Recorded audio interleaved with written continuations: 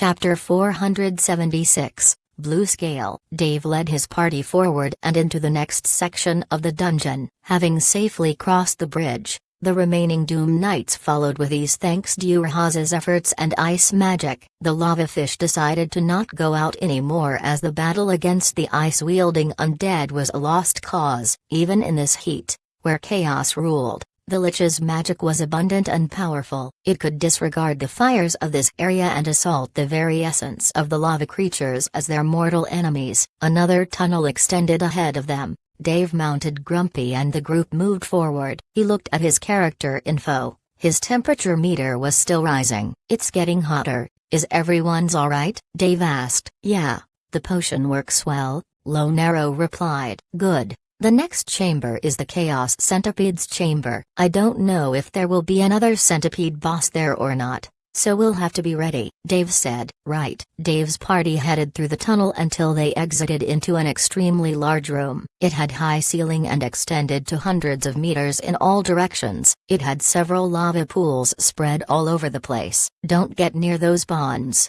Those damned fish can still jump from them. Also, be careful if you see any crab-like creatures." "Crab? Haven't you said that there was a centipede here?" Ralph asked. "Yeah, well, it's a weird creature actually. It's like a dozen crabs that attach themselves together and make a centipede. Just be careful, it's pretty tough, poisonous and has a good deal of resistances." "Right then. So far I can't see anything," Perfect Shot said. "Good. Let's keep going." "Urhaza, how are the boys hanging?" "So far, I'm barely expending any magic to fight off the heat, but I bet that once we go deeper, I'll start losing more mana than I could generate," Urhaza said. "Yeah, sorry about that. It's going to be one hell of a fight." "Worry not, young prince. I haven't had much excitement in a long time." The group kept moving following after Dave. The Chaos Centipede boss area was surprisingly quiet and calm. It seems that the creature was a one-time spawn, and the real dungeon boss was the Dogoran at the bottom of these floors. "When are we gonna start fighting, man?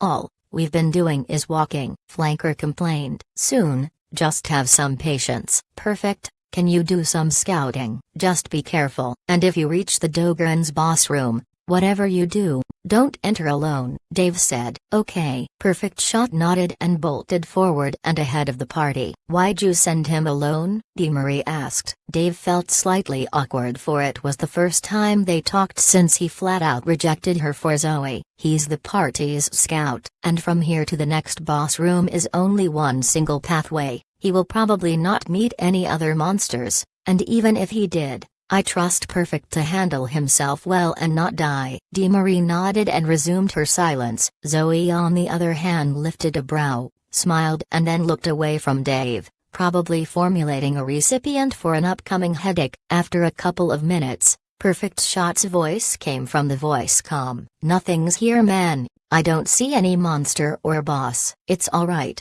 trust me. The Dogoran is there. He's probably camouflaged. Just don't go into the boss room and wait for us." "Okay then, I'll be waiting at the door." Dave once again led everyone into the tunnel and toward the Dogoran's resting area. "Start applying buffs. The upcoming battle will be hard." "Harder than your battle with Raijin and Fujin?" Fortress asked. "Probably," Dave added. "How come?" "Those are two gods, and you still kicked their ass. The Dogoran is of the same level, and it's one against all of us." "It's different. Against Raijin and Fujin, I had Tiny, my legacy and a lot of high cooldown skills. As for now, it's going to be a battle of attrition." "I kinda forgot about that. But we're enough to cover the difference," Flanker said. "Let's just hope," Dave commented. After a few more minutes, the party could see Flanker standing right at the boss room's entrance. "Hey guys," Perfect turned his back to the dungeon's door and faced the players. "I told you, man, there was no boss here." "And I told you, he is, duck," Dave shouted. Perfect's reaction was perfect. He ducked under a claw that ripped the cave's entrance. The Dogoran had been right behind him, fully camouflaged with the color of the Apranam mining area. The Dogoran, a monster of a creature, it was a blue scaly wolf-like creature. Flickers of lightning bounced over and across its scaly blue hide as it swung a spiked, club-like tail from side to side in anticipation of a kill. The wolf-shaped monster opened alligator jaws and howled at the party. Shit. Dogoran, corrupted, level 750. Tier, demonic, base damage 400,000 450,000. Danger level, HP 200 million, DN 250,000, MA 250,000. Skills, rail tail, swings tail with a speed enough to break space itself, releasing a destructive attack that deals 200% base damage in a cone area of the tail's contact point. Distortion, the Dogoran increases the vibrations of his scales, creating an energy field that distorts vision, and creates hallucination effects. Surcharge, the Dogoran amplify the kinetic energy running through its body to create either an electric burst, that deals 200% base damage, or employs the energy through his body, increasing his reaction time and the explosiveness of his every follow-up move or attack. Berserk, after losing more than 75% of his HP, the Dogoran will enter its second phase, increasing the overall dealt damage and the potency of all of his skills. Lore, the Dogoran was told to be one of the relatives to the infamous Guardian and Hound of Hell, the mythical creature Cerberus. But evidence to the relationship between the two creatures stop at the fact that they both live in a hellish environment, a far cry from the concrete indication that the two are of the same family. However, this does not mean that the Dogoran is any less dangerous. It still ranks high among the underworld's mightiest beings. Charge. Dave called and ushered Grumpy to move ahead. The Dogoran swiped again with its paw. The size of it alone was enough to crush Grumpy to a paste, but Dave jumped forward, poised the cursed shield of Ajax in front of him and used Absorb, taking in the Dogoran's attack and instantly followed with a Reject, smacking the beast in the face with his own paw attack. The blast was enough to both surprise the creature, and send it rolling on the ground for several hundred meters. The opening that Dave had created was enough for Perfect Shot to regain his composure and the Doom Knights to start funneling into the boss room. Hurry up, everyone get in position. Flanker, stay in the back, ready up your heels. Durhaza, I'll need your ice magic at the ready. Boys, charge that motherf.u.c.cur. The Doom Knights ran forward, bastard swords drawn and their tower shields ready to protect them from any attack. The Dogoran found itself surrounded by 100 Doom Knight, all fearsome foes that any other player on the World of Conquest will have to be very weary of. A Doom Knight was a nightmare to even the guild masters, but to the Dogoran, they were nothing but pesky nuisances. Showcased by the first swing of the Dogoran's tail, it bore through the Doom Knights' ranks, smashing them aside like if they were made of paper. Shit, Dave cursed. I'll take the front, cover me guys. Blaster, fortress with me, everyone else assist us from the distance. Chapter 477, is it me or is it getting hotter in here? Dave, Blaster, and Fortress charged amongst the Death Knight. Fortress activated, guard ally. A glowing blue kite shield icon appeared over Blaster's head for a second then dissipated. Blaster jumped toward the Dogoran's head, just as the latter opened its mouth to take a delicious bite off the Sword Master's head. Blaster swung 3 times in a fraction of a second, activating, rend the flesh. The Dogoran flinched away from the assault as it nicked its nose, an apparent sensitive part of its body. -120,000, -142,000, -180,000. Dave followed after Blaster with the cursed sword of Durandal, slamming the edge right on top of the Dogoran's head. The strength behind Dave's blow was enough to slam the giant wolf's head into the ground and force a whimper out of it. The wolf regained its balance soon after. It shook its head then looked grimly at Dave and the party members. The Dogoran reared back then moved forward. It was unthinkably fast as it manages to go beyond Dave and slice with its destructive claws at the back of Fortress. Fortress was sent sprawling on the ground, with more than a third of his HP down the drain. Holy shit, that hurts. He cursed and stood back up. The Dogoran was out for blood and it chased after Fortress, ignoring the incoming Doom Knights. Just as it was about to strike with its vibrating, electric generating tail on the disoriented Fortress, 2 large clawed black hands emerged from under Fortress and pulled him down into the ground. The Dogoran's smash shook the cave and cratered the point of impact into a pit as wide as the beast itself. Fortress appeared right next to Flanker, unknowing of what happened. "Thanks, bud," Dave shouted. To his comment, Flanker turned and saw the giant shadow ghoul behind them. He had pulled the tank right through his own shadow and out next to Flanker's shadow for healing. Bud then dove into shadows and disappeared from the fight, waiting for an opportunity to act. Dave whirled Durandal and charged with Ajax poised forward. The Dogoran clawed with both paws at once at Dave, but several whirling WH.I.P.S. of flame shot behind Dave and into the Dogoran's paws. They coiled around his arms and pulled to the side, causing the two paws to fail their trajectory and land to the right and left of Dave, where he pierced with Durandal at the base of the scaled wolf's neck. Dave drew blood. -1,020,000. Good job, Spark. Keep the assault. The pyromancer waved his scepter and caused the WH.I.P.S. to increase their fire intensity and tug tighter around the paws of the beast. Yet the latter, seemingly unfazed by the heat, roared and pulled tight, snapping the WH.I.P.S. and liberating itself. "My magic is incompatible with such a foe. Only Lord Duraz's magic can cause any real damage," Spark noted. "Indeed, but I am occupied with keeping our troops' temperature low. Otherwise, we'll burn to a crisp." The Ice Lich spoke in a grin. Dave could feel the fighting spirit of Duraz burning, but he knew well that without the ice magic he was constantly using to fight against the heat of the room, they would all die. No matter how Duraz's offensive magic could be of help, he was better off as a support for now. Dog charged with his own basilisk forward. The Dullahan swung his bone whip at the base of the beast's hind legs. Dog pulled with one arm. His muscles threatened to burst due to the sheer size and strength of the beast, but he still managed to drag him back and destabilize him.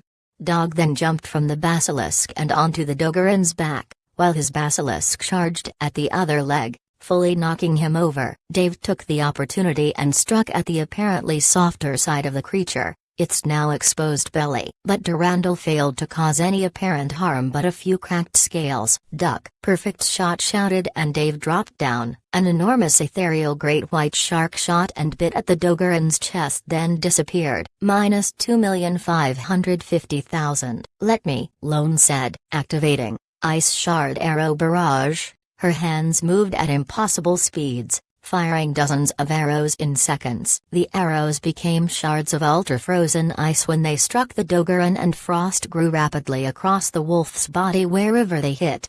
"Good job, babe. Your ice legacy will help greatly," Dave said. "Anytime, babe," Lone called and shot more arrows to destabilize and freeze the creature. The Doom Knights finally found the chance to charge and attack the wolf, and they did so with abundant disregard to their safety, slicing at broken scales, and drawing blood from the creature's head. "We can't be outdone. Doom Knights, back away," the Crimson Sorceress said, and immediately the Doom Knights removed themselves from around the creature. They had sensed a great deal of magic being harnessed right behind them, and they didn't want to be caught in the caster's line of sight. Tess twirled her scepter, chanting, "Twisted void and severed space. Bring true the vision of ultimate end." Explosion. A loud explosion echoed from right under the creature, rocking it up and down. Crimson, blood-colored flames shot out from everywhere, dyeing the whole room in a twilight red color, with high and bright contrast, enough that it blinded the players. -4,600,000. The Dogoran screeched and wheezed, then it forcefully tried to stand up, even while Dog was still hanging on his back and smashing down with his bone club like a maniac. The Dogoran had a strange set of claws. Unlike a normal wolf, he had two sets, one right above the other, and apparently, he could control them at will, and instead of 5 claws in each paw, he made the second set to come down and aligned with the first set, making each paw have 10 claws in it. This didn't just increase its destructive power, its grip on the ground was firmer, and its explosive charge became even more dangerous as displayed by its next assault. The Dogoran lunged forward, throwing Dog out of position and charged right through the rank of Doom Knights. It was headed to the back line, specifically toward Duerhaza. The Dogoran arrived at the Ice Lich's location in a fraction of a second, mouth gaping wide in a wrathful grimace, while drool spewing out, a claw held up high that was about to fall and break every bone in the Lich's body. Duerhaza didn't panic, for no true undead would panic even in the face of death. He immediately dashed to the side, thanks to a torrent of ice magic he cast, yet the Dogoran's increased speed enabled him to change the trajectory of his slash to follow after Duerhaza. The latter was forced to blast even more power to keep his distance, but it was not enough. As the Dogoran followed closely after and swung his tail at Duerhaza, the Lich grimaced and called upon the power of his ice magic to encase him in an ice tomb, while the Dogoran's rail tail attack landed. The blow from the beast's tail was like a baseball bat smashing a home run. The encased Lich was sent flying all the way to the other side of the room. The power behind the Dogoran's tail swing was enough to dig the Lich into the wall several meters in. Gracious God, what the hell was that? Flanker cringed from the assault that happened right in front of him. What made him freak out, even more, was the fact that the Dogoran was now looking at him. Blaster was the closest to Flanker as he had backed away from the initial attack first, so he used Silent Resolve to pull the Dogoran's aggro toward him. It was better off if the Dogoran attacked a beefy swordmaster instead of a squishy priest. Yet Blaster's eyes widened the moment he cast the spell. "Fuck, he can't be aggro-leeched." The words fell on Flanker like a cold bucket of ice. The Dogoran swung with his claws at Flanker, but a hand grabbed at his shoulder and pulled him to the side. The Tengu came for the rescue, as he slashed upward with his katana against the Dogoran's claw. The difference in strength was so great that the Tengu was dug into the ground like what a hammer does to a nail. Dave ran toward the party. If he left the Dogoran within their backline, it would cause havoc within it. Dave swapped his sword and shield to the sworn stalwart's gauntlets and grabbed at the creature's tail. "Bud, knock him upwards," Dave shouted as he activated Herculean strength,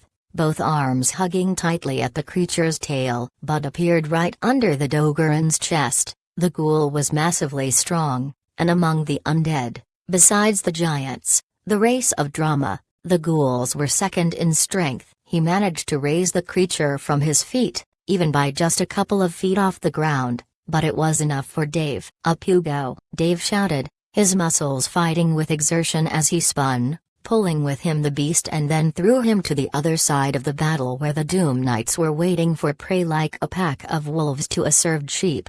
Dave switched to his sword and shield. "Fortress, Doom Knights Unit 5, all 10 of you. Stay in the back line." Dave called 1/10 of his unit off the assault and had them stationed at the back line to aid the supporting allies. He couldn't afford to lose any of them. "Tengu, go check up on Duerhaza. He shouldn't be dead yet. His magic is still working but he must be stuck." "Dog, with me." Dave shouted orders, and orders were followed. This creature was pretty smart, and it went for targets that were the most cumbersome to it. If he had managed to kill the Ice Lich, it would have given him a great advantage in battle as the Doom Knights would die from overheating. If he had killed Flanker, it would have disabled all the healing the human side of the assault troop could get. The Dogoran was not to be messed with or underestimate, and Dave was not going to do so. Dave and Dog both sprinted forward to the wolf. The Doom Knights surrounding it were taking turns in piling attacks and retreating whenever one of them suffered damage. They didn't have any way to heal, so swapping and changing position, for now, was enough. Dave had already regretted the fact that he hadn't brought the unholy priestess, but she was too weak to be of active assistance in this battle and would be useless in healing the amount of damage the Doom Knights were taking. Dave arrived at the fight immediately, looking to his side. Dog was nowhere to be seen. He was sure the Dullahan was following tightly next to him.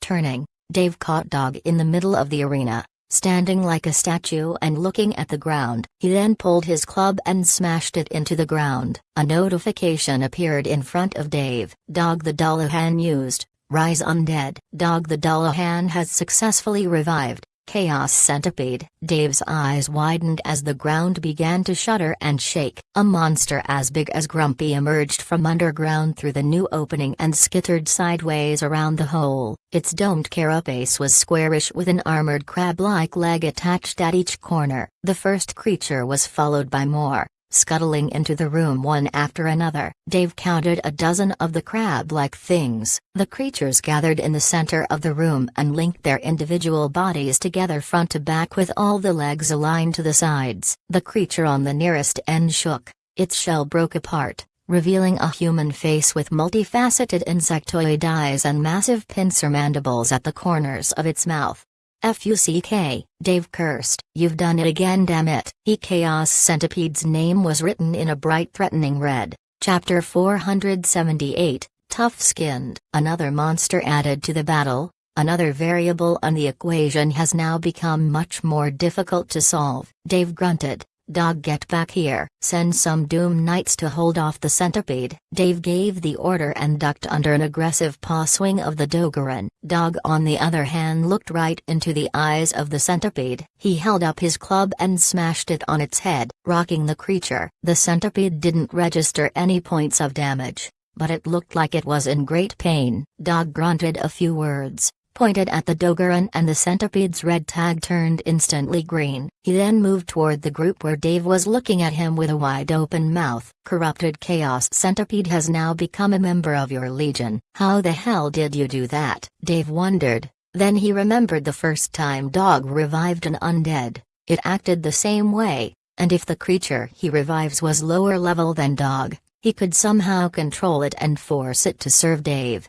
Dog shrugged with all his headless body can do, and crackled the bone whip, preparing for a fight. The centipede scurried toward the Dogoran and bit at its hind leg. The latter screeched and swiped its tail at the creature's head, trying to punch it for its aggressiveness. Dave took the opportunity and jumped at the Dogoran's back using Immortal Ascension. He then struck down with Durandal. The blow was powerful enough that it rocked the Dogoran's head into the ground. "Light 'em up, boys," Dave shouted, and a torrent of spells from his players' teammates and continuous sword strikes and shield bashes followed suit. The Dogoran was pinned down thanks to the massive centipede and was being struck left and right, unable to contend or defend itself. "Dave, watch out," Blaster shouted. But it was too late. Dave didn't notice the Dogoran's tail coming toward him as it struck him off the creature and dozens of meters away. -420,000. Ugh, damn, didn't see that one.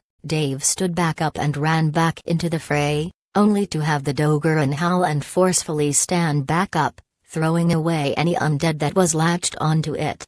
The Dogoran bit on one of the Doom Knights next to it, pulling head away from torso as its 10-clawed paw fixed the undead tightly on the ground. "You have lost one, Doom Knight, in battle." The first casualty in Dave's team happened, and it was quick and instant. "Everyone be more careful, shields at the ready, don't get caught solo." "Durhaza, are you here?" Yes, young prince." "This damnable creature really did a number on me." Durhaza spoke in grit teeth. His chest was caved in, and his left arm was broken, twisted out of its elbow socket. "Can you still cast magic?" "Can I? I never stopped, 'tis but a scratch." Durhaza grinned. "But the way this fight is going on, I doubt I'll be of any help besides cooling off our members." "I know, just stay safe, dog, with me," Dave called. The Doom Knight charged ahead. He swung at the Dogoran's legs, coiling the bone whip around both its hind legs, then drew with one single arm. The strength behind Dog was impressive as it tripped the Dogoran and stopped its assault on the rest of the Doom Knights. "Man, why don't you go Mega Dave mode? You did pretty well against those two gods on your own," Flanker commented. "Can't," Dave shouted as he ran back into the fray. "Legacy on cooldown, Tiny is weakened, all my powerful skills are of no use right now, and most of my big hitter skills are fire-related, and those are useless against something that lives in this hot environment." Dave struck again with Durandal, nicking a few scales off their places, and drawing blue blood. "Also, in case you didn't notice, that's the reason why I brought the boys here. They are as strong as Mega Dave." "Now, quit yapping and boost the rest of the party." "Zoe, perfect, Keep the pressure. Mercy, where the hell are you? Dave asked. Right here. Mercy spoke eerily close to Dave's ears, which caused him to jerk back. That reaction helped him dodge a sneaky claw strike from the Dogoran. Damn, nice dodge, Blaster said. Piece of cake, Dave said. Thankfully no one realized what went on. Never let them see you sweat.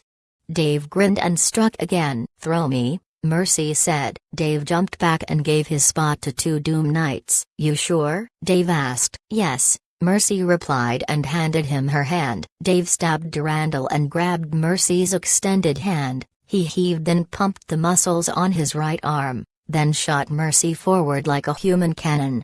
Amazingly, the assassin managed to spin around herself like a top as she was shooting forward. With daggers held out, she tore a huge chunk of the Dogoran's back and landed gracefully on the other side, then turned invisible, waiting for another opportunity. Dang, that was nice, Dave said. A loud burst of winds came from above the Doom Knights. Dave looked up, and it was the Tengu. The Tengu's eyes shone bright red for a moment and the creature grunted. Thou who dares desecrate this land, with my advent, I, the great Tengu, lay waste to your defilement with this blade. Zan. The Tengu's hand tightened around the grip of his sword and pulled the blade out a finger's length. A blink, then he slid the katana back into its sheath with an ominous click.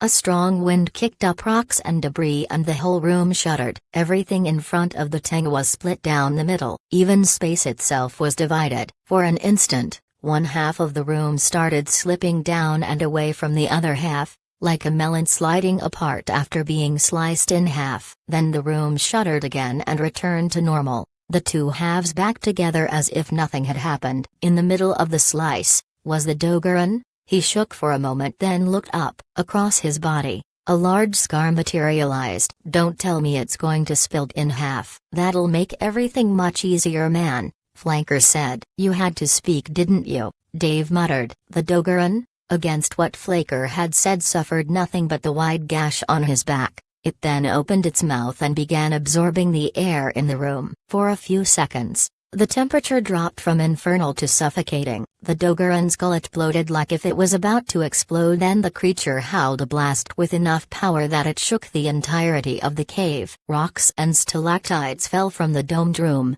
Some outright killed a couple of Doom Knights due to their sheer size, and the blast was aimed at the Tengu, who was smashed into the roof of the room, pinned there like a cartoon character. The Dogoran's scales began vibrating, shaking, then its turquoise blue color began changing to a brick red. The Dogoran began breathing low and hard. With every breath it took, it exhaled streams of hot smoke. Its body began generating electricity, sparking all over its hide. The Dogoran's mouth salivated, prepared to claw and crunch its way through the undead. Things are about to get real hot in here. Buckle up, Dave called and poised against the Dogoran's growling jaws. Chapter 479, Forbidden Techniques. The Dogoran growled. Its body began emitting constant waves of red heat. The kinetic energy around its shell raged and surged, but its cool attitude made it even more dangerous than when it was acting like an enraged foolish beast. A split of a second, a flash, and a blink of an eye, the Dogoran disappeared, without making a sound. The creature was nowhere to be seen. The thing can turn invisible? Flanker questioned. No, it's just became really fast. Keep an eye out, Dave shouted. Dave gazed around the room, not focusing on one thing in particular but taking the entire area into consideration, trying to spy something different.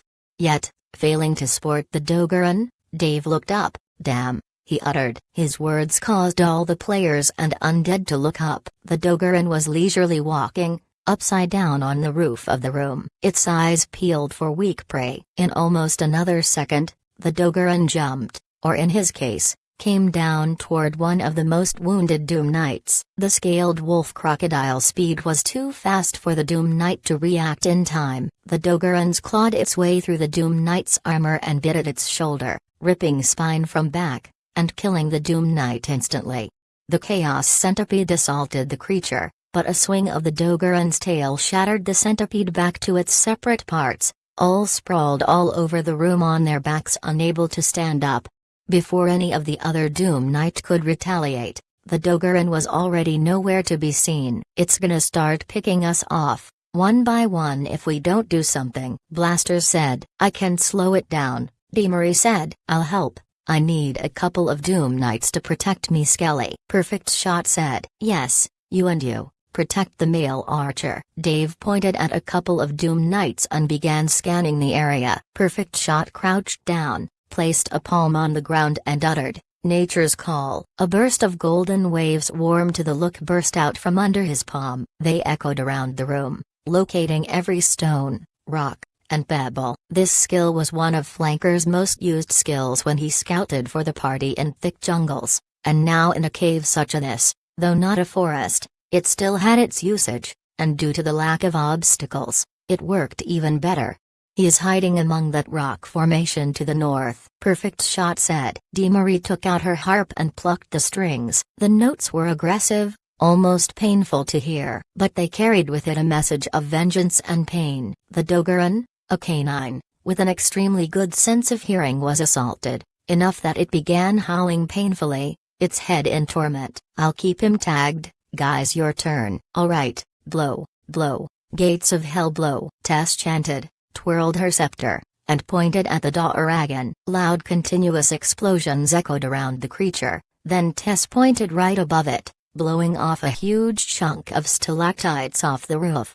The pointy sharp tools of death fell down like explosive mortar, deadly on impact, and destructive aftermath. The thick hide of the Dogoran suffered greatly when the destructive debris fell on it. Its scales were now mostly damaged, and a lot of gashes opened up all over its body. "It's working, keep it up, let's skin the bastard," Blaster called and charged ahead. He arrived to the front of the Dogoran, bent forward, enough that he was about to fall to his face. His western sword was tucked to his side like a katana. Blaster kept falling forward, supporting his body with one leg as he lifted the other and poised it forward. Right now, he looked to be in a sword-drawing stance. Fu Temple Legacy, First Form, God Slaying. Dave cringed from his friend shouting a skill like an overhyped manga character, but the following action made Dave swallow back his thoughts.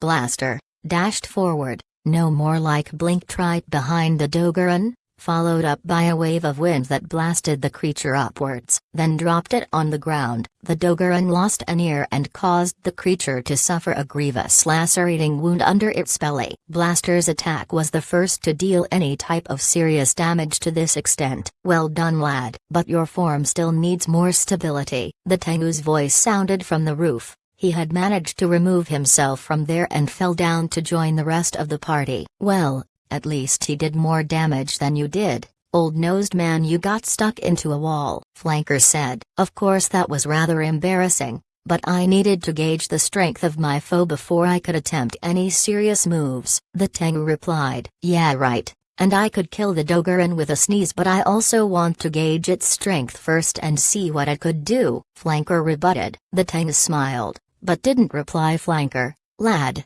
he addressed Blaster as he moved away from the Dogoran that was now surrounded with more Doom Knights. "This is how you use God's Slaying." The Tengu repeated the same moveset that Blaster did, only he was so low that his nose almost touched the ground when he leaned forward. The Tengu's hand didn't even rest on his sword, it was a fraction of an inch away from it. Fu Temple Legacy, Third Form, Space Rend Asunder. The Tengu blinked and appeared behind the Dogoran. Then another time he blinked and appeared above, then below, then to the side. He kept disappearing and appearing all over the creature twice, thrice, 10, and even more than a couple of dozens of times. Lastly, the Tengu flashed back to his former position, his sword apparently never been unsheathed, but was opened only a fraction. Collapsed space, lives lost, and body broken. Returned to dust. The Tengu spoke, and with an ominous click, the sword was now fully sheatheded, the same as when the Tengu used his space-rending attack. Now, this one tore space into bits and pieces, fractioned it into rectangles, triangles, and parts that had no definitive geometrical shape. And inside these parts, one could see parts of the Dogoran, chunks of it cut away from their original position. Flanker's mouth was opened wide, same as were his eyes, unable to believe what he was seeing. "Holy shit," He just made the Dogoran into a jigsaw puzzle, Fortress said. And you think Skelly's legacy is broken? Mercy said to Zoe. There was a hint of pride in Mercy's tone, obviously since the Tengu and Ralph shared the same legacy. If only it was this easy to slay monsters, the Tengu spoke. Then all the broken pieces of space returned to their places, and the formerly cut to pieces Dogoran regained its former body. Oh, so that's just a cosmetic effect with no real damage. Man, you scared me there, Flanker said. Yet against his comment, the Dogoran's entire body gushed out blood from his skin. Then the creature flopped down. A large red numerical value appeared above it. 50 million horsepower. The Dogoran, seeing itself torn to shreds was too much for its mental health. It fainted. Damn, but this thing is still really powerful. Why is it just a B-class legacy? Dave asked. The Fu Temple technique gave its followers might beyond what a mere divine legacy could give, and due to this technique, the Lord of Space ruled against us, and forbade the ability to fully manifest. If I had used this before the rule of the Space Lord had been decreed, this creature, this cave, and this entire area would have been torn,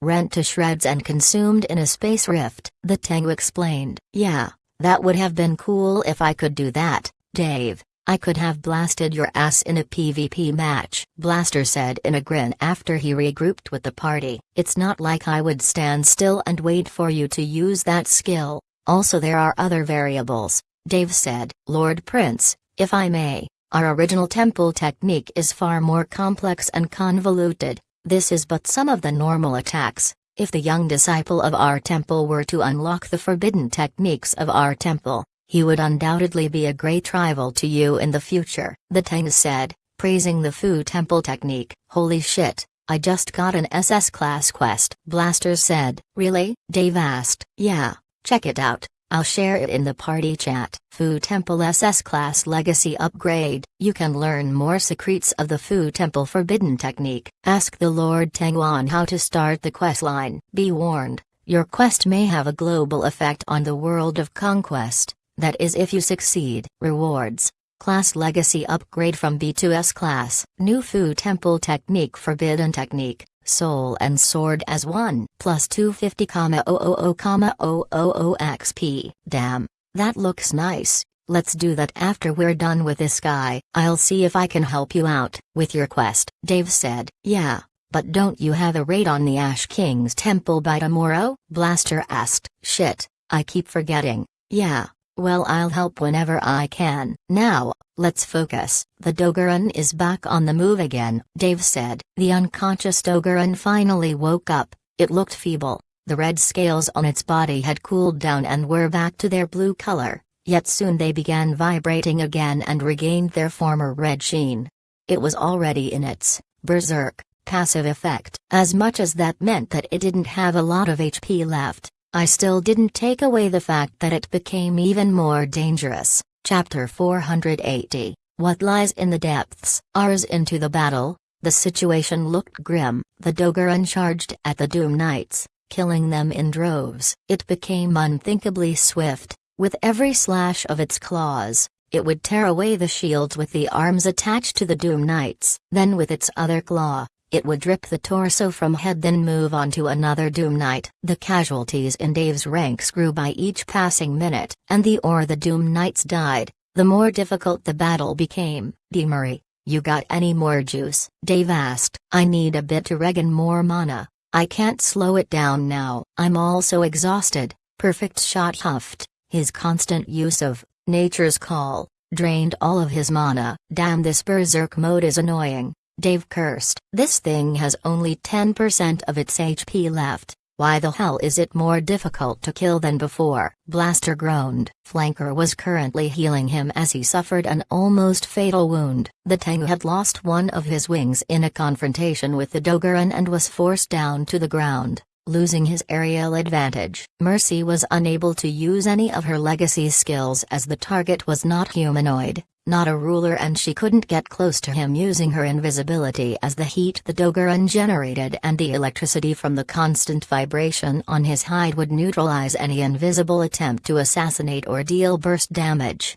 This creature is specialized in battling against numbers. This battle will only get harder, Fortress said. My spells are useless now. His berserk mode is perfectly negating any explosive, fiery damage I deal to it. I'm out of the battle for now. I'll switch to support, Tess said. Good idea, Flanker said. I need a hand here. I'm out of juice too. I'll keep him busy for now. Dave, you have to do something, Lone commented. All of my big hitters are down, Dave said. Wait, I have one more thing. Doom Knights, get back, Dave called, and his undead followed. The Dogoran, feeling the pressure on him decreasing, decided to be adventurous and charged at the back line where the players were recovering. Dave's body released a powerful burst of steam, while a glowing light shone around him. Dave's head grew 2 horns and his hands materialized claws. He went into aspect of the dragon, gaining 500% increased damage and a reduction of 80% of taken damage, while gaining the ability,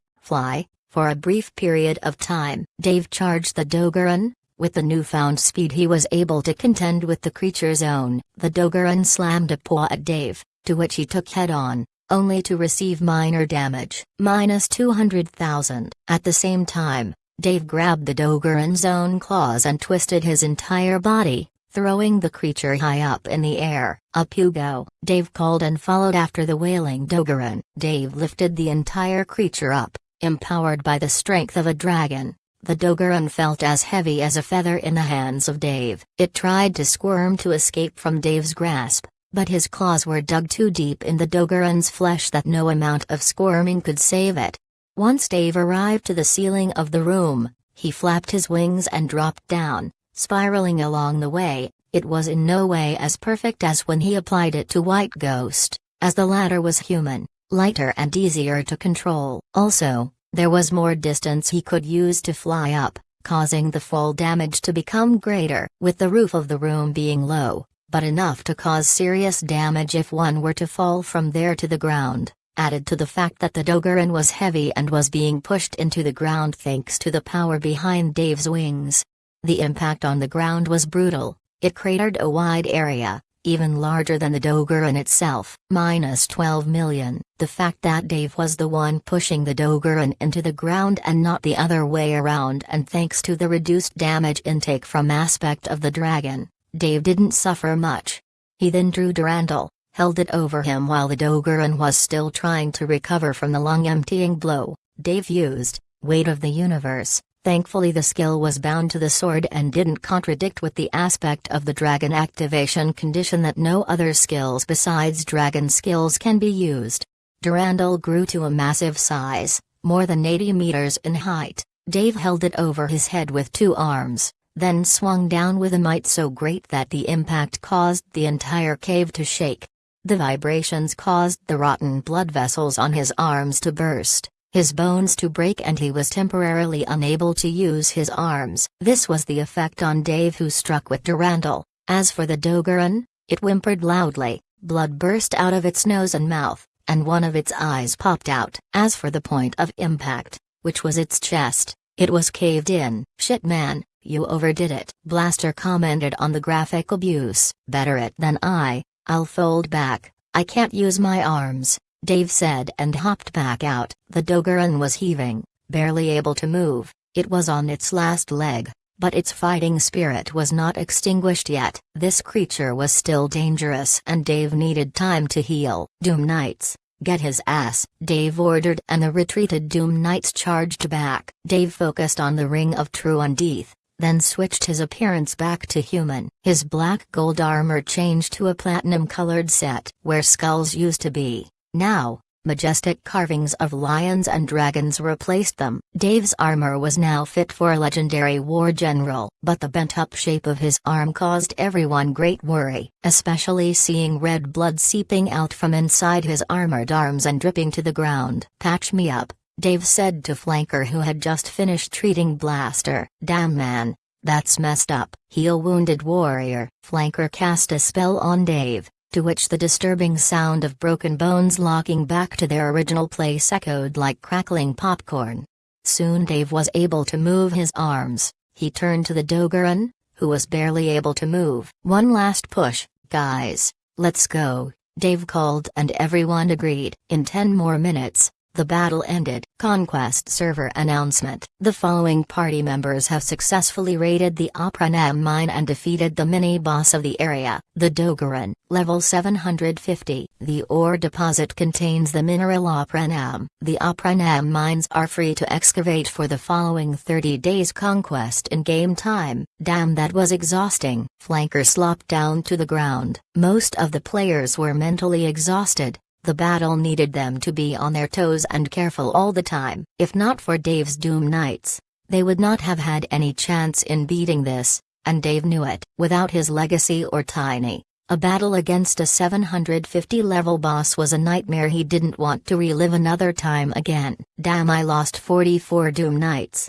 This battle is expensive, Dave said, as the price of reviving every Doom Knights was tens of thousands of contribution points.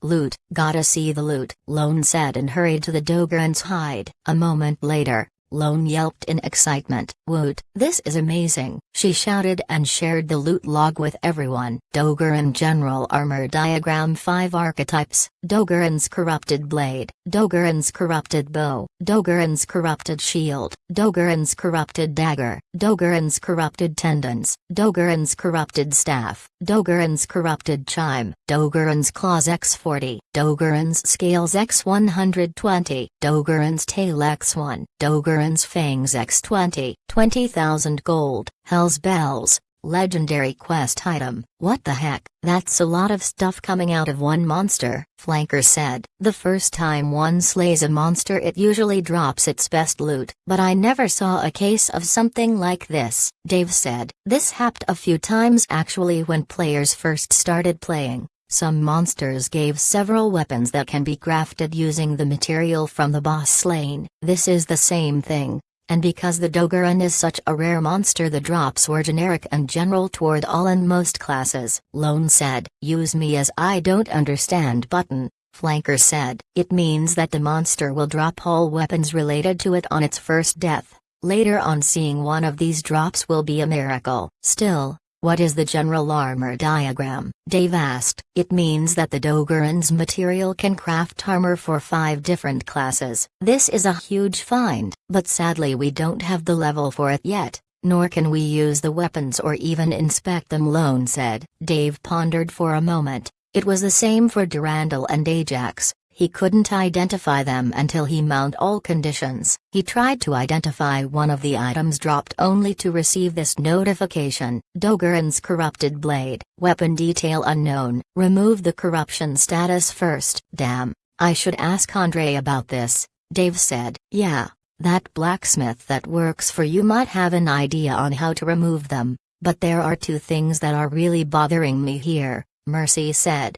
What? Dave asked. First is this. She shared a notification in the party chat. Hell's Bells, quest item. To start the quest, Hell's Bells, contact one of Conquest's high-tier deities for more details. I think Nick could have an idea on what this could do. What's your second worry? Dave asked. Mercy pointed to the far side of the room. There was now a small door there that no one had paid any attention to early on, because it was hidden by some of the rubble, but once the Dogaran died, it mysteriously disappeared and the door was revealed. What's that? Dave frowned for a moment, thinking, but Flanker moved ahead first. Dave stopped him by grabbing at his shoulder. What man? There could be more loot there. No, I doubt it, I highly doubt it. Why is that? Flanker asked. Well, think about it. What did the Conquest server notification say? That we killed a boss and got the right to mine this Opramium thingy. It also mentioned that the Dogaran was a mini-boss. You know what that means. Dave dropped the hammer on Flanker's treasure fantasy. The latter gulped hard. That we haven't even seen the real boss of this dungeon yet. Holy crap, how many layers does this place even has? We don't want to know. And we probably should not try anything while we're this weekend. Let's wait until the Ash King's raid is over, then we can check things here. Guys, I think it's time to head out. You're right, let's head out. You have a bit day awaiting you tomorrow, Flanker said. Not just me, you're all invited. Did you forget that we'll be facing not only the Ash King but other players? It's going to be a really nice show tomorrow. I can feel it. Dave laughed and proceeded to tear his teleportation scroll. Every other player followed suit, and none realized that the small door in the cave creaked open. An emaciated humanoid hand was grasping at the edge of the door. Chapter 481. Eyes locked, swords drawn. Dave was exhausted. The day had finally ended for him. In-game, players were wondering about this new mineral, the oprinam, and many blacksmiths have been asked and none knew the answer. A new mineral means a new armor set, weapons, upgrades, and more power. But as long as they didn't have access to it, it was all just talking. On more serious notes, the players from Heaven Dawn, Bloodroggers, and some rare few Devastators have all received a notification. These players were specifically the ones that accepted the Chalice of the Ash King, and this very notification gave info about the upcoming war, and what every player was supposed to do. The Ash King's dominion is about to be assaulted by the Undead Legion. All the players who have drunk from the Ash King's chalice are now bound to his service in defending his keep. The Ash King's blood is now boiling through those who drunk it. In exchange for sacrificing your legacies, the Ash King will impart power in equivalence to the grade of the legacy sacrificed to join him. S-Class Legacy, Demon General Rank, Skill, Demonic Rampage, Skill Demonic Resurrection, one-time use only, 10,000 Demon Knights. A Class Legacy, Demon Knight Rank, Skill, Demonic Rage, Skill Demonic Resurrection, one-time use only, 1,000 Demon Soldiers. B-Class Legacy Demon Soldier Rank, Skill, Demonic Madness, 100 Demon Beasts. C-Class and below B-Class Legacy Demon Follower Ranks, Demonic Will. These skills will be available for use once the battle starts. Be ready to offer your aid to the Ash King. More rewards await the players who contribute the most to the Ash King's war. Be ready and prepare for a hard-fought battle. Dave was sitting on his sofa enjoying a beer and a slice of pizza while he read the notifications on his TV. CCN was broadcasting a feed of his adventure and along with it the happenings of the game. I guess tomorrow is going to get really interesting. He checked the time and decided it was best to sleep for now. A good 8 hours sleep is enough to refresh him and ready him up for tomorrow. Dave turned off the TV and headed back to his room. He fell asleep the moment he placed his head on his pillow. Mornings always come sooner than anyone would want them to, and this was the case for David Ruster as he was woken up due to the rude alarm. He turned it off, grabbed something to eat, and went into his gaming capsule. Once he was set up, Dave logged in to find a notification waiting for him. The Undead Legion will be marching to the Ash King's dominion from the Drow Kingdom. You as the Prince of the Undead must be there for the army to march. The Undead King has assigned you as General Commander, while he retains Grand General rank, with full control over the army. You cannot override the Undead King's orders, but any other general rank Undead, Abyssal Knights, will follow your orders as long as they don't collide with the Undead King's command. As the Undead Prince, you will be the face of the army, while the Undead King will retain a complete general command of the army and make macro calls of movement. You will be responsible for micromanaging your troops and adjust according to the enemy's movement and placement.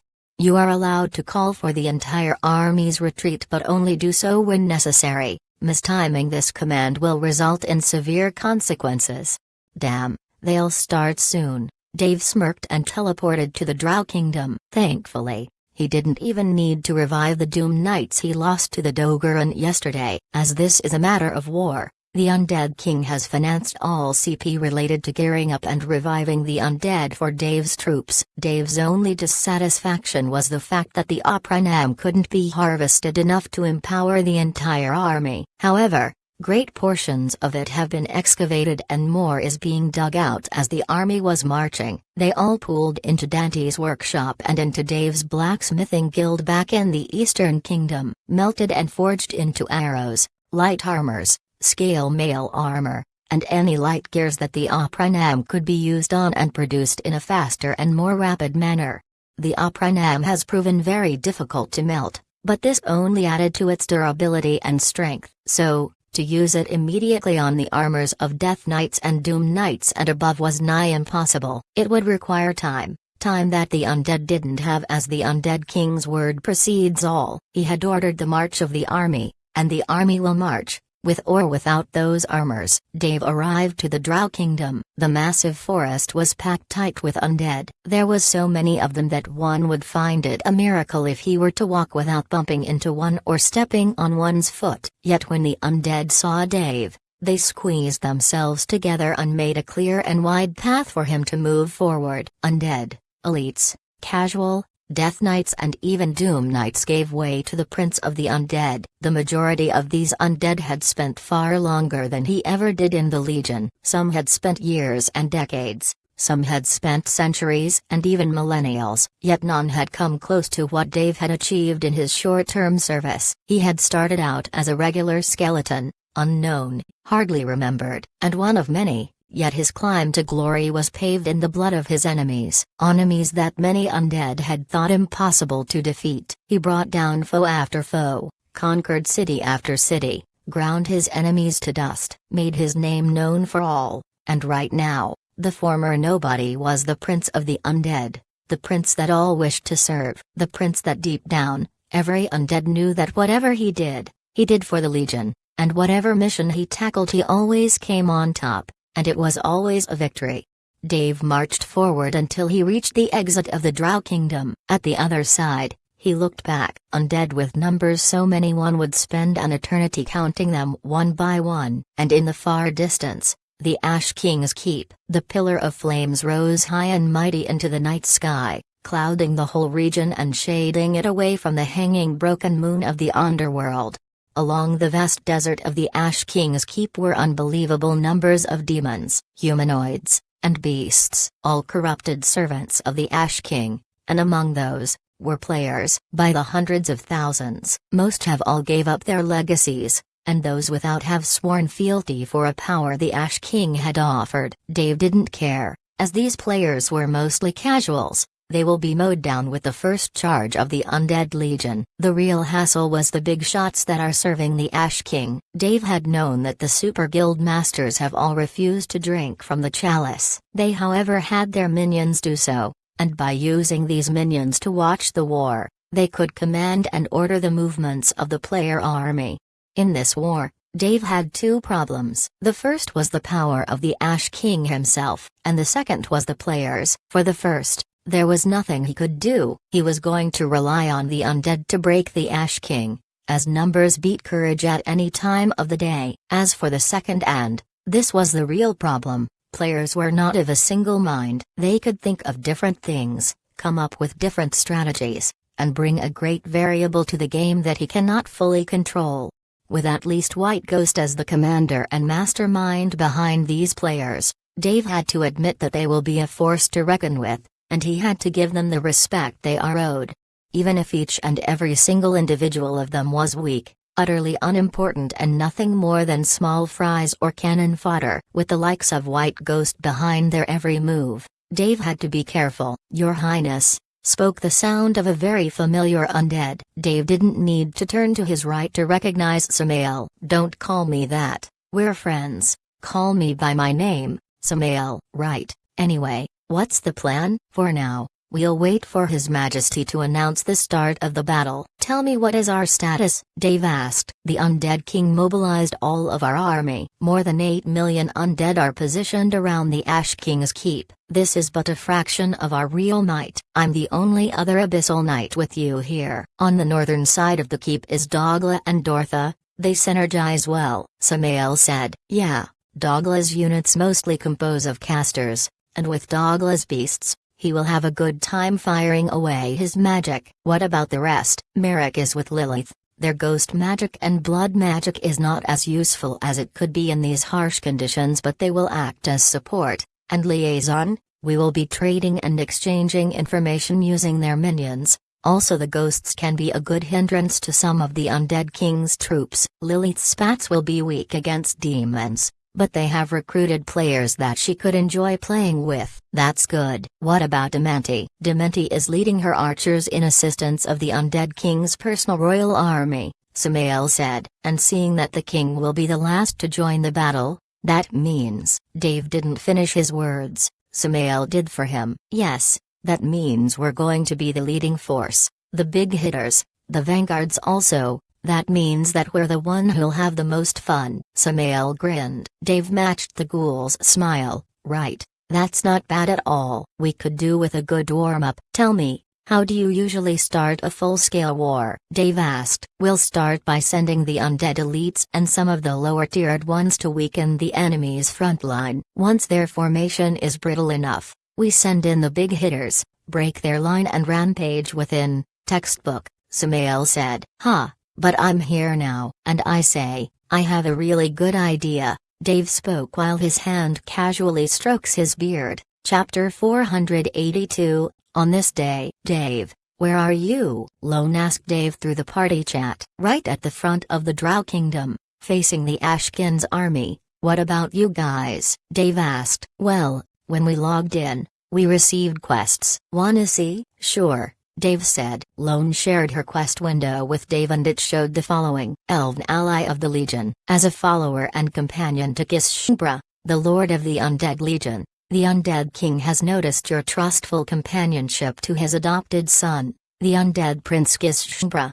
You have been tasked to assist Abyssal Knight, Demendi, in supporting the ranger troops of the Legion accompanying the Undead King. You will be rewarded based on your active contribution to the Legion. "Oh, this is nice," Dave commended. "But that means that we won't be together in this preliminary battle," Lone replied. "We'll meet later on, probably inside the Ash King's keep. Stick with Demendi. She is really strong." "What about the rest of the party?" Dave asked. They were divided between the Abyssal Knights. Tess and Fortress went to assist Dogla. Perfect and Flanker are with me. Blaster and Mercy are with Merrick and Lilith. "Right. No wonder no one is here with me." "Right. It doesn't matter. Try not to die, and let's get this done with." Dave hung up and turned to Samael. "When are we starting?" Dave asked. "We will have to wait for His Majesty's orders." "You said you have a plan in mind?" "Yes. Let's see." Dave looked ahead, made a quick note of the players facing them and grinned. It didn't take more than 10 seconds before a notification appeared in front of every player in Conquest. Conquest server announcement. The foretold battle of the Underworld. His Majesty, the Undead King has given his permission to raid the Ash King's Keep. The assault on the Ash King's Keep will last for 3 days game time,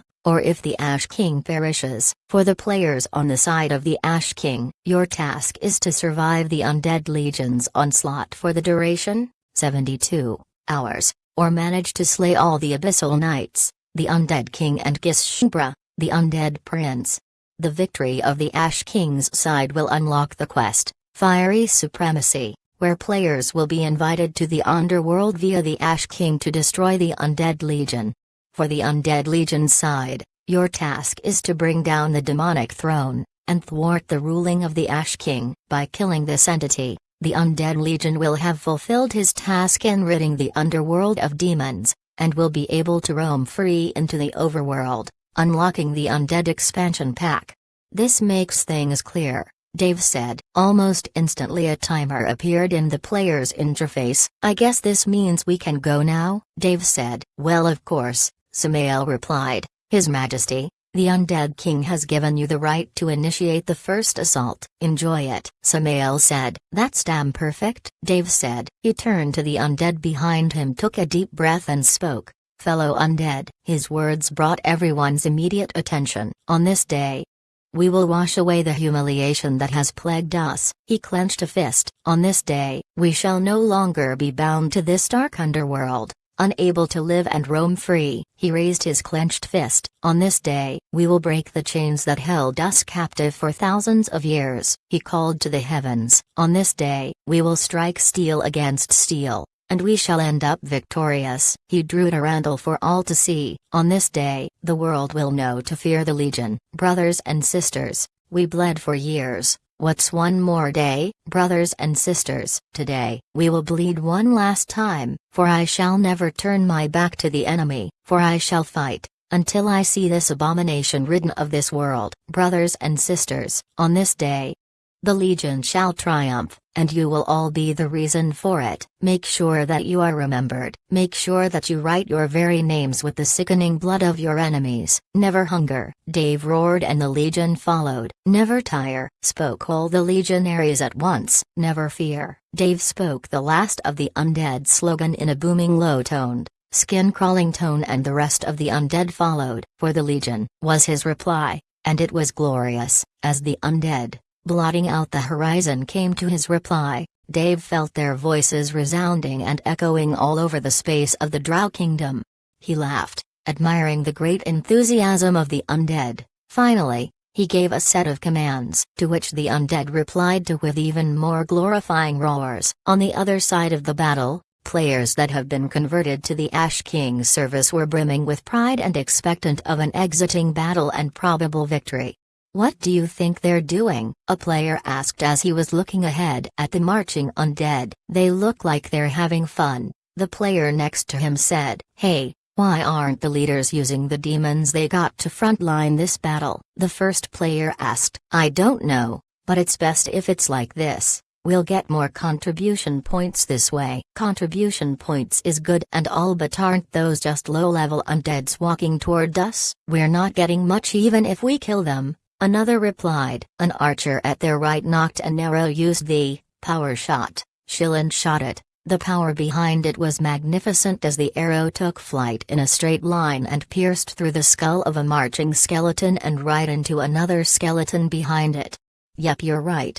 I didn't even get any XP from the kill, but there were some contribution points there. Even if small, it's better than nothing." "What is this undead legion doing? They're sending us small fries," another said. "Bro, don't talk big. You're only level 300, you are also a small fry." "All of you, shut up." A player of the Heaven Dawn Guild, currently the highest level of the group at the front of a level 488. "This is basic tactics. The enemy will send in the cannon fodder to gauge our strengths and weaken us. Don't waste skills on these trashes. Keep your cards until you're facing Death Knights or higher." And so every player took a more relaxed posture. It was true, the Undead Legion had a lot of numbers, and the best way for the Legion to gain more advantage is if the players were to waste their skills on skeletons and elite undead. Therefore, the players began shooting low mana costing spells and regular arrows, not daring to use any skill, saving it for the big hitters. Yet, unbeknownst to them, this very tactic, this small idea, which sounded perfectly logical, perfectly thought of, and for anyone that had ever been in a guild war, a siege battle, this was the most basic of basic tactics. It ended up being their doom bringer.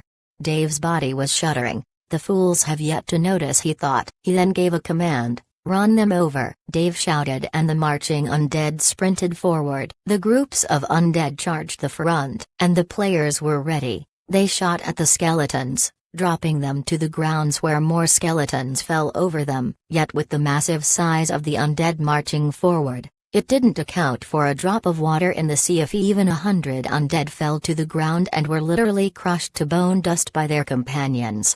The mere sight of the charging undead was a cause to worry and a scene of a nightmare. "Don't worry, these are just low-level shits. Hold your positions," the player leading the front row said. The row was all composed of players, there were no demons in sight. This was the guild's idea. The players were hard to kill, they could kill off many undead with little casualties, and the demons give to the players will be saved for later use, as they would be able to deal with the higher-ranked undead. It was best for the players to enjoy the free contribution points, as the skeletons would never cause them any real harm. The first wave of skeletons charged and crashed into the players' wall, without any significant damage. The skeletons and low-tier zombies were barely level 50. They couldn't even make a dent in the players' armors, and so the players began slaughtering the low-tier undead like if there was no tomorrow. "Damn, this is easy contribution points," a player said as he hacked and slashed at the undead in front of him. "Yeah, this guy is serving us kills on a silver plate," another said. Another archer gloated. "Yeah man, check this out, every arrow I shoot ends up killing at least 2 undead. I'm gonna end up with the most CP in this fight."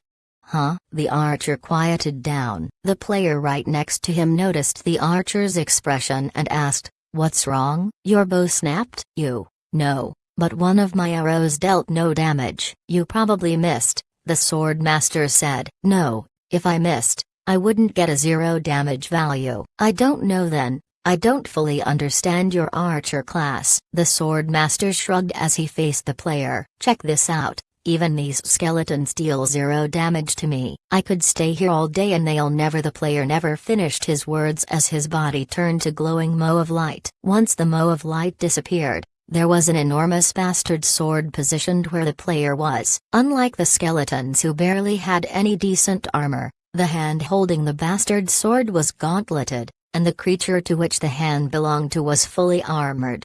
It drew its sword back, held it up and swung down. The only words the archer could utter were, "D Doom Knight," and it then began a slaughter like never before as the wall of players was mowed down so fast that no one had the time or ability to react. Hundreds of players died in the first 2 seconds, then hundreds more right after that. Panic incarnate, chaos, and an immediate loss of control spread among the player ranks. How could they react? What were Doom Knights doing here? Wasn't the Undead Legion supposed to use their most powerful units at the end of the battle? Usually, in a game, when a player enters a dungeon, they will face off against weak mobs that escalate in difficulty until they find the boss. However, this thinking had made the players forget something important. This might be a game, and these undead might be nothing more than ones and zeros, but they were not controlled by ones and zeros. They were in the hands of Gishmbra, and Gishmbra just started the battle with mini-boss level undead. There goes all of the guildies planning. A massacre is about to begin. Chapter 483, Unstoppable Force. Get your shit together. White Ghost's voice sounded all over the Heaven Dawn Guild headquarters. He was enraged. The players were doing so poorly they shouldn't even if they tried to. Gishmbra had broke all logical thought process, and instead of sending in the low-level mobs, he threw in the big hitters right off the bat. Of course White Ghost didn't lose any of his A team, but due to the B team being decimated, this will only cause the A team more pressure when they are needed the most.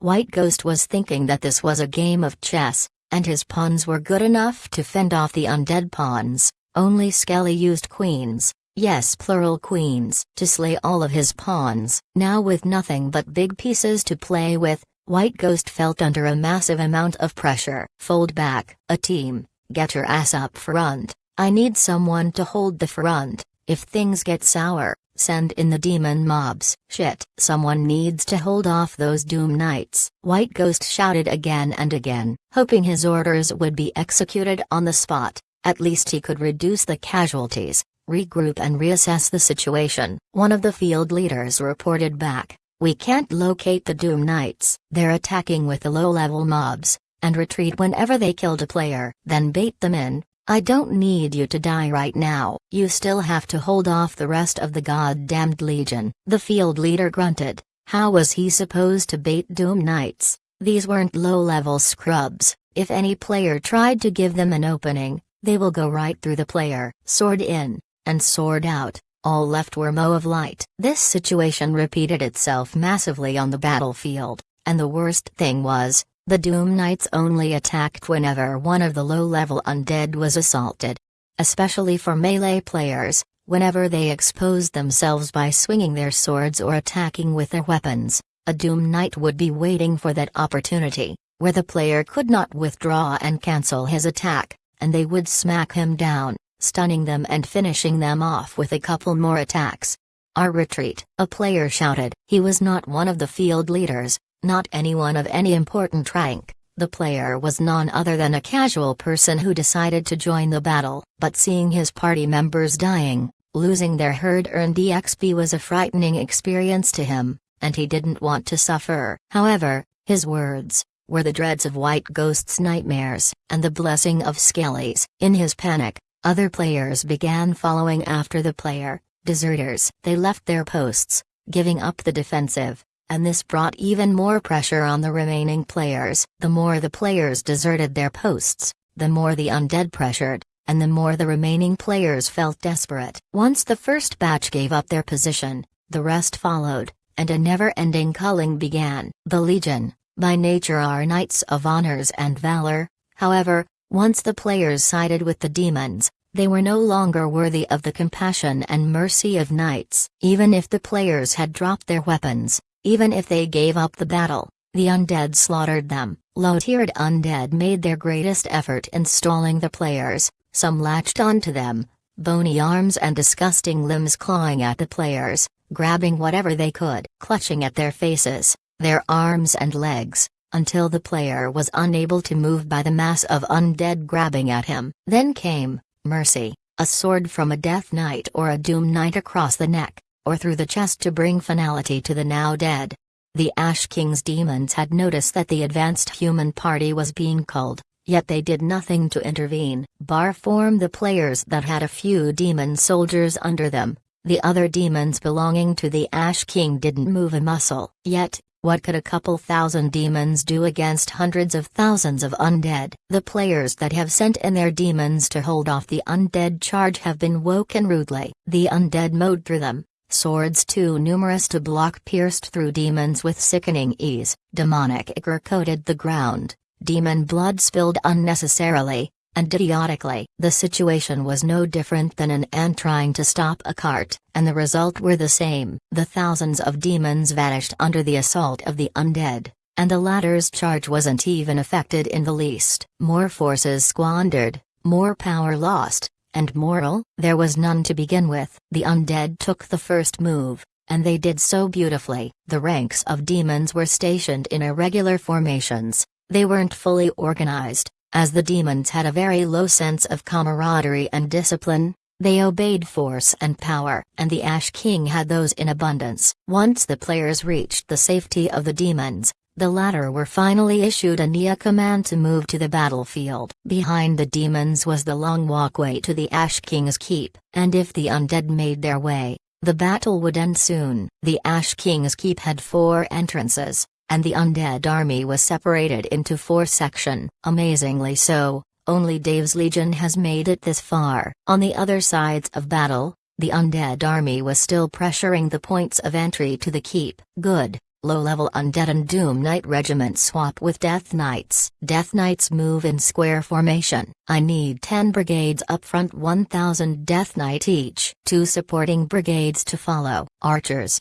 Long-range casters, move into the sides. Doom Knight, hold the army wings. Move now, Dave shouted, and his command was followed like a well-rehearsed choreography. Not a single undead stumbled, not a single crossed path with another. They all moved with a smooth liquid grace only water could mimic, and in no less than 10 seconds, Dave's current forces were positioned. 10,000 Death Knights at the front. Behind him 2,000 more to fill in the gapes. On the sides of the supporting Death Knights were the casters and archers, and on these one sides were Doom Knights to protect them from any flanking charge. Dave's army was organized to bore through the enemies, tanking the damage with the sturdy and powerful Death Knights, piling down rain of steel and hellfire from above thanks to the well-protected casters and archers.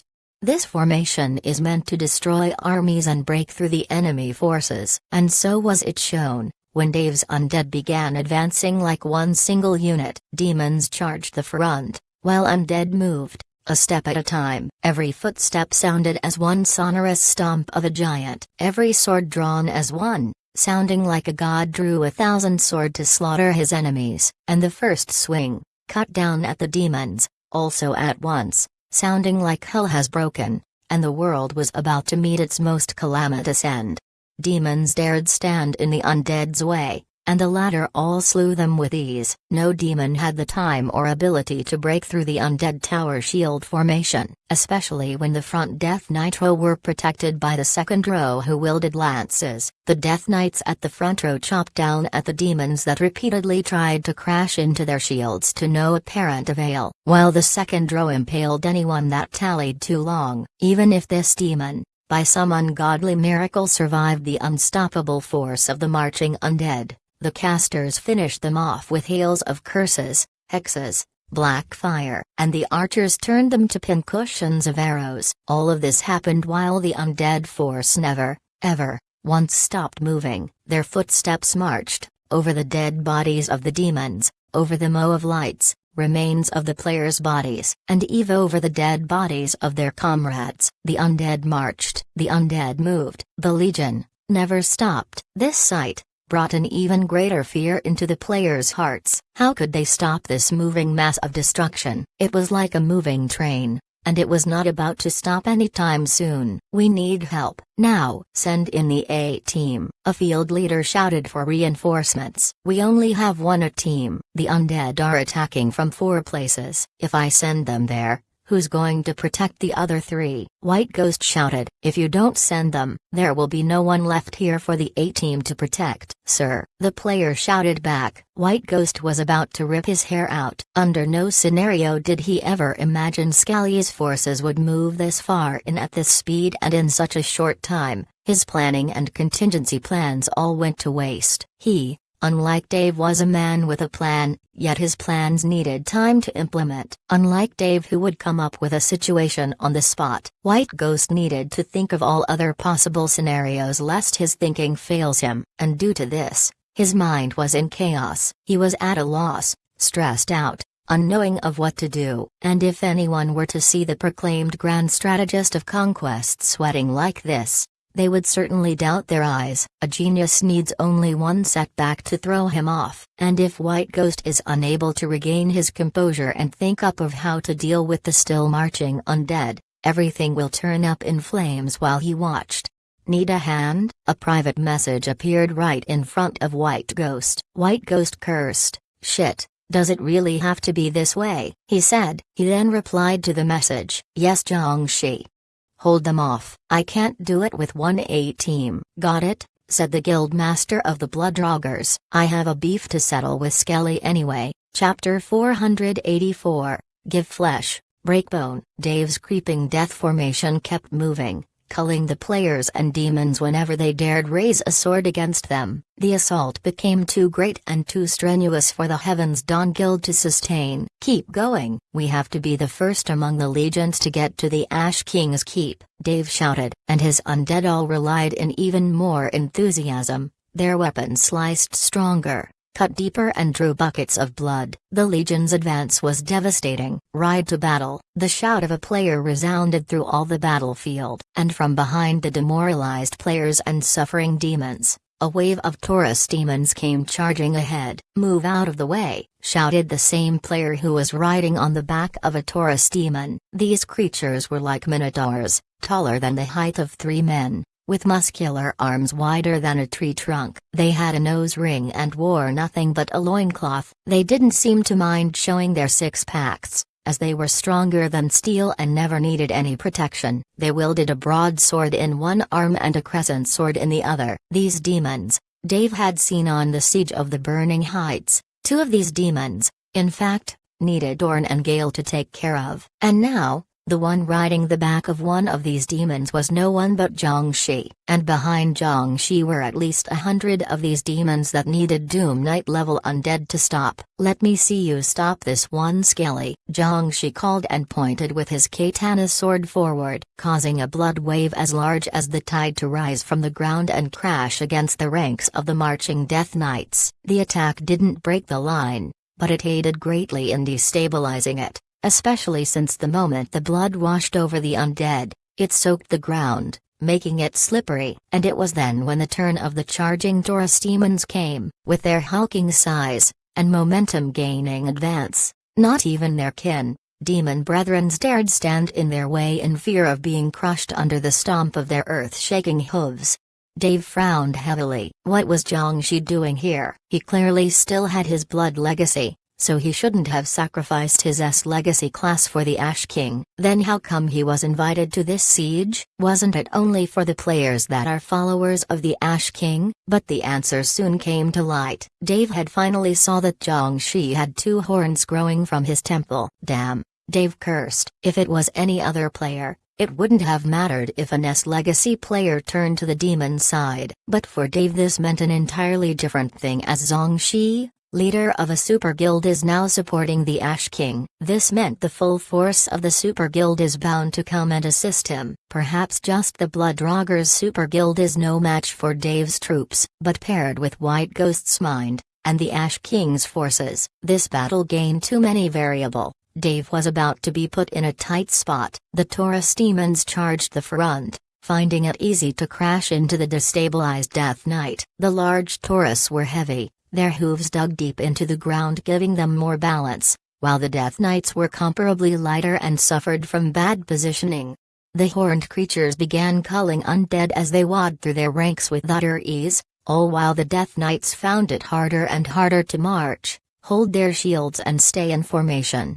The more the Taurus demons walked in, the harder the battle will be. The players from the demon side were more than thrilled to rejoin the battle after Zhang Shi's cavalry charge was successful. Seeing his immediate action rewarded with success, Zhang Shi shouted, "What are you going to do now, Scaly? Your forces are in shambles." Dave wasn't talking. There was no need to answer back. He turned and muttered, "Spark, come with me." "As you command," came the immediate answer of Dave's Lich Pyromancer. The two moved forward, until they were among the caster ranks that desperately tried to hold off the Taurus demons from wreaking more havoc.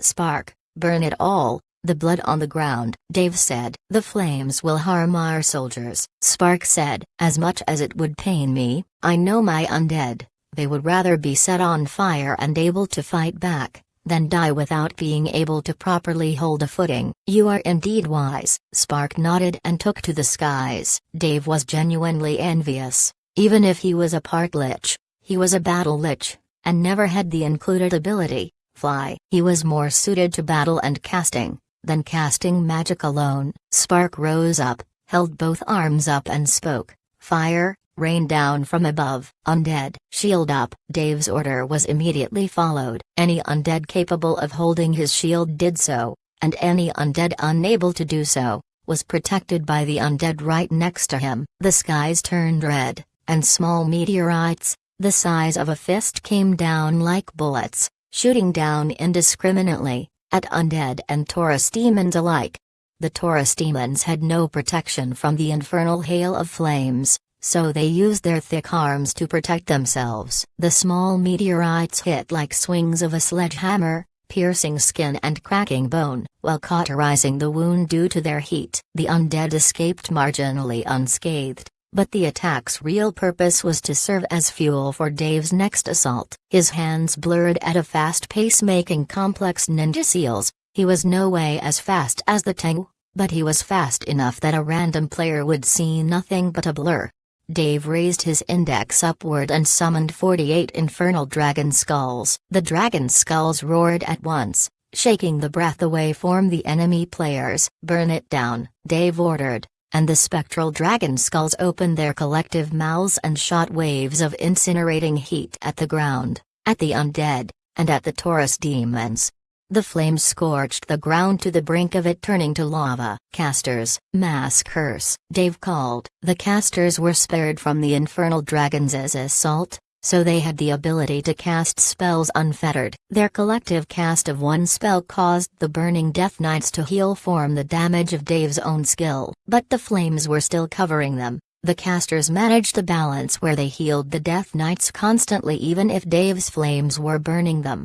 The Death Knights, unbothered by pain, as they felt it, none moved while their bodies burned, their shields burned, and their swords were red. An undead on fire was not a sight one would forget, especially if there were tens of thousands of them, all coming to kill you. The players' invigorated courage soon dwindled to shaking hope. The ground that was the cause of worry for undead became sturdier. But for Dave it was not enough. "Spark, take control of the fire," Dave ordered. "As the Lord commands." The pyromancer began moving his scepter, and with each and every movement, the whole fires on the battlefield moved along with him, like a mesmerized snake, following the tunes of the flute. The fire coiled, consumed the 48 spectral dragons and turned into a long dragon of flames. The serpentinian dragon slithered across the battlefield, gobbling up demons, burning them to ash as it came out the other way. The losses have been returned a dozen times more as more demons burnt to Dave's reversed assault. Jiangshi was at a complete loss.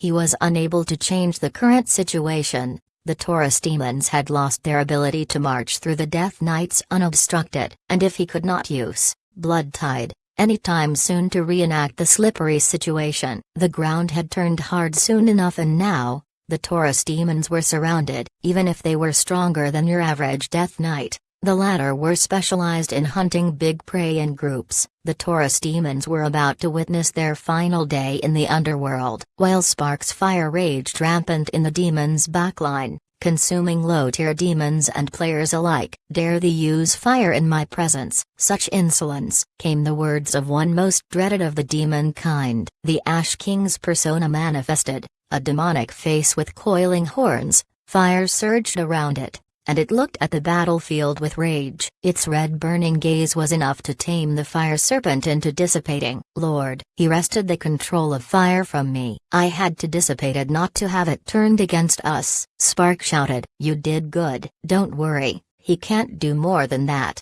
and the attack was enough for now." Undead regroup. Support brigades, reinforce the front line, cover the spots where we lost undead. Casters, archers, kill those oxen brutes. I need my army clear of any hostile forces within it. Dave gave the order and the undead followed. The Taurus demons were welcomed with hails of arrows, spears, sword gashes and cuts and disabling hexes and curses. It all happened while Jiangshi's forces were trying to retreat and regroup. Dave had given up on the opportunity to kill them. He didn't want his army to be separated. His forces had to move as one. So, killing the intruders in his ranks was a priority he couldn't ignore. Dave had yet to personally join the fray. He knew full well that White Ghost had something set up for him, and until he exhausted enough of White Ghost's resources, he was not going to blindly charge the battlefield. As vexing as it was, Dave was unable to slaughter to his heart's content. In this quest,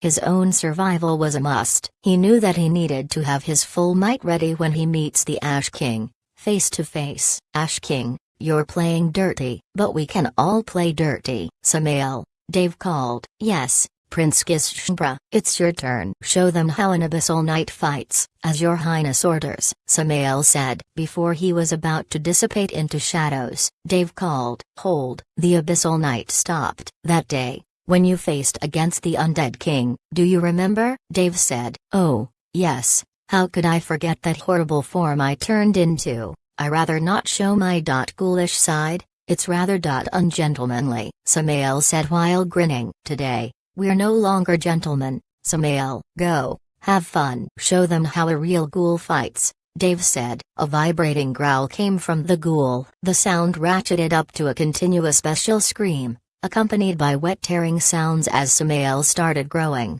changing. The ghoul grew taller as his shoulders widened, back hunched and swollen with brutish muscle. The bones of his face grew immensely thicker and heavier, showing curved fangs, the chin and jaw protruding like a steam shovel. The serene, friendly ghoul that Dave knew was gone, replaced by a savage, frenzied brute 3 times bigger and taller than his original form.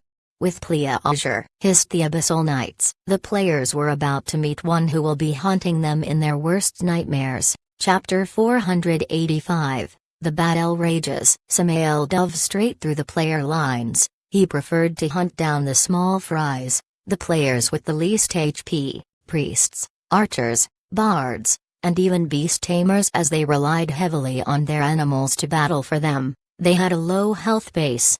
Samael's claws dug deep, slicing throats, ripping chests and dismembering players in matters of seconds. He didn't even bother with players who used invulnerability skills to protect themselves. As he switched to softer, tender, and easy-to-crunch meat, he would switch from player to player, either killing them off or scaring them into using their high cooldown protection skills. And once he switched to other players, the timer on the invulnerability would have ended, and he would come back to kill off the players. He ignored tanks, paladins, and any player with a high HP base as sword masters or Heaven Dawn's berserkers. Those were not worth his time. Samael's advance caused even greater havoc in the player ranks.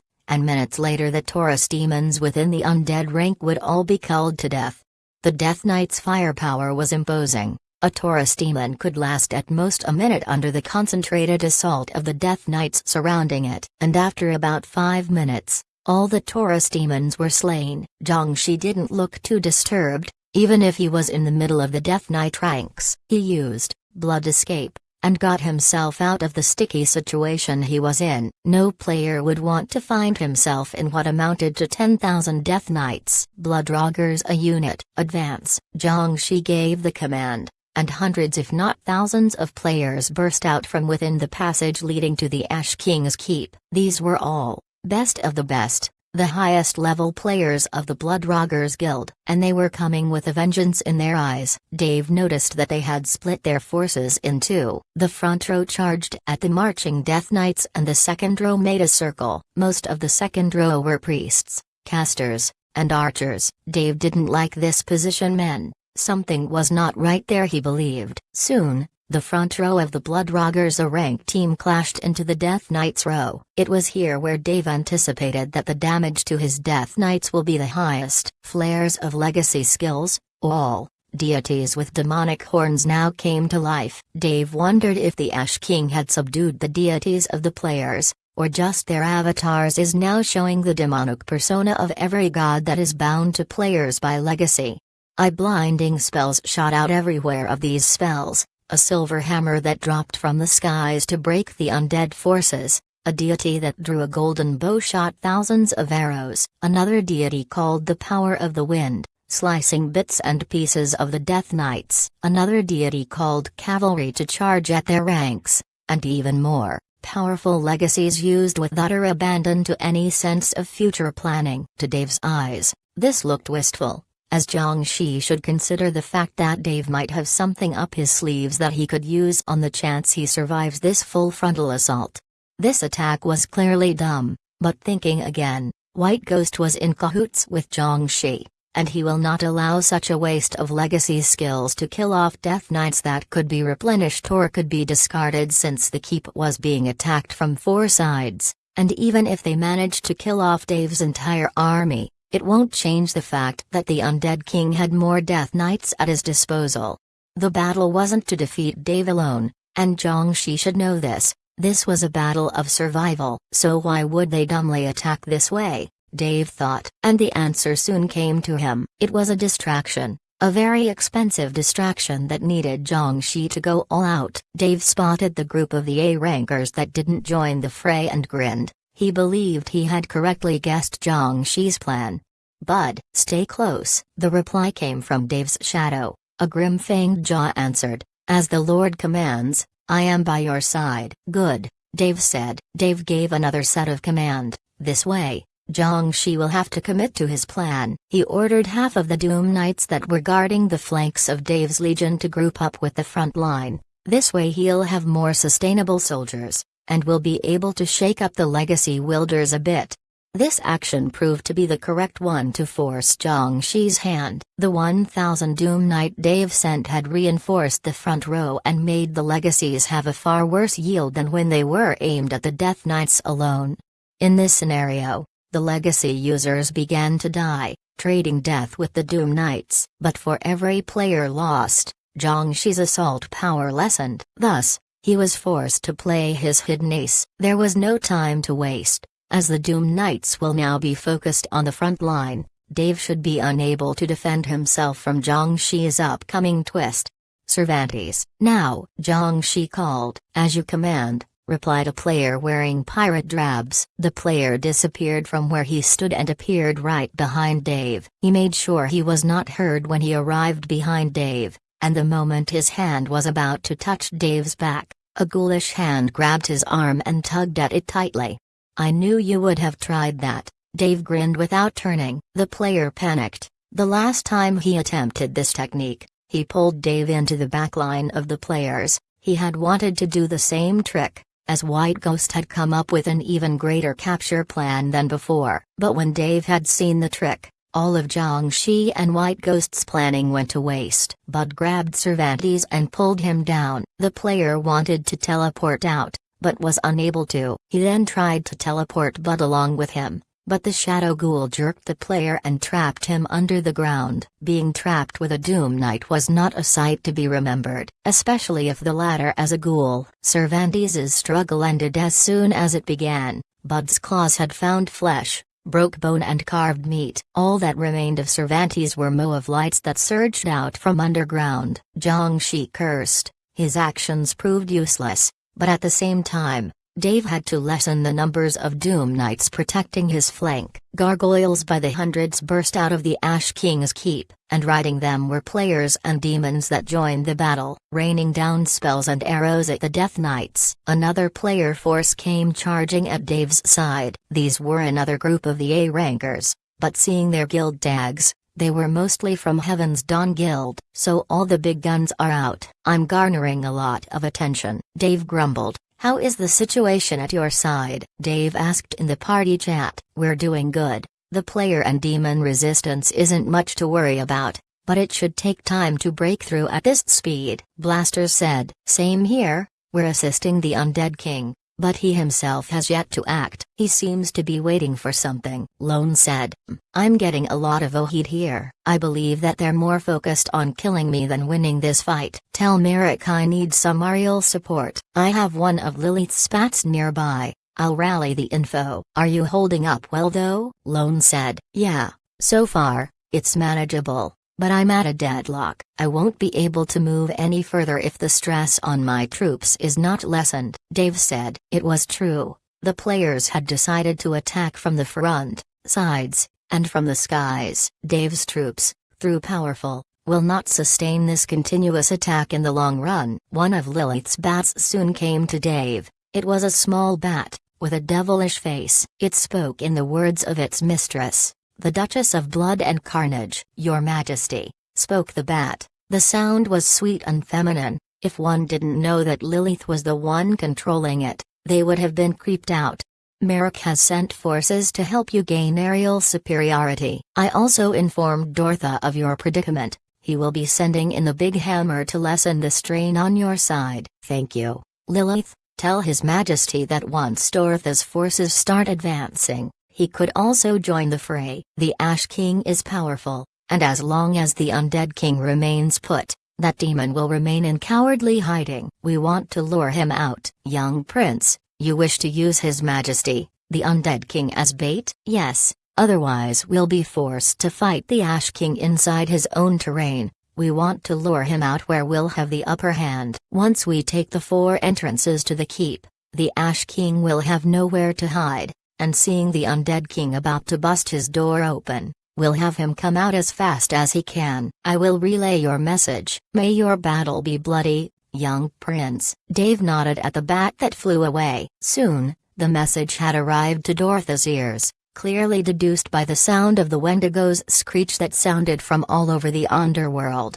The Wendigos were the big muscles of the Undead Legion, and their appearance forced the appearance of the sworn stalwarts, as these creatures were the only thing that could contend with the Wendigos' power. Once Dortha's forces piled on the pressure, the Undead King's own forces began marching stronger. The howl of an ancient creature resounded through the battlefield. Looking up, Dave could see in the distance a dragon made entirely out of bones, and right on its back, the Undead King, with a throne of his own strapped to the dragon's back. An explosion of black matter shot at the ranks of the players. The black skeletal dragon started the fight with his black fire breath, and it incinerated a huge portion of the demonic army. Merrick's forces soon came to assist Dave in fending off the gargoyles, ghosts and banshees. Even shark chariots flew in the skies, hunting down the gargoyles and any other demonic flying creature. Dave pulled back 500 Doom Knights from his flanks,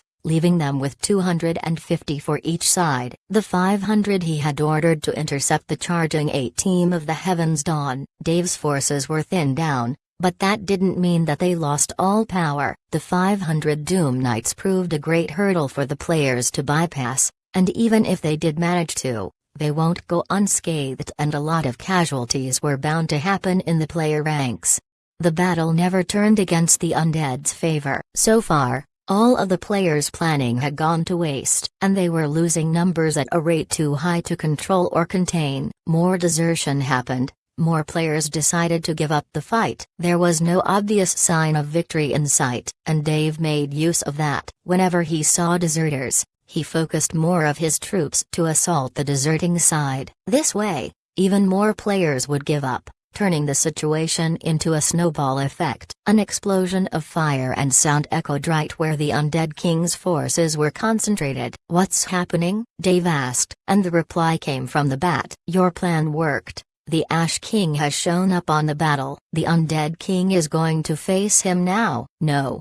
It's too early," Dave called. Even if the Undead King was strong, Dave knew that he was no match for the Ash King. The latter was a half-god, and he was a powerful one too.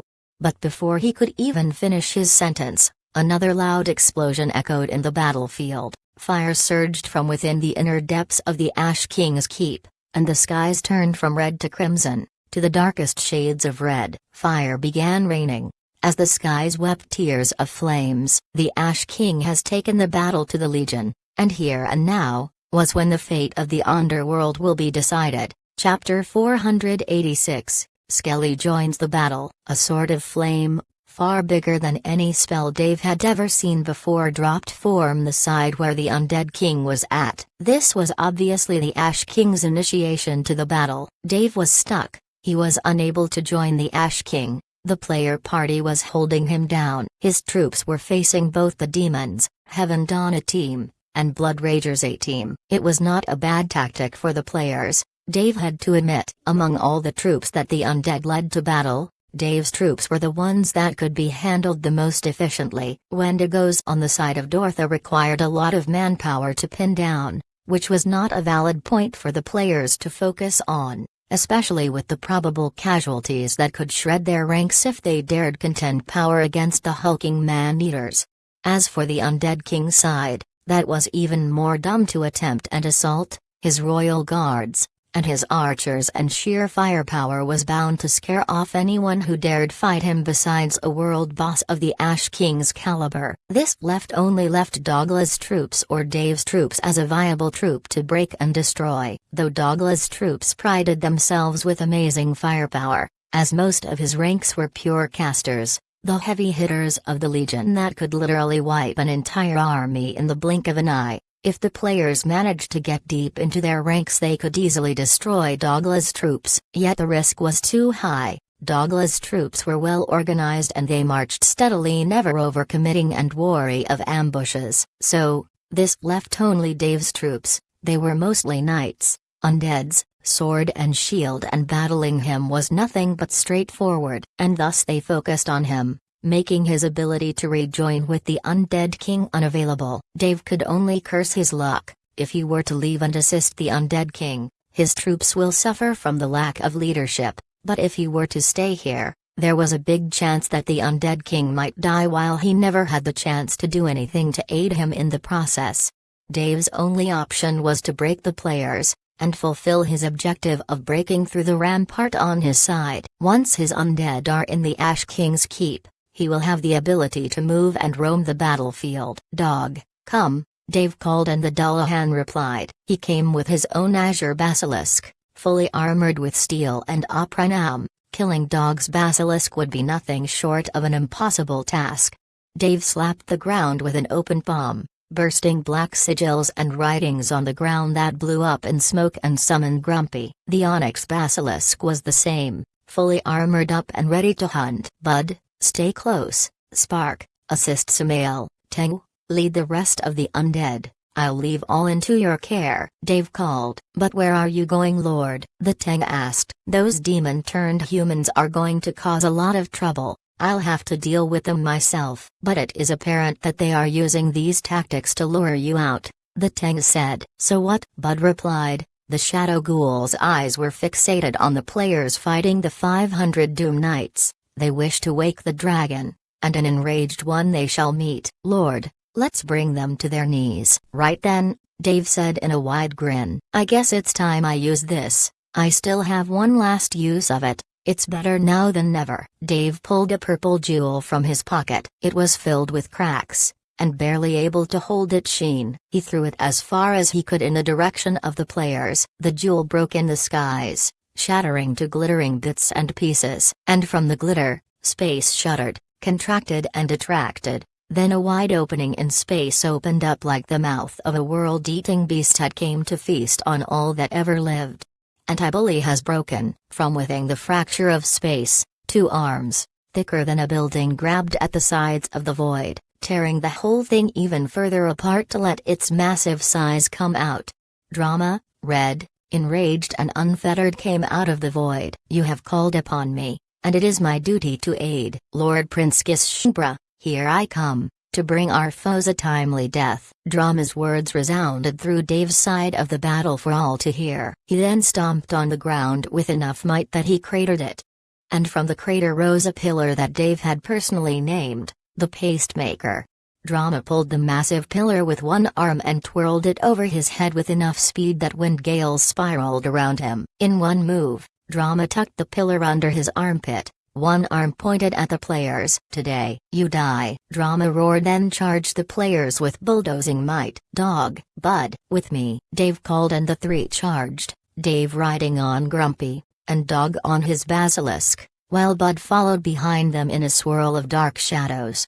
The three made it to the player ranks where they were fighting Dave's 500 flank Doom Knights. Drama was the first to make it though, and he initiated the battle with a wide sweep of his Pastemaker that took any player off guard out of the battle instantly. Drama was no pushover, his might was well known, and for the players that still thought that Drama was nothing but a boss of a level 120 dungeon, today was their wake-up call. His attacks would outright one-shot any priest, ranged player and any assassin type of players, as they didn't have the necessary HP or defensive stats to survive a direct attack from Drama. As for the tanks, it would take away a huge portion of their HP, leaving them dazzled or stunned on the spot. Dave came in with Durandal, charging on the back of his basilisk. Dave held his sword up, forcing a guardian to hold his shield up, but he failed to understand that while Dave was mounted, he was not fighting as a single person.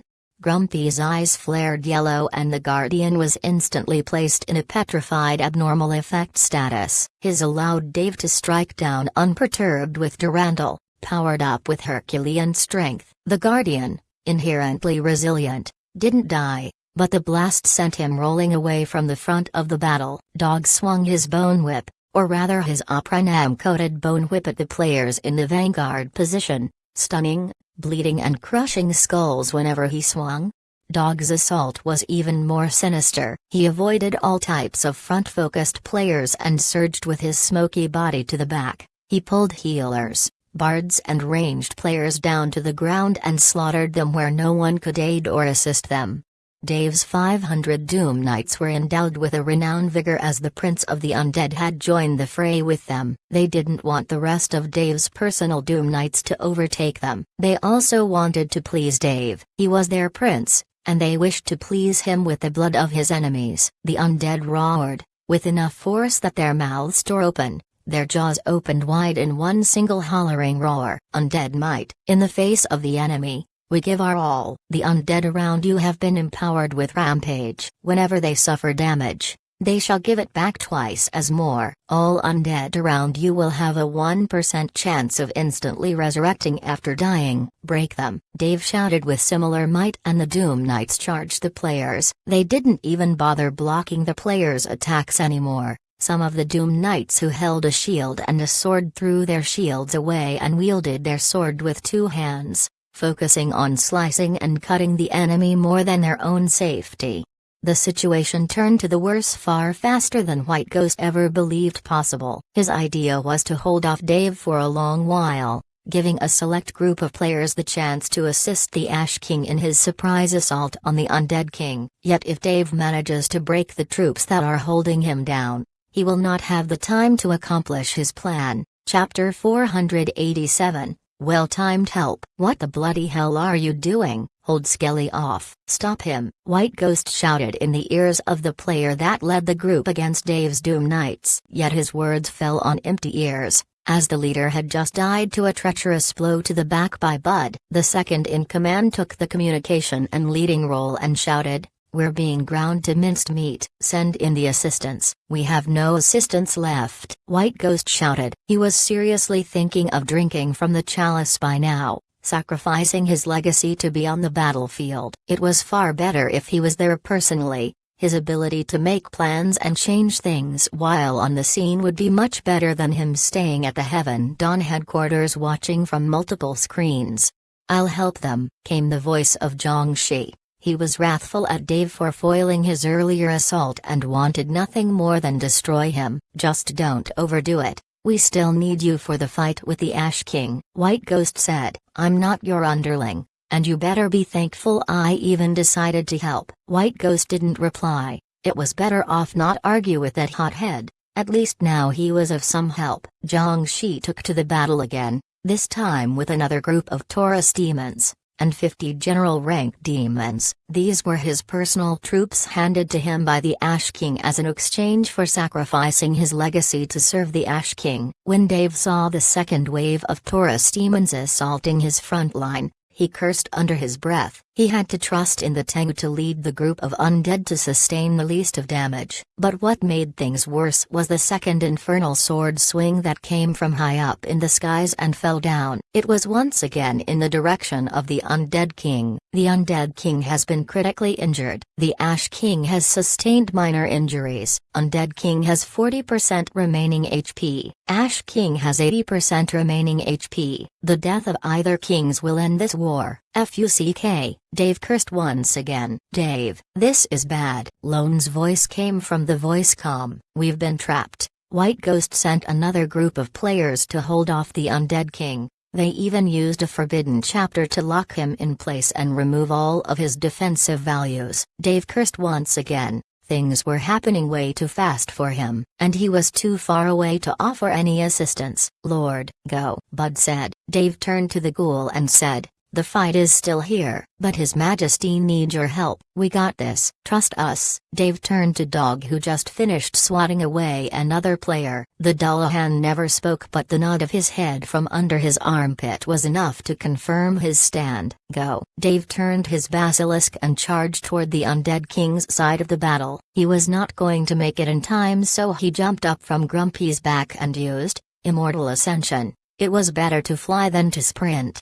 Yet his actions didn't go unnoticed. Jiangshi grinned and took out a scroll from his inventory. "A forbidden chapter has been used against you. Grounded. For 24 hours, you have lost all ability to fly. Any skills that could grant you the flight ability have been grayed out." Dave's wings immediately dissipated, and with them the powerful buff from Immortal Ascension. Even aspect of the dragon was grayed out. Even if fly in the ability was a minor addition to the powerful buffs the aspect of the dragon skill gave, it still grayed the whole ability. Jiangshi's scroll has costed Dave 2 of his most powerful buffs. Dave felt untold resentment against this player right now. More players from Bloodroggers showed up on the field. Dave had not known, but Jiangshi had issued a full recruitment of all of his guild members to join Heaven's Dawn's quarters and drink from the Ash King's chalice.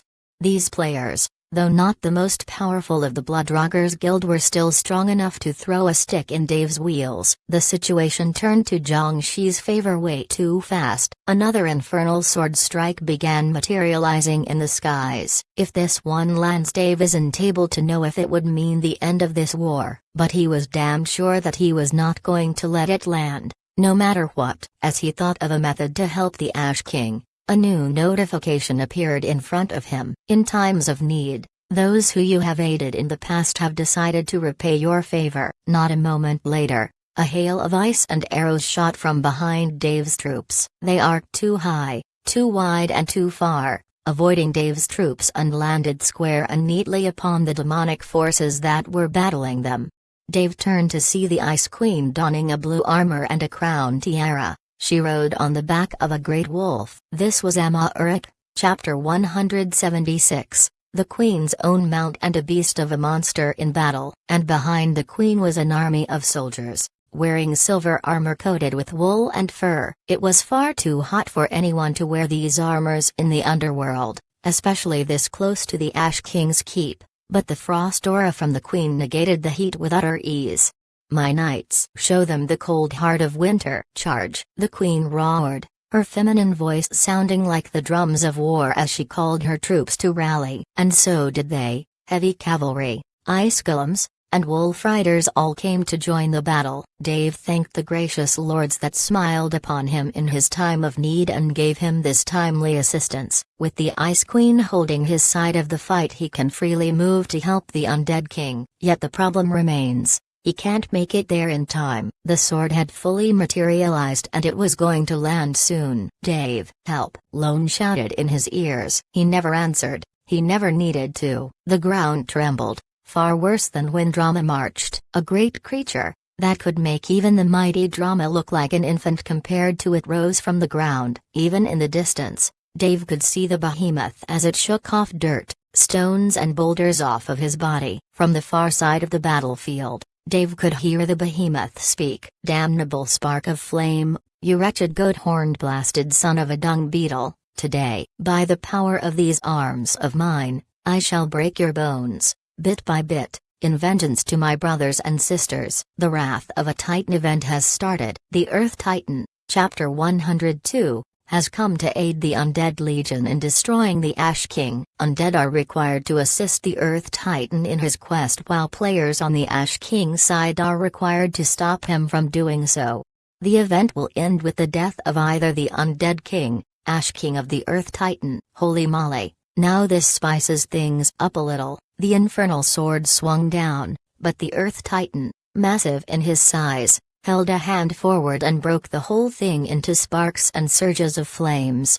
That one tickled. Got anything stronger? The Earth Titan's hollering laugh boomed through the battlefield. Dave grinned. Things didn't look so dire after all, but he was still far away from the Undead King's side. I think it's time for her to join this battle, Dave mumbled. Onyxia, come out, he said, and from within his inventory came the small reptilian creature, black as the night, with eyes open wide. This small winged lizard looked around Dave with interest. Take me there, Dave pointed at the Earth Titan. Onyxia nodded and took to the skies. In a moment, she transformed into her larger form. This time, however, she was fully armored, covered from head to claw with Opranam metal gear.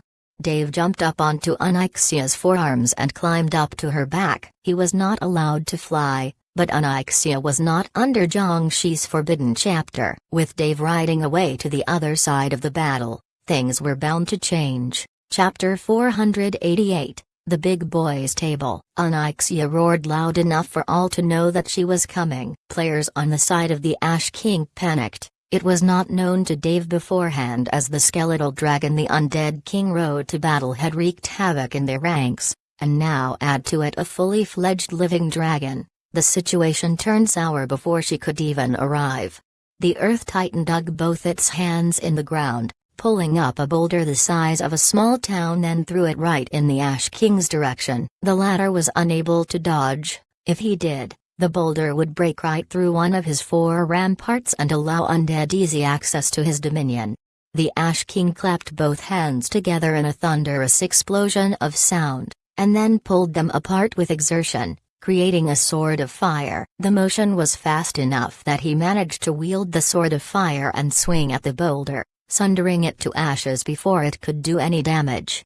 Humphrey, petty tricks. The Earth Titan snorted. I have enslaved your entire race. What's one more, you overglorified Earth Golem? The Ash King replied in mockery. Dave looked around as he was on Onyxia's back, on the backline of his troops. The skeleton dragon had many of his bones fractured or outright shattered, and right under its skeletal wing was the Undead King, laying on his back. He had a ghastly wound on his chest. Tendrils of black magic rose, and tried to cover the wound, but they failed miserably so. This was possibly the effect of the forbidden chapter that was used on him. Dave had to take matters in his own hands, for now, the Undead King was no longer able to fight. Players charged the Undead King's troops. They had been heavily damaged due to the Ash King's earlier assault. If it were not for the timely presence of the Earth Titan, they would have undoubtedly won against the undead and killed the Undead King. Yet with such a looming threat right above their heads,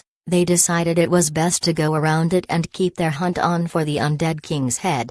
Dave had an aerial advantage and he noticed the players converging away from the Titan and headed toward the undead king. "Onyxia, give them a taste of your magic," Dave said, and the dragon replied. She opened her mouth wide, black flames coalesced and gathered in front of her, growing massively until it became a ball of fire much larger than Onyxia herself. The fire was cool, it had no heat in it, but it was still terrorizing to have something as menacing right above your head. The players that had taken notice were greatly alarmed, some even began applying defensive buffs. But the fire breath was not a fire breath, the giant ball of gathering flames began condensing, turning darker, smaller and more compact in a matter of seconds. It decompressed enough that it wasn't even larger than a nickel. Onyxia then spat the spell forward in the direction where the players were gathered. The small fireball shot forward at bullet speed and dug itself into the ground. Nothing happened at first, and some players even believed that the dragon had misfired. But soon their judgment was proven extremely erroneous. The ground trembled.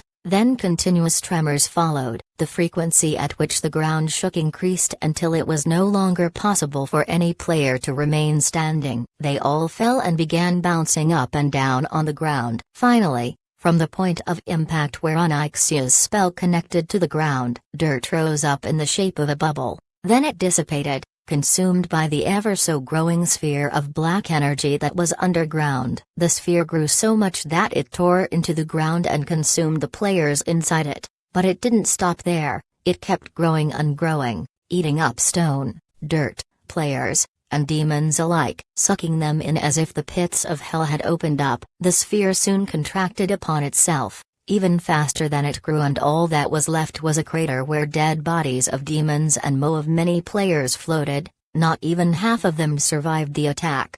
Onyxia dove down, giving Dave the time to jump off and head toward the undead king. Dave slid under the bone dragon's wings and urged, "King, are you alright?" "See, child, yes, 'tis but a scratch." Dave rolled his eyes. The king was missing half of his ribs. But that didn't matter. "Can you still fight?" Dave asked. "Of course, we need some time to heal. This damned forbidden chapter curse is slowing down our regeneration. If Dogla was here, he would have done quick work with this. But no matter. Tell me, child, why have you given up on your side of the battle? Do you think this old man can't handle himself that you thought you should come to his aid?" "Not at all. The Queen of Ice decided to join in, and I didn't want to argue with her on tactics in raiding the gate." "Better leave her to do the thinking. There is more fun and battle on this side anyway." Dave grinned, and the undead king matched his grin. "Indeed, there is much more interesting." Dave stood up and looked at the gate where the Ash King and the Earth Titan were battling with both words and fists. "Your Majesty,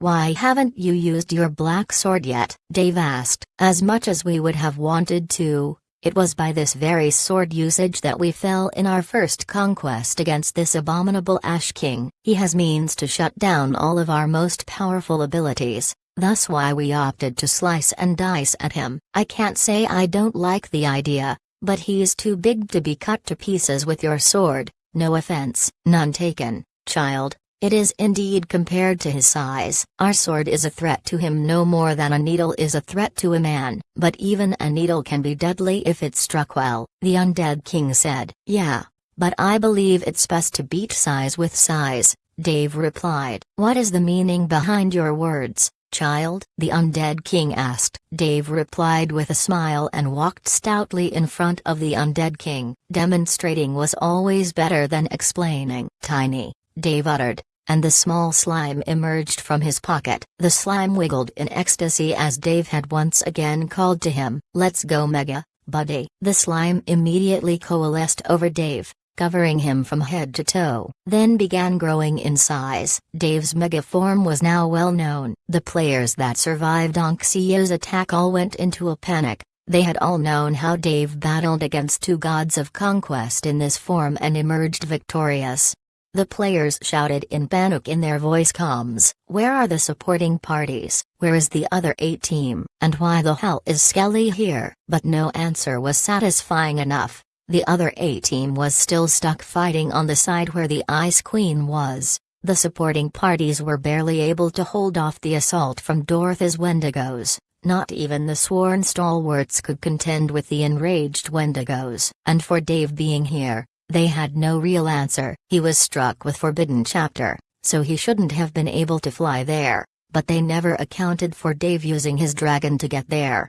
Dave began increasing the pressure on Tiny by adding his massive buffs: Zealot, Chaos, Herculean Strength, Strength Doubler, and finally, World Boss. He applied the buffs so fast that he had finished them just as Tiny reached maximum height and the Mega Dave battling form. Durandal grew to match Dave's size, both in power and size, as well as the copy of Ajax, made by Tiny's own bones. Conquest server announcement. Player Gishinbra has transformed into a world boss. All players are invited to seek and kill Abyssal Knight, Gishinbra at the location, Ash King Keep. For luxurious rewards, death at the hand of Gishinbra will penalize the dead player 2 levels. You have turned into a world boss. You have gained Abyssal Knight Glory. For 12 in-game hours you will obtain the following effects. All of your skills and abilities will have a damaging and effect increase of 1000%. Your HP has been multiplied by 100. Your defensive states have been multiplied by 10. Your regeneration has been multiplied by 100. You are limited to the area of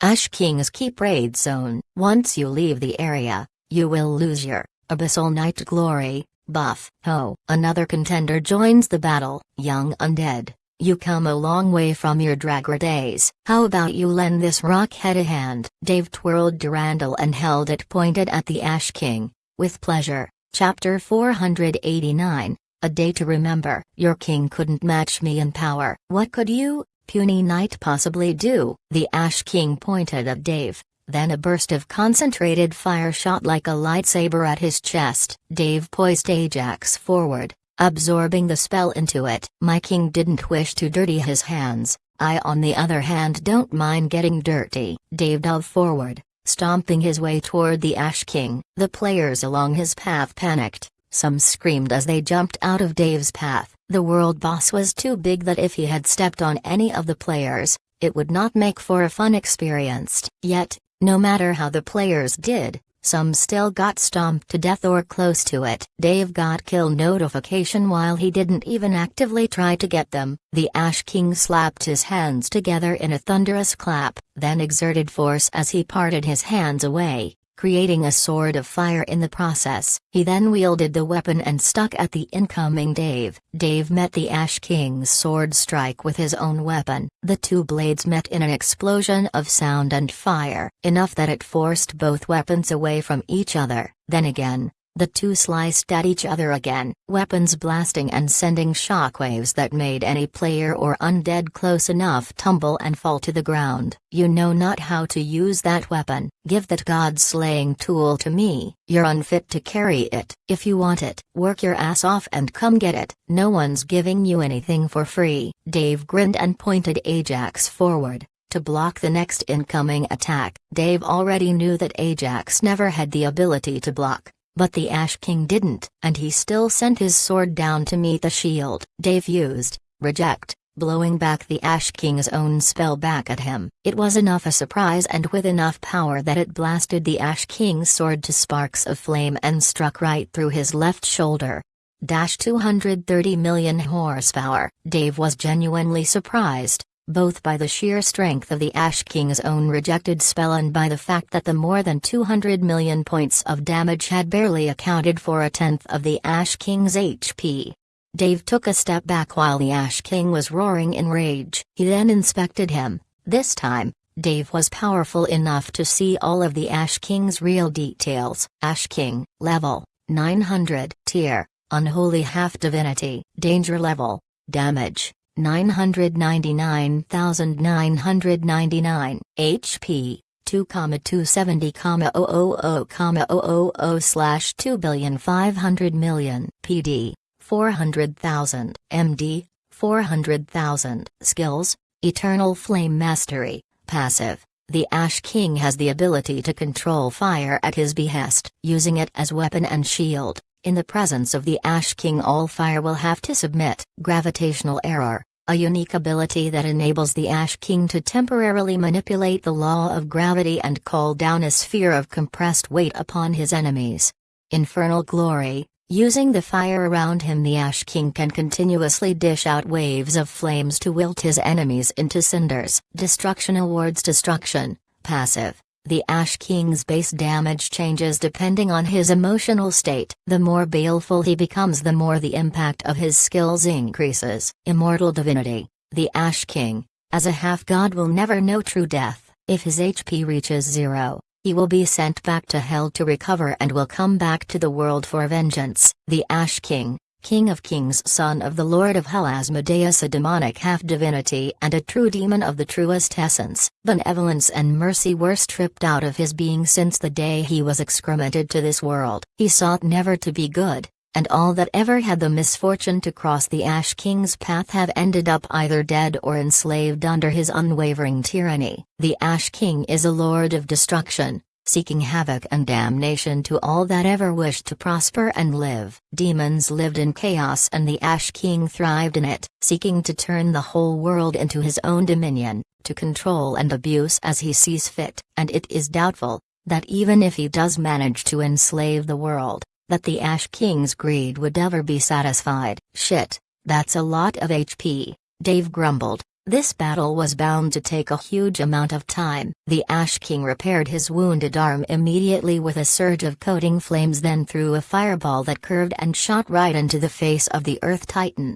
The Earth Titan took a few steps back from the impact and grumbled under his breath. If I remember correctly, you said you can beat his ass if you have the chance. I don't see much ass beating, Dave said as he turned toward the Earth Titan. This flame spark had evolved much from the last time I saw him. This battle won't be easy, the Earth Titan spoke in a grating sound of rocks smashing together. Small fires, all of you, dare defy a god when you can't even match me in power, the Ash King shouted, then pulled two swords of flame out of thin air and charged at Dave. Dave poised himself forward, prepared to intercept the Ash King, but not before he mocked him. You're no god, you're just a half-god, and I'm more than enough to beat that fiery ass of yours back to your pops. The Ash King swung both swords at Dave's neckline, but Dave opted to duck under and send a horizontal swing of Durandal that matched the Ash King in force.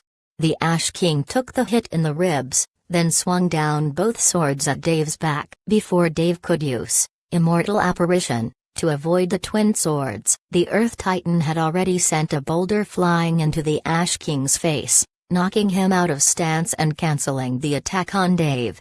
Dave twirled Durandal and gripped it in an overhead grip, then stabbed down on the downed Ash King. The downed enemy roared, calling a sworn stalwart to jump out from underground and intercept Dave's sword in its back. The Ash King transformed to fleeting flames and dissipated, leaving Dave with a sworn stalwart stabbed and stuck on his sword. The current Mega Dave was large enough that a sworn stalwart was comparable to the size of a lizard to a human. He unceremoniously swatted the sword away, sending the bleeding stalwart tumbling into the undead backline. The fate of the summoned stalwart was sealed the moment it fell into the undead king's army. The Ash King shuddered and shook, forcing two arms to rip out and emerge from his back. These two arms clapped with each other and manifested two other swords. Damn, we're going Indian mythology now. The Ash King crossed all four of his swords up and above himself. Dark matter gathered above him and began to churn and concentrate. Dave noticed that his feet began digging deeper into the ground as if he was becoming heavier. Onyxia, Dave called and didn't even give an order. The flying dragon heard his call and answered with something similar to what the Ash King had used. Onyxia flew until she was right above the Ash King's spell. She opened her mouth wide and all the energy the Ash King was gathering in his gravitational error skill began seeping out, absorbed into the gorge of the black-armored dragon. It took less than 3 seconds for all that power to dissipate, and now the dragon was the ruler of that energy. Onyxia spat back the energy in the shape of a ball right at the Ash King's feet. It bloated enough that it consumed the soldiers, demons and players, then burst off in an echoing blast of black gravitational matter. The ground began shaking, and rocks and boulders, polarly destabilized, began floating in the air. "The gravity rule has been shaken. You have done a great job." The Undead King's voice sounded next to Dave. Dave looked to the side and saw the Undead King running in bullet speed. He jumped up and landed on one of the floating boulders, then jumped to the next one, never stopping for a second. His speed was breathtaking. Dave had always believed that the Undead King was an old man, with great power and strength behind his muscles, but never once thought he would be this agile. The Undead King continued dashing, jumping, doing spins, and finally jumped from the highest rock and toward the Ash King's face. The comparison was immense. The Undead King's size was no bigger than a fully grown man, while the Ash King was a Titan-masked demon. He landed on the Ash King's forehead. Before the latter could even swat the pest away from his face, the Undead King slammed his tightened fist against the Ash King's. "Today you taste mortality." The Undead King's words sounded for all to hear. Dave had no idea what the Undead King was doing, but the immense radiating light that shot from the Ash King's forehead, followed by a world-bellowing howl of agony, then a conquest server notification was enough to explain everything. The Undead King has used God-slaying bolt on the Ash King. The God-slaying bolt has been destroyed. The Ash King has survived the God-slaying bolt's instant killing effect. The Ash King has lost the passive, immortal divinity. If the Ash King dies, the results and will have an immense repercussion on the world of conquest. The Ash King was in so much pain that his mere erratic movement was enough to drop the Undead King off of his face and right into a group of players. It took the Ash King a few more seconds to regain his composure, and once he did, he turned to the Undead King who was still near him. The Ash King's forehead was fractured with massive cracks that emitted a glowing golden light, but the rage in his eyes was incomparable. He dug both hands into the ground and heaved, pulling with him a spear so dark that the light dared not approach it. Conquest server announcement. A new tier of weaponry has been introduced to the world. Archgod tier. Gaibolg, the seven-headed spear. The Gaibolg is a god-slaying weapon. Dave's eyes widened. This weapon in the Ash King's hand is even higher tier than his own Durandal. He didn't even want to know the effects of such a thing as it was right now pointed at the Undead King. Dave used Immortal Apparition, but one head of the seven heads of the black spear shot at Dave, instantly cancelling his spell. The spear fell down toward the Undead King, who was rooted in place by what appears to be one other head of the Gaibolg spear. Not even the Earth Titan was able to move, and his body was cracking from exertion.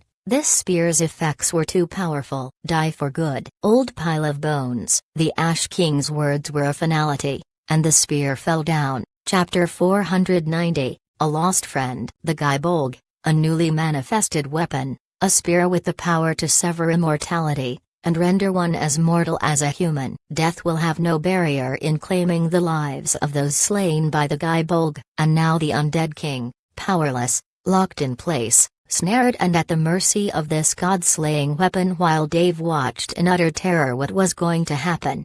He had no power to stop the Ash King, even if he wanted to. He was bound by the spear to not move, stuck in place, unable to move a muscle, and all skills grayed out. Tiny was on the verge of bursting from exertion trying to repel the power of the Gaibolg, but nothing happened. The death of the Undeath King would mean the end of this war, and the victory of the Ash King and the start of the demons' comeback, as with their king still alive, they would be able to topple the undead from the underworld, and they will manage to overthrow their ruling and leave this place to seek chaos in the overworld. The Undead King's death wouldn't only mean just that to Dave, it would also mean the passing of a character that acted as his pillar in this world, the one who supported him in striving thus where he is now, where he could claim to be the prince of the undead, the next ruler. And also the Undead King is the father figure that Dave had never had in his life, the parent that cared for him, urged him, encouraged him, and was proud to see him where he is now. The death of the Undead King would be the unrepairable crack in Dave's heart, and he could do nothing but see the massive Ash King stab down with his spear.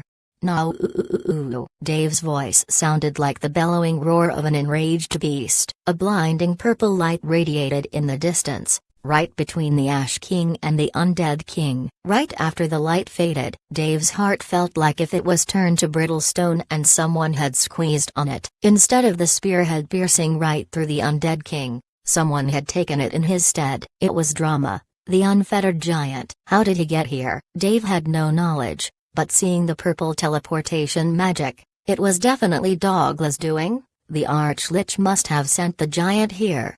The spear had pierced through Drama's neck, forcing black chunks of blood out of him. The giant didn't seem to be bothered by the spear as much as he was with the Undead King behind him. He moved his hand and grabbed the Undead King, then unceremoniously threw him away from the field and into the Undead's backline. The Ash King was furious. His kill was not successful. He ripped the spear out of Drama's neck, and with it, all the spear's spells stopped. Drama fell on his knees, one hand gripping at his neck, and the other supporting him with a fist on the ground. The Ash King kicked Drama to the side, sending the giant tumbling until he fell at Dave's feet. Dave was shaking. He didn't know what to do. Black veins spread from Drama's neck and spread all the way across his body. Dave knelt to check on his friend. The latter couldn't speak, but a wide smile was on his face. Dave knew that Drama was proud of his action. With a shaking hand, Dave touched on Drama's chest, only to have his hand pass through the giant. Drama's body turned to floating ash, where the winds of the underworld blew it away,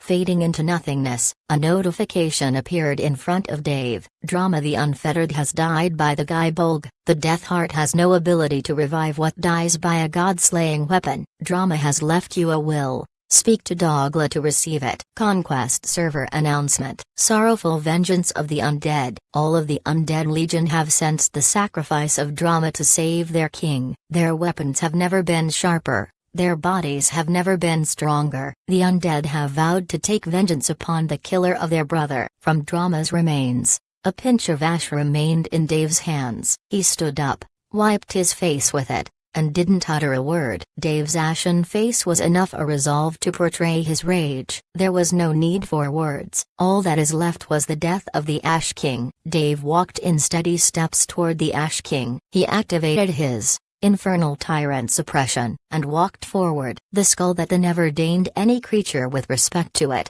that always hovered in utter contempt to all below it, now had a white brand on it. It was similar to Dave's smudged ash on his face. The skull had no expression this time. It was calm, and what is calm must be feared as the sea before it turns to raging waves of destruction. The fire turning around Dave swayed away and in with each of his moves, as if the very flames of his aura feared to stand in his way. Dave drew Durandal and poised Ajax forward. He marched like a Spartan, with unwavering resolve. So what if the Ash King was 300 levels above him? So what if he was the king of all the demons? So what if he was a half-god? The Ash King will die today, and not even a god would stop Dave from doing so. The Ash King twirled his Gaibolg and pointed it at Dave. The Ash King laughed. Come and meet the same fate as the giant. Today all will taste the tip of my spear. Dave sprinted toward the Ash King. His anger was so clear that no player dared stand in his way.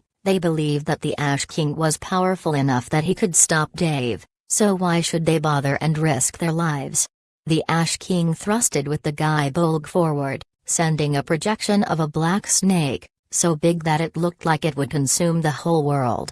The snake shot at Dave with speed far faster than a bullet, but thankfully, his poised shield was ready and in wait. Dave had used Absorb, fully consuming the snake into his shield. He then swung Durandal, swatting the spear away. A spear had a greater advantage over a sword thanks to its sheer length and reach. However, Durandal was a sword so big that it didn't suffer from such a disadvantage. The reach of both giants was similar, yet their strength was not. The Ash King was by far superior to Dave in all terms of fighting prowess and abilities, yet he failed in one region: the churning anger in Dave's chest due to the loss of his friend. Dave swung down his sword at the Ash King, but the latter defended back. His superiority in terms of strength came in handy to defend against Dave's strike. Final Phantasm, Dave called. The guitar however didn't fall, but Dave's own armor became bleaker, darker, and more sinister. Spectral skulls and ghosts surged and moved around him. They looked terrified. Ghosts were terrified. a notion never before seen amongst the undead. But they were not terrified of the Ash King, but the current form of Dave. Dave didn't even last in Final Phantasm for more than a few seconds. He was done with playing. Phantasmal Edge. The skies broke. For the first time in this battle, and perhaps the first time in the underworld,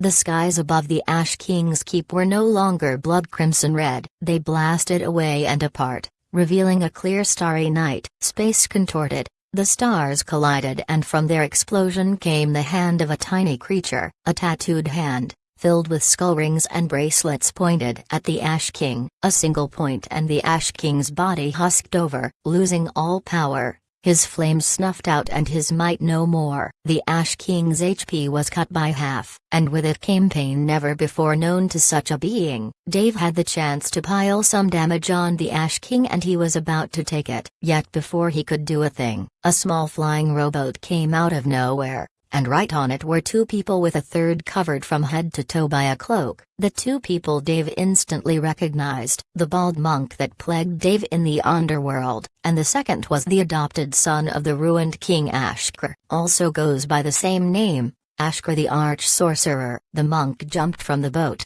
and slammed his staff down on the Ash King, smashing his head right into the ground. "What the fuck are you doing here?" Dave roared, but his words fell on deaf ears. Ashkar followed after the monk and slammed his palm on the Ash King's back. In his other hand was a box that Dave knew far too well. It was Pandora's box. Ashkar pulled a black ghost from the Ash King's back and opened Pandora's box, then threw it in it. Dave guessed at what was happening, so he inspected the Ash King and realized what went down. Vertical bar active debuff. Vertical bar. The Ash King has lost one level of power. This was how Ashkar stole levels, but he didn't know to what purpose. Another thing happened right after. The monk slammed down with his spear on the Ash King's hand, forcing it to release Guy Bolg. He then grabbed it and jumped back into the boat and handed the spear to the robed man. Ashkar laughed loud. He looked at Dave and said, "Soon, your worst nightmares will come true." Just as he finished his words, Ashkar jumped back up and the boat disappeared from the underworld. Dave was thankful that these two had ripped some of the might off of the Ash King, as it will make this battle much easier. Yet Ashkar's warning gave him a grave sense of dread. Something was going on in Conquest, and it was definitely nothing good. Dave turned his attention back to the Ash King. Even with a level less, and without the Guy Bolg, the Ash King was still a great threat. He needed his full attention focused on this foe. "Young lad, how about you let this giant give you a hand? I have sensed your sorrow for the loss of your friend." He too was a giant, even remotely. He was still related to us Titans. "Here, use my strength. It could come in handy," the Earth Titan said, and threw a small piece of white marble at Dave. The marble penetrated into Dave's skin and he received a notification shortly after. "Titan's might. For a brief period, you can conjure and wield the power of the earth." "Thank you," Dave muttered. He then stomped on the ground, forcing a pillar of rock to smash into the downed Ash King and raise him back to his feet. "No time for naps, bitch. We're just getting warmed up." Chapter 491. On his last leg. It was easy for Dave to move the earth. It felt like an extension of his body. He didn't even need to walk to the Ash King. The earth itself carried him toward the Demon Lord. The ground shaped itself like a surfboard and moved Dave forward. Dave gave a mental command and the earth surfboard stopped and split into spikes that shot at the Ash King. The latter clapped his hands, summoning a sword of flames, much weaker than the ones he used to summon before the Undeath god sapped away his power. The Ash King swatted away the spikes, but he didn't account for Dave's follow-up stomp. It caused a pillar to rise right under the Ash King's left leg, tipping him to the side, giving Dave ample time to slice down with Durandal, unperturbed.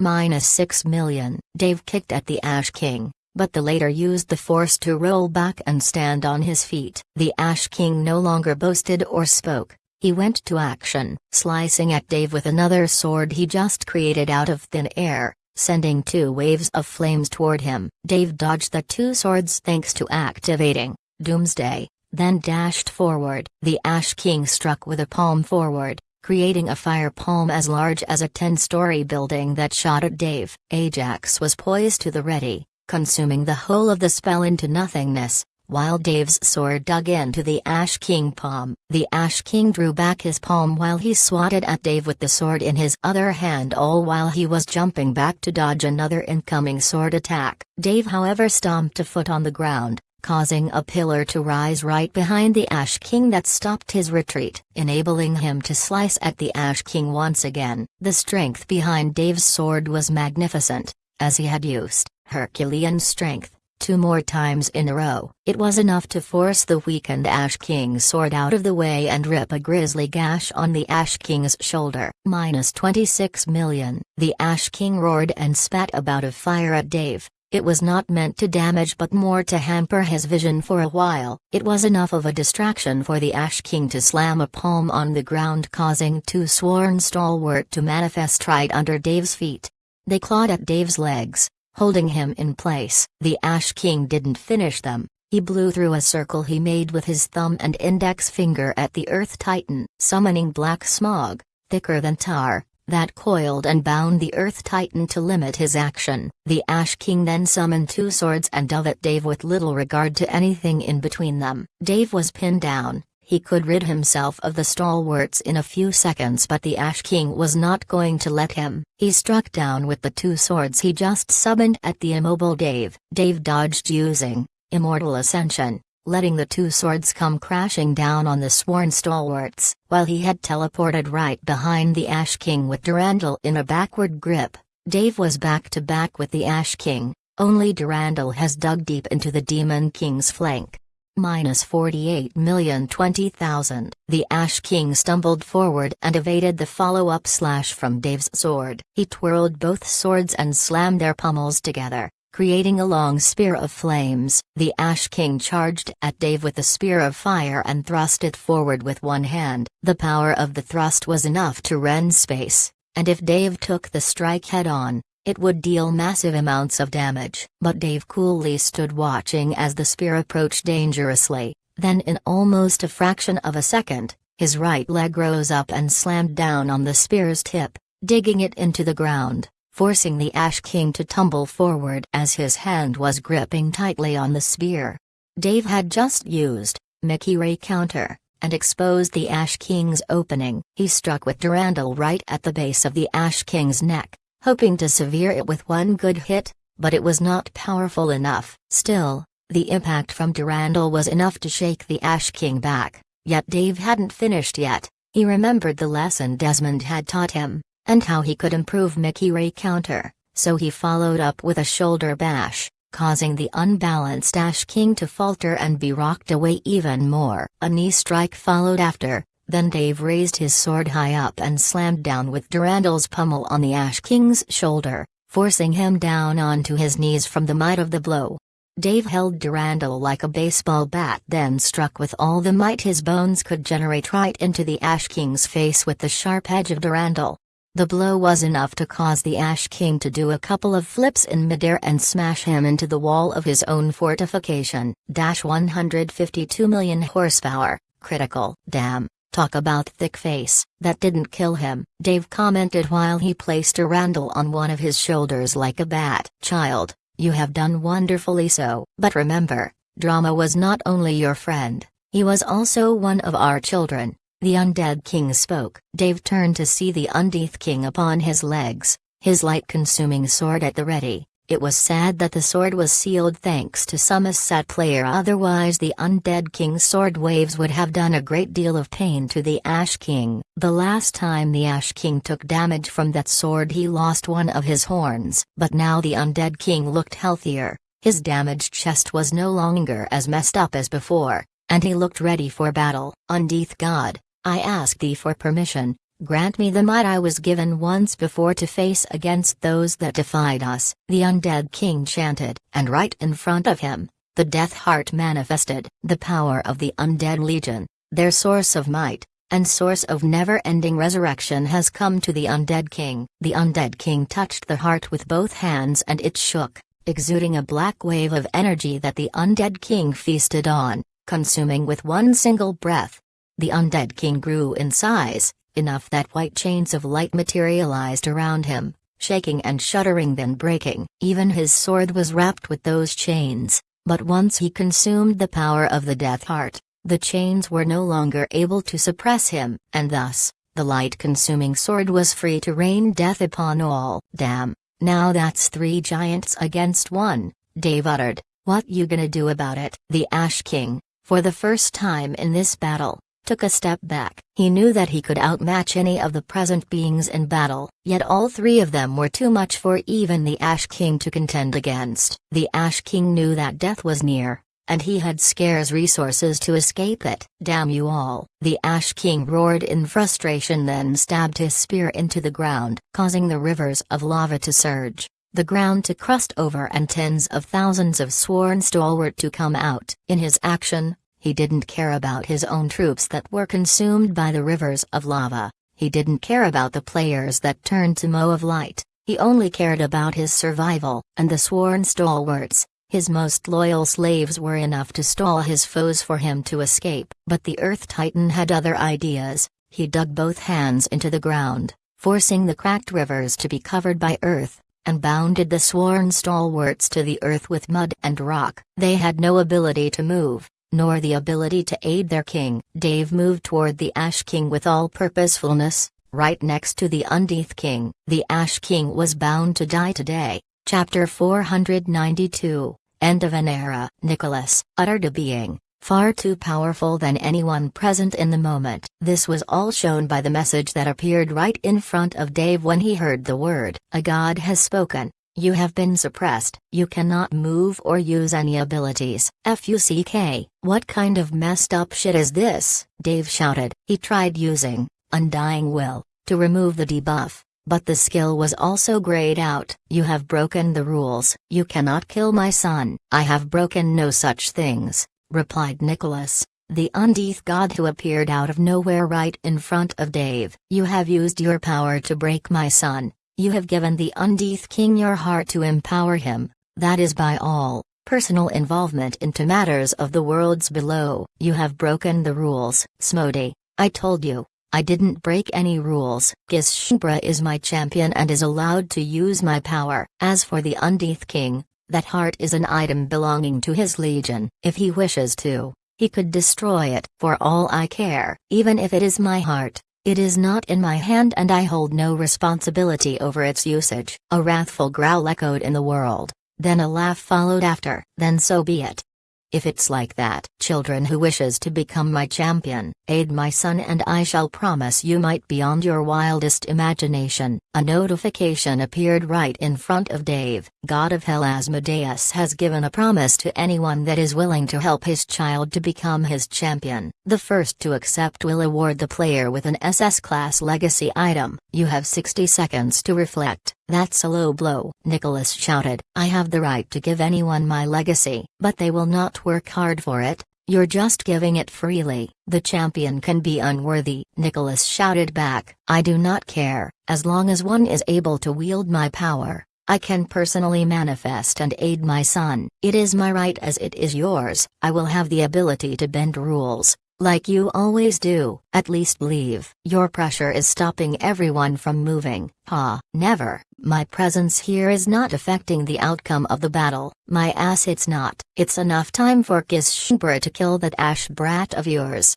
but you're purposefully wasting time until your champion is chosen. The players among the Ash King's side rejoiced. It was true. They could get an SS-class legacy item and ability just by being the first to accept. It was a fair competition between them. There was no need for a guild, or for a background. All that they needed was to be faster than everyone else. For now, they didn't even care if the Ash King lived or died. All they wanted was the legacy item. How come you can move? Dave asked Nick. Huh? Are you dumb, kid? I'm a god. His pressure can't affect me. Right. Shit, I didn't want to use this so early, but I guess I don't have a choice. It's time for you to fulfill your promise. Dave spoke, and almost immediately, a loud thunderous boom echoed in the distance. Right after that, a notification appeared for everyone to see. The battle of the underworld has ended. The Ash King has fallen in battle. The Undead Legion has won the war. The Undead Legion has the ability to conquer and obtain the Ash King's keep. Once done, the underworld will be open to the public. The servers will go down for the pack installment in 60 minutes.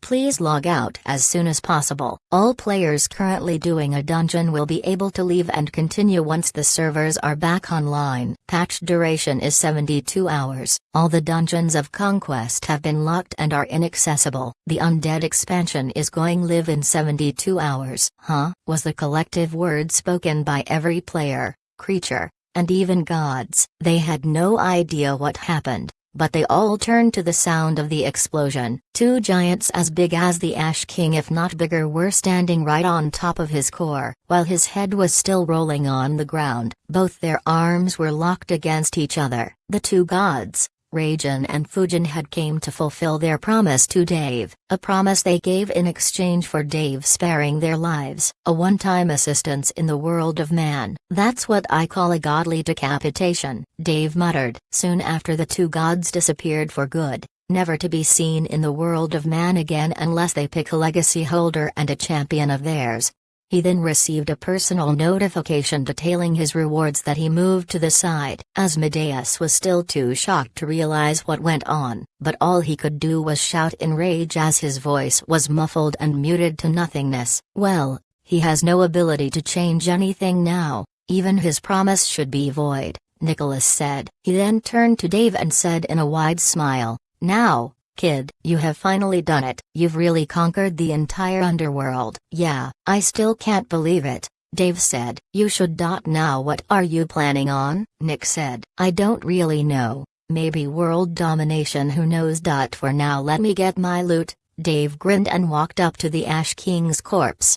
Interlude. Somewhere in the vast expanse of Conquest, a robed man with two half-gods stood in front of a box. It was the Pandora's box that Dave strived hard to get. "Are they all here?" "Yes, the pilfered might of every being in this world is contained within this box," spoke Ashkar. "Good. What about the stones?" "I have them right here," spoke the monk and placed some tablets right in front of the robed man. If Dave was here, he would realize that these were the tablets he needed to open the vault behind Raijin and Fujin's boss chamber. "We're missing a few. I couldn't find them." "The lad has them, but believe me, the real treasure is not what beyond the wall, it's these stones themselves. I only need 2. And these are more than enough," Ashkar said. He then touched the stones and pressed his hand on Pandora's box, funneling the energy from them into the infinity abyss of the box that harbors doom. Soon the stones turned to dust. "All the ingredients are in here." Ashkar's voice was suddenly interrupted. "Oh. The lad had used the gods," spoke the robed man. "What a great piece of news.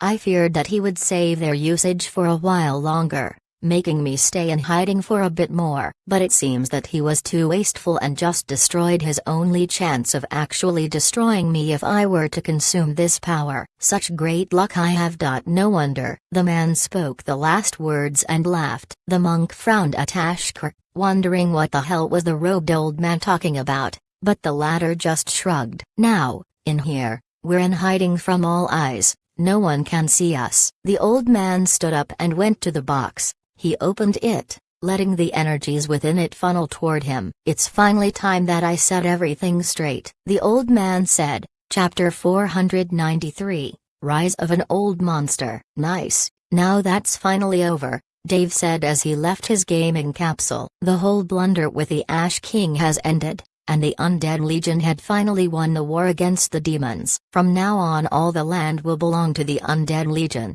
A great hope and a great prosperous future is in hand. Dave had leveled up immensely in the last battle, gaining almost 40 levels, and now stands at the top of the players in Conquest at an astonishing level of 594. He could have gained a lot more EXP if he had killed the Ash King without relying on Raijin and Fujin, as the system calculated that Dave had used an unorthodox method to kill them. He was only rewarded the EXP for the damage he dealt and the assistance and help he provided the Legion in conquering the last zone of the underworld. The Ash King remains the strongest entity in the game of Conquest to be killed to date. At a level of 900, No, 899, as Ashkar and the Bald Monk had stolen one of the Ash King's levels. Dave was still wondering about the implication of such happenings, but he didn't want to delve too much upon them. For now, he will enjoy his victory, and if things turn for the worse, he has a legion that could assist him. For today, the game of Conquest is undergoing maintenance. The huge undead expansion is going to be open to the public, and in it, players will be able to join the Legion on their own, able to enjoy the Legion's benefits and do their challenges and tasks. Dave's phone rang. It was Perfect Shot. Yo, what's up? Hey man, Dad says thanks for the video feed you sent him. Good fight, he said. Anyway, CCN is hosting an interview, and you're the main guest. Can you come over soon? When is that happening? Dave asked. In like 2 hours,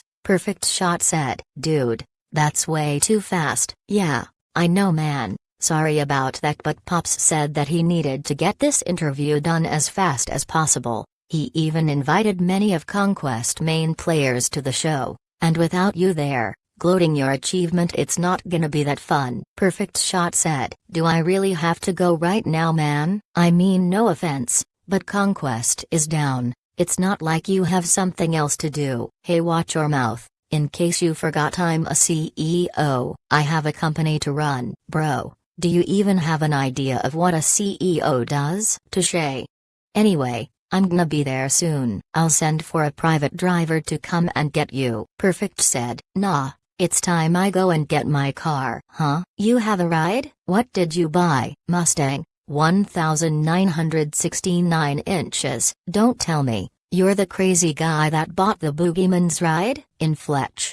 Damn you crazy, that ride's gonna get everyone's eyes bulging. Anyway, see you at the office. 8. See you later. Dave hung up and went to his dressing room. He once again wore the jacket that Lone had made for him. It was a great night jacket that fit him to perfection. He ran a comb through his head, a good perfume that Zoe got for him, and he was ready to get to the garage where his car waited for him. Once he was out, he grabbed a taxi and asked the driver to get him to the garage. He left the taxi after paying his fees and headed toward the massive car gallery. Like always, Thomas's car gallery was always packed full of people, all checking out the most luxurious and best sports car of the year. However, once Dave entered, all eyes turned to him. A young man in his mid-20s, donning a dinner jacket that looked like it was designed for a world-renowned movie star. He didn't glance a second time at any of the cars in the main gallery but headed directly to the inside of the area. One of the workers there followed Dave.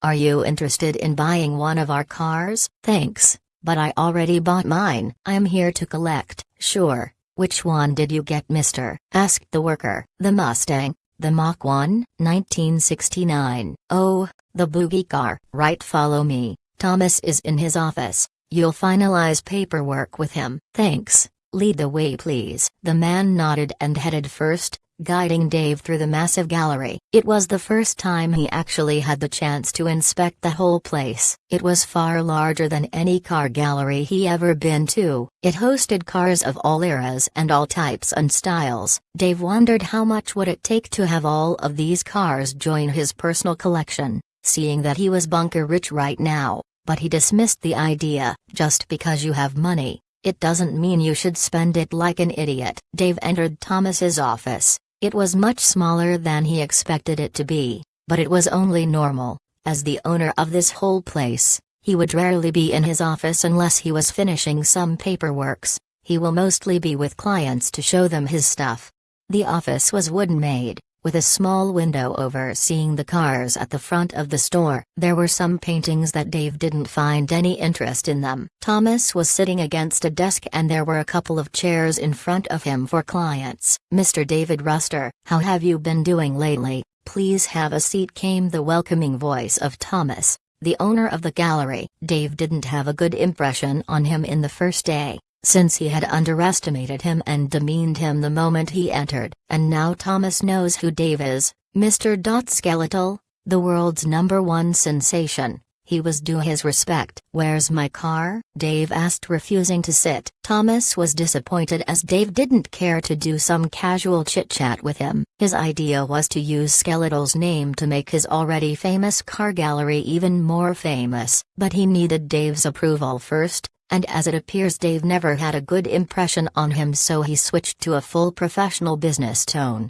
"It's been ready for days now. Come, let's give it a go, shall we?" "Yeah, I'll do that myself. Give me the keys, please." "Oh, yeah," Thomas said and turned to press on a button on a wall behind him. The whole section moved and several key holders appeared. Many of the key holders had keys for cars in them, and a rare few were missing their keys. Probably sold cars. Thomas pulled a key from the top that had a racing horse symbol on it and handed it to Dave. Miss Zoe Silvana had handled all paperwork. "The car is ready and has a full tank. I also set up an automatic driving system, so one day if you don't feel like driving you can just set a destination and the car will get you where you want.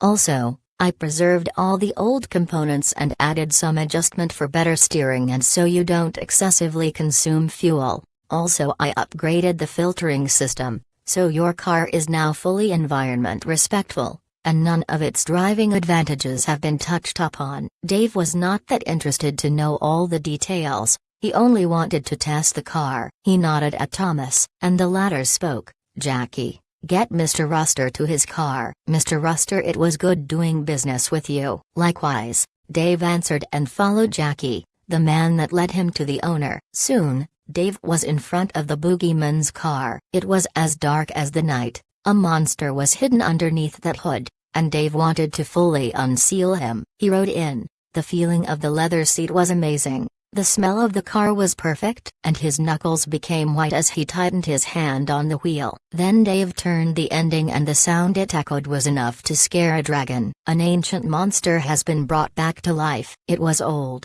and now it had returned, just like an undead. Chapter 494, War of Words. Dave pressed hard on the accelerator, bringing back the old monster to life. It roared in defiance against all the years it had remained unused and standing still. It was the breath of life having been blown into it. Jackie opened the garage door for Dave, and the latter switched gears and drove off after spinning the wheels several times in place. The car shot out of the gar like a bullet. There goes Dave's fear of speed, as once you're the one behind the wheel, you would feel much safer. Dave drove between the cars of New York. Most gave way to the monster behind them. All the cars on the road were smart cars and would give way to anyone not using automatic handling. Dave found himself in heaven of a free opened way. It was no wonder that Zoe liked driving like a crazy person. Every car gave her enough space to move and she never felt hampered. Dave kept moving the car. No one dared contend with the Mustang on the road, and whoever noticed the car had his eyes glued to it until it moved away. Its style was a far cry from the futuristic-looking rides on the road, but that ancient style had a sense of majesty and pure savageness that commanded respect and fear. He turned on the radio, playing some old-school music, country, rock, and metal, whatever the beat the podcaster decided to play, Dave would listen to it bemusedly. There was no freedom better than this, Dave thought to himself. In less than 1 year, all of his life had turned around, and if one were to meet Dave a year ago and tell him that he would become Mr. Skeletal, a world-famous superstar, a millionaire owning a company that created the latest tech-related ch.i.p.s. and gears, and also, the man who single-handedly steered the wheels of conquest, leading it to a new age. David Ruster, from a part-timer to a world sensation. It was thanks to luck, but also it was all due to his hard and ceaseless efforts. Dave kept driving following the car GPS, and soon he found himself at CCN headquarters studio. Dave didn't even have to give his ID to the security at the door. Everyone knew who Dave was at CCN. The door opened up to him and he entered the building. From there, a woman came rushing in, holding a notepad in her hand. "Mr. Ruster, I'm Cindy, you're a little late, but we can manage the time. Please follow me to the makeup room as I tell you how things would go." "Skip makeup, just get me on the set. I have a birthday party to attend soon and I don't wanna be late to that either." "Skip makeup, Okay, Cindy then struck an element off of her notepad and began telling Dave what was going on as they moved. Susan will host the interview like always. There will be many other players present today. We'll be discussing the new patch update that Conquest has just released. Also, we'll discuss about the future plans of all the super guilds, especially with the impending downfall of the Bloodroggers. Wow, hold up. New patch? When and what downfall are you talking about? You didn't know? Conquest released a patch just 30 minutes ago. As for the Bloodroggers, we don't have time to go over every detail, but your action against the Ash King and Victory resulted in any of the players that chose the demonic side to forfeit their legacies. That's a big OF. Anyway, who's going to be in the interview? Everyone. Oh, that's gotta be interesting. Dave smiled and then walked into a room where Sigurd Smith, Perfect Shot's father, and the owner of CCN was standing in wait. Welcome, David, my shooting star. Ha! Sigurd gave Dave a tight bear hug, which reminded him a lot of Ralph's antics. Now, today I'm hosting a lot of snobbish brats, but you gotta show them who's boss, boy. Everyone is already on set, we're just waiting for you. Yeah. I'm also hoping to get this done and over with quick. Whose ass should I roast for you today? If you can, all of them. Ha! But don't overdo it. We don't want anyone coming out crying, do we? Sigurd smiled at Dave and the latter replied with his vicious drag grin. That's the face I wanted to see. Ha! Go in, boy. We got a show to start. Dave walked in the studio backstage. From the other side of the stage, he could hear the loud clapping of people who were already seated as the show must have started a few minutes ago. Susan's voice could be heard from everywhere. So, that makes for a great future aspect, Warlord. Valentine, the Devastator Guild had relied a lot on you two's achievements, but as it appears to everyone, Mr. Skeletal has become a great hurdle in the rise of the Devastators Guild. Do you have anything to say about this, Susan? Before I answer your question, I have something to say. Valentine said, this is probably not the only time I was proven wrong by Mr. Skeletal. He has shown us all that even one man, against all odds, could do many things. He is an aspiration to many, and everyone should have a good grasp of their capabilities but never shy away from greatness if offered as risks to take. Mr. Skeletal was but a banal single man as he began, and I am ashamed to have thought nothing less of him at first. I admit that my view was biased, but now I have faced him, and even fought alongside him. I would like to take back all I have said against Mr. Skeletal, as he is not one to be trifled with. He is no less a genius than Mr. Park right here. Dave grinned. Valentine was a vicious person. He just apologized to having offended Mr. Skeletal on TV. And instead of leaving it like that to be criticized by the Devastator supporters as they were too blind to see that Dave was superior, he shifted the view to White Ghost as he was the genius of Conquest. But due to Dave having beaten White Ghost several times on the row, Valentine and the Devastators get taken out of the picture as humble people who recognize their mistakes and apologize to it, while White Ghost was offered as the scapegoat. White Ghost coughed and said, it's as Valentine had said, Skeletal had great opportunities that he took advantage of all of them. This gave him a great head start over everyone, and as Valentine said that Mr. Skeletal is a true genius, I would not deny it. He had outsmarted me several times. Sadly, I haven't had the proper means to fight back as I didn't want to risk my legacy. Otherwise, our fight with Mr. Skeletal could have been more interesting, even if he still won at the end. That's right. Speaking of Mr. Skeletal, he had just arrived to the set. Please a welcome to CCN's VIP guest, David Ruster, in-game Gishmbra, or as everyone knows, Mr. Skeletal, Chapter 495, A Promise of Mr. Skeletal. That was Dave's key to enter the set, and he did, walking from behind the stage and into the spotlight. People began screaming and shouting Dave's player's name. Some whistled and some outright fainted. Dave laughed as he walked to the set and sat right next to Valentine in one of the sofas on the set. Next to Valentine was Warlord, and on their left was White Ghost, and a short stout man, who was obviously Wang Yi. On the left side of Dave was another sofa where Dimitri was sitting, and next to him was a person of Asiatic features. His expressions were the sourest of the group.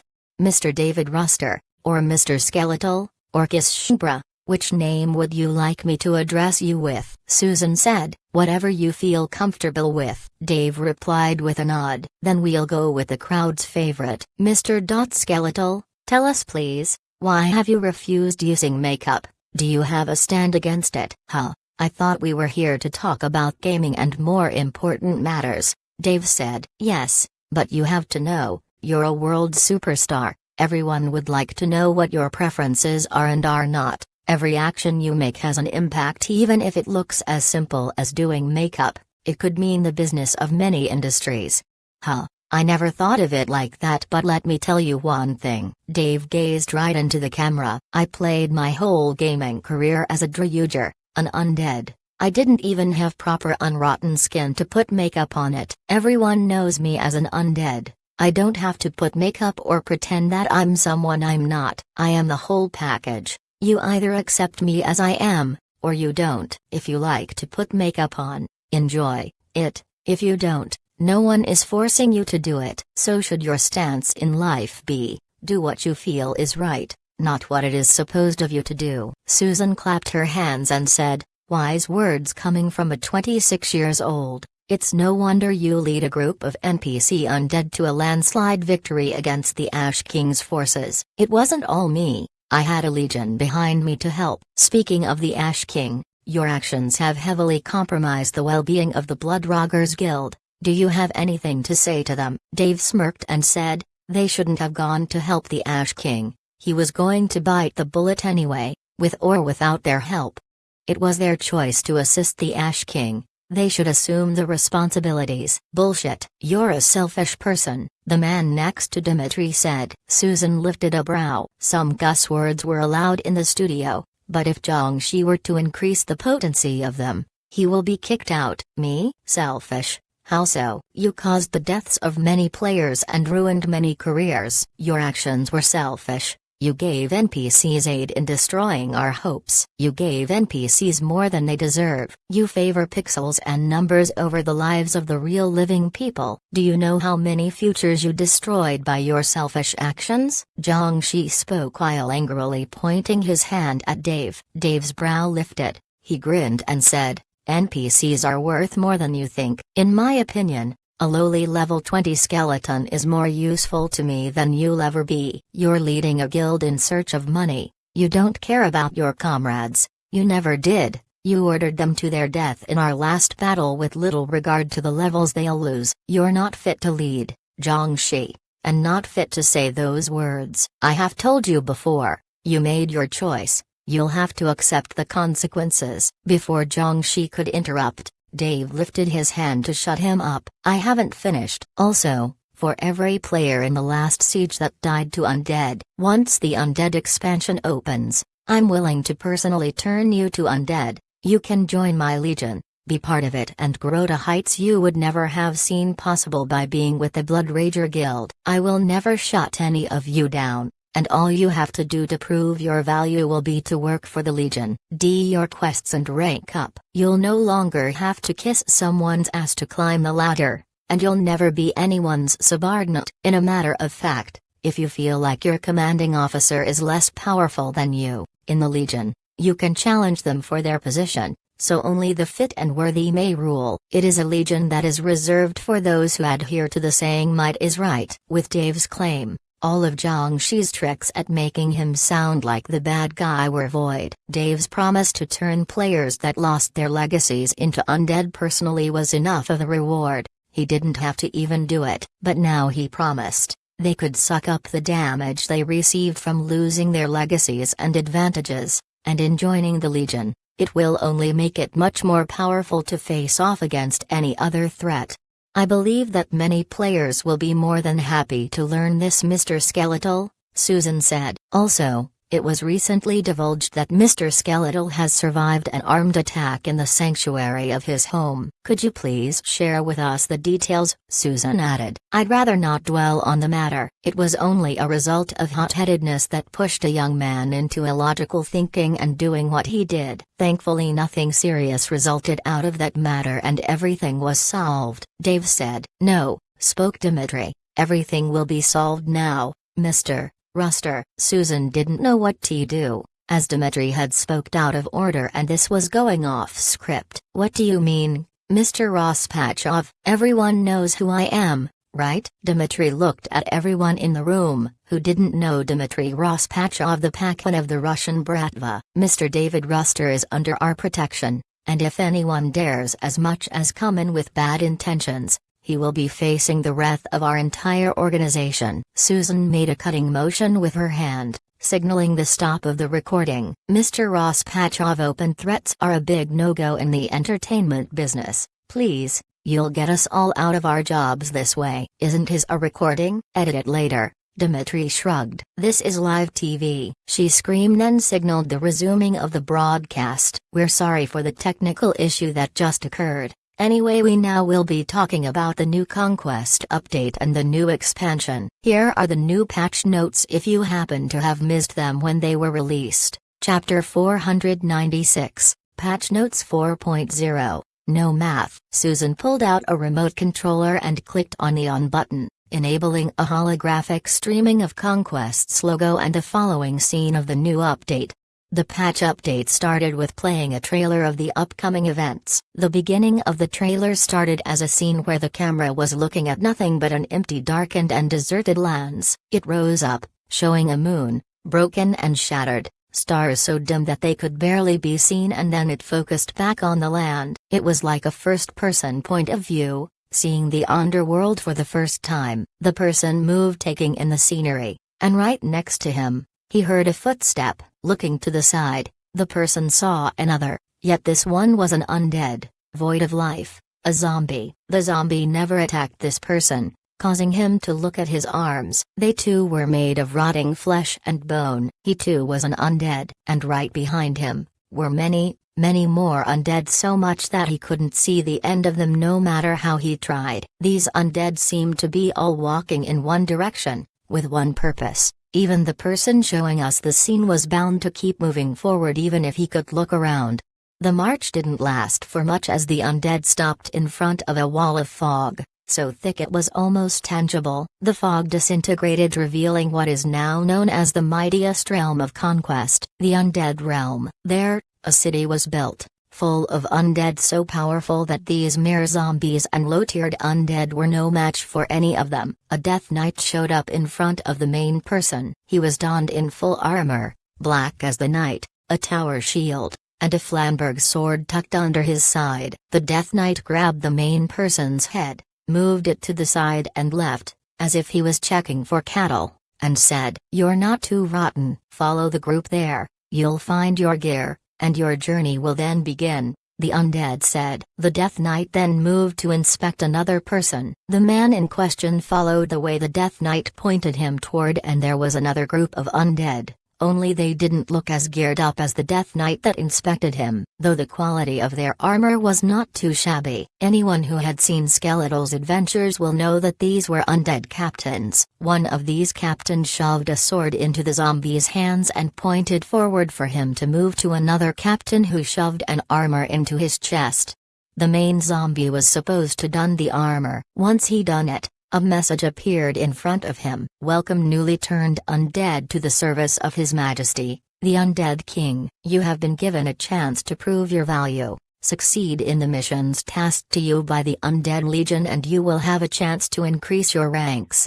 Death will never be an issue to you, as you can come back no matter how many times you die to continue your task. In the Undead Legion, you are obliged to follow the Knight's Code. Never kill the unarmed. Never disobey your superiors. Never deserted the Legion. Good hunting, and forever remember, never hunger, never tire, never fear." The zombie then took on his first mission. A time skip happened, then he became an elite undead, gaining better gear, then he leveled up some more, becoming an undead captain. His hard work never stopped, his fear never shone, and thus he increased his rank to a Death Knight. Finally, the same undead was seen moving back to the front of the undead realm, and in front of him, hundreds of thousands of other undead, if not more. He moved to inspect one of them and said, "You're not too rotten. Follow the group there, you'll find your gear, and your journey will then begin." The trailer ended as the Death Knight looked back at the Bone Palace situated at the middle of the Dead Realm, the heart of the undead city.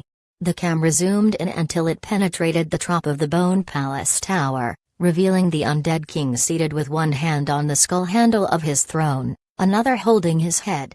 The undead king grinned, saying, "Do you have what it takes to join us? If you think you're worthy of the undead curse, then come, forfeit your humanity, and turn to a race that fears no good or evil. Our doors are open. The only thing you're required to have is a bit of courage." The undead king then waved a hand and the trailer ended. "That's pretty amazing. I guess this creepiness has an appeal to its own audience," Suzanne said. "You sound like you want to join the Legion," Dave jested. "Oh, God forbid, no.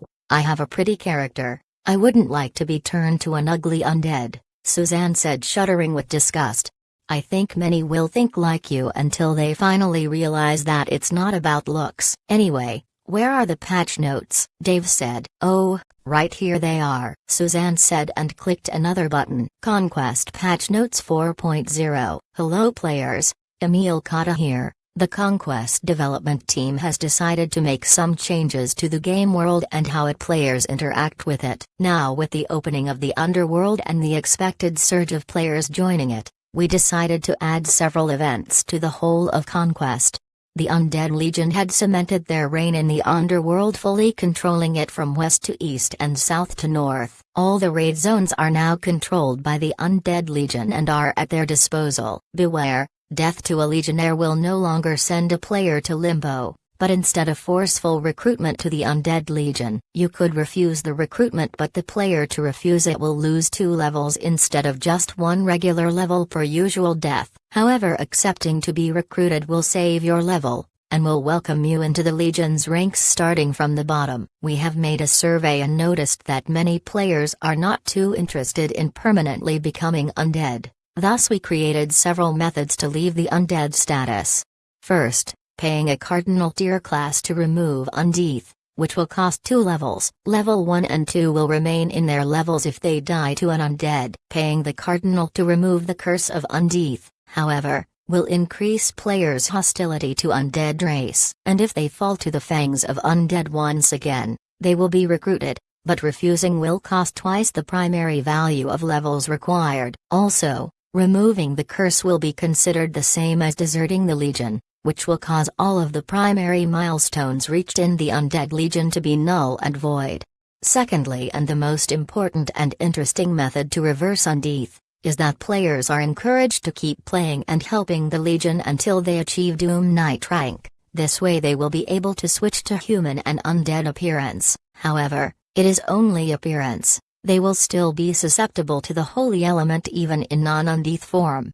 The only exception to this rule is player Gishbra due to his legacy item. On another note, for those who do not wish to see the undead rule, the ruling of the Undead Legion doesn't mean that the demonic faction has gone extinct. There are cultists and evildoers in the world that had once served the Ash King. The Ash King might be the king of the demonic beings, but he is not their god. The revival of the demonic race could still be achieved if one were to succeed in finding and completing an SSS rank quest. Yes, it's that difficult, and if any of you complain, do know that player Deathstroke, aka Gishbra, had completed a similarly ranked quest all by himself when he was much lower level than the average player. It is difficult, it is hard, but it is not impossible. Now for the more important news. The events that will happen in the underworld will vary from month to month. Basically, a world boss event will happen every 3 months, where the first to kill the boss will get a general diagram of their armor set and their weaponry, unsealing the cap from the currently designed weapons and increasing the power of already existing ones. Then some siege and an invasion from a race that has been forgotten. A new category of weapons has been discovered, the Archgod class. This type of weaponry will be a must-have in order to defeat the upcoming challenges and mighty beings of conquest that will soon appear. The Dragon Age expansion has not been developed yet due to the lack of interaction of players with said dragons. So far only one dragon has been slain, which was the source of the expansion, yet none others have followed the same fate. Most players keep to themselves in safe zones such as cities, and those who venture out are usually under spells to conceal themselves from dragons. We have decided to increase the difficulty a bit. A few events that will include dragons have been added, not to spoil much. All I could say, don't count on city walls too much, or those ghillie suites. More dungeons have also been added to the game, as the players will be battling fiercer monsters and creatures from now on. You'll have to gear up properly. Enjoy the grind, as the level 500 average was the starting point of the second most major phase of conquest. Now the real game begins. Last but not least, all regular monsters will have a mutated type that will be more powerful, faster, stronger, and far more dangerous. These variants will be available to the hunt and will generate a variant of their gear as well. You will obtain better equipment by slaying them, but do not be too arrogant, as these variants are not there just for show. This is all I have to say for the patch. It hasn't touched upon the game's mechanics, as most of it has been adjusted and balanced out the last patch. Yet for game practicality and way of life, we will be the ones to request something of you. For security purposes and safety measures, we will be uploading the entirety of your gaming content to our servers for safekeeping. It will slow your full dive once the server opens for a few minutes. There seems to be an issue that caused a visual glitch, or pixelization of certain monsters in the game, sometimes even the eye Albert. We will be investigating the issue and work on a solution as fast as possible. This has been a lengthy patch note. I apologize for all inconveniences, but once the servers are back online, we wish to see you all there, slaying monsters and conquering the lands. Emil Kada. Susan then spoke. Oh my, I'm so excited to see the new update. What do you all think? She asked. Everyone was already deep in thought. The whole patch was considered a major bombshell that was dropped on them. More powerful monsters, more events in the underworld, a new race, and more weaponry that could flip the tides of battle. Dave had seen such a weapon in work. Not even he, the Undead King, or the Earth Titan could stop it. The only thing that managed to hamper it was the selfless sacrifice of drama. If more of such weapons existed in the world, this could mean that any battle will have an unexpected outcome. Valentine began talking about the impact the new weapons will have on wars, and which guild will obtain one first, as it will switch the balance of power. Even if Dave didn't believe in this balance of power anymore, Jiangxi has lost his legacy, which will be the downfall of his guild. The Heaven Dawn also lost many players to the demonic faction, as they also sacrificed their legacies. Only the Devastators had remained at full force, but they too would not compare to Dave's legion and his kingdom in the east. Even if the Eastern Kingdom is still under development and Dmitry is still equipping it financially before moving to a more military approach, the backing of the legion will intimidate anyone from doing anything foolish and attempting to raid them. But he can't deny the fact that if the Devastators were to get their hands on an Archgod tier weapon, they might get C.O.C.Key and dare to impose their commandership on him, something he will never allow. White Ghost seemed more excited about the new events, as it will make his guild members stronger and the possibility to hunt in the underworld. Jiangxi remained without comment, and Dmitry only mentioned the benefits of the Dragon Age event that will cause players to be more adventurous. This will undoubtedly cause their deaths, and then they will have to procure more materials, spending money that will eventually end up in his pockets. As for Dave, I think that the new patch will open up new adventures. I can't wait to see what we'll have next. Susan then nodded and thanked the audience and everyone that watched the show. Everything was over, and it was time for Dave to leave the set and head to Mercy's birthday party. Ralph was bound to be there, and he didn't want to leave his buddy alone. Right before he left, Valentine spoke. Dave, can I talk to you for a moment? Dave turned. Valentine didn't seem like a rotten egg, so why not? Sure, what you got? Chapter 497, Birthday Party. Hey man, we've been wondering if you could help some of our members join the Legion, Valentine said. You mean that I'll personally change them for you, right? Dave replied. Yes, Valentine nodded. Yeah, but what's in it for me? Dave asked. We'll pay you. We don't need to change all of our members, just the 8-team group. The one your friend Blaster is leading, but I don't need Blaster to change to an undead.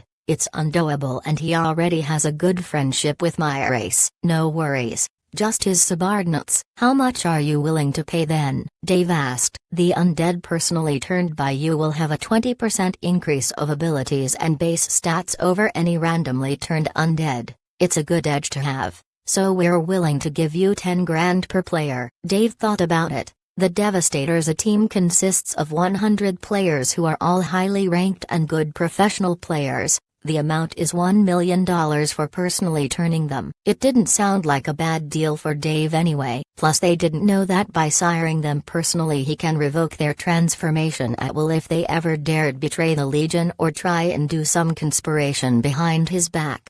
Deal. I don't mind. The more that joins the Legion the better. But do know, if they cross me, Dave didn't even need to finish his words. Don't worry, we're past the grievances. We know you're alone much stronger than the super guilds. Crossing you is nothing but a foolish move. We're in need of manpower to roam the underworld. Alright, if you understand your position then I have no problems turning them. Good, that's a deal. I'll wire the money to CC and CEO. Once the servers are back online I'll DM you. Good, I'll have to go now. I'm expected to be someplace else. And I'm already late. Right, I won't hold you off. Warlord. Valentine nodded to his guild master who was standing nearby with his hands crossed. Warlord nodded at Dave and didn't say anything. Dave grinned. The guy wanted to come and talk but his pride didn't let him. He left it at that and left the studio, roaring the Mustang's engine and waking it back to life. It hungrily grumbled and took to the streets like a newly revived beast. Dave followed the GPS location to Mercy's home. It was a palace house built right outside of New York. It was not even far from his old home in Moya. It took him an hour's drive to get to the palace. The traffic was not too hot and he managed to get in only half an hour late. There were hundreds of cars lined up along the entrance of the palace owned by Tivo Giovanni, a made man, an untouchable, by law or by man. No one dared cross him or anger him. The palace was big enough that it could be seen from a distance. It was made of a light brownish color, roofed with blue tiles. The garden was large enough that it would take at least half an hour's walk, so everyone had to bring a car to get inside. Once he was at the entrance, two men in black suits stood there letting people in. They verified the guests' identities then let them in. Dave's car engine signaled his arrival, and the two guards looked at him wearily. The car brand and model was too old, a sharp contrast to all the brand new models in the entrance. Dave was about to get down when one of the two people came toward him. He was about to groan, seeing that everyone had come with an invitation and he didn't. That was bound to cause some problems here. Mr. David Ruster, welcome, the guard said and opened the door for Dave. Please, let me park the car for you. There is a limousine waiting for you to take you to the palace. Oh, thanks I guess, Dave said and walked out. Don't scratch that car please. I won't, don't worry sir, we'll make sure to take good care of you vehicle. It belonged to the boogeyman of course and we don't want him coming over for a reckoning, the guard joked. Dave smiled at the guard's reply, but he clearly understood that his every move was monitored now. They all know whose car this was. That could also mean that the Giovannis know what he even had for breakfast. He was going to have a chat with Dante about this. He didn't like being followed around. Once he walked out, he noticed that the sun was not too hot and the air was breezy. It was a good spring day, and was perfect for a birthday party outside. Dave was led to a waiting limousine that he entered and found two people inside. Dave knew them instantly, Jenny and Tess, two of Zoe's frenemies. Once Jenny saw Dave she frosted up, her face became pale as a sheet. She had dared offend him and demean him not once but twice, the first time she saw him with Zoe and the second time when he came for his high school gathering at the club owned by her father.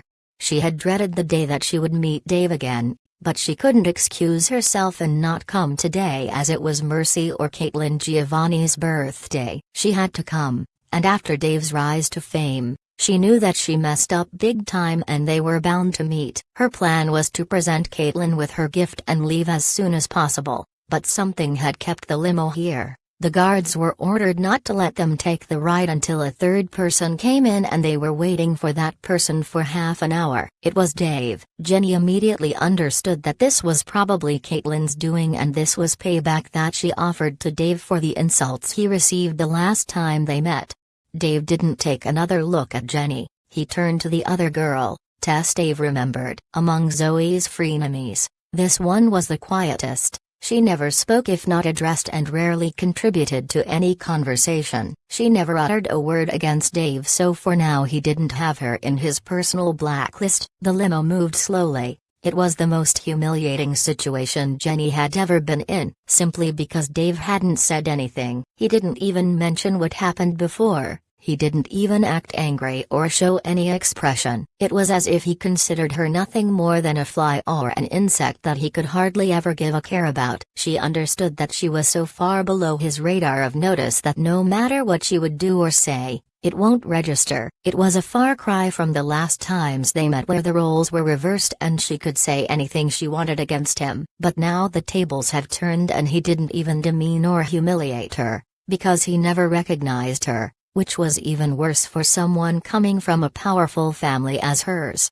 The limo arrived soon after. For Dave, it was a quick ride. As for Jenny, it lasted an eternity of fidgeting, jaw-clenching and mouth opening and closing, trying to speak words that never dared came to her mouth. The door opened to Dave and he walked out first. Right in front of him was the Giovanni Palace. It was huge. Now he sees it up close, and right in front of it were dozens of tables with people already seated, drinking wine and chatting with each other.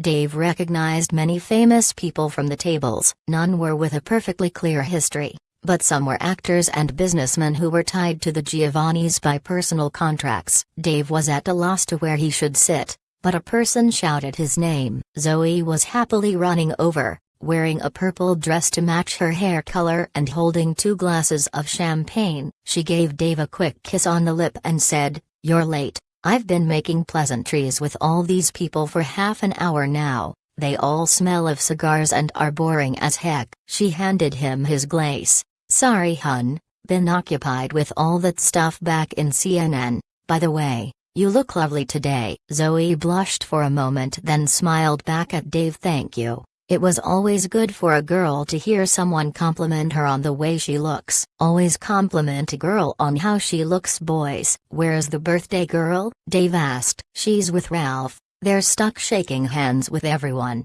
It's going to take a while before they are set free. I already have a table reserved for us. They'll join us once they're done. Let's sit." "Right." Dave nodded and followed Zoe through the people that were chatting with each other. There was a white round table with a reserved sign on it where Zoe took a seat right next to Dave. The table had a large parasol to keep the sun away and was right under a big oak tree. The place Zoe took was perfect as she could see everyone from there, and right in front of them was a large buffet table where people went to grab snacks or bites. The party apparently has yet to start. Just a few moments after they sat, the party became deathly quiet. Someone had stood right in front of them. Dave looked up. It was the big boss in the flesh, with his jaws tied on a cigar and a hand holding a glass of wine. He grinned at Dave and said, "It's good of you to come here, but shouldn't you have came to pay your respects to me first?" The Don spoke up and everyone at the party quieted down to see how this was going to unfold.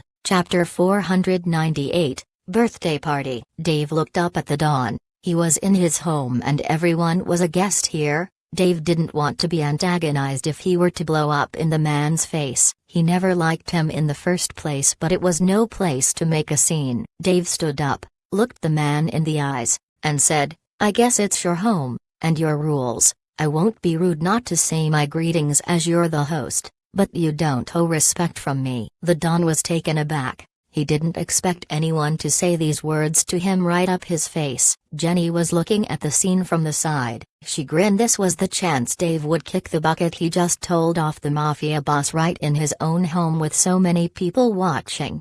"Care to explain why?" the Don said. "Well, what did you ever do to me that makes me respect you?" "Your people here, they are definitely all related to you via business. The relationship of common interest." "I'm not. I was invited to your birthday, daughter. Your daughter, not you. She is my friend, not you. So why should I give you my respect? Few of the men fidgeted around, some even had their hands on their pockets tapping menacingly on something Dave believed would be nothing but a firearm.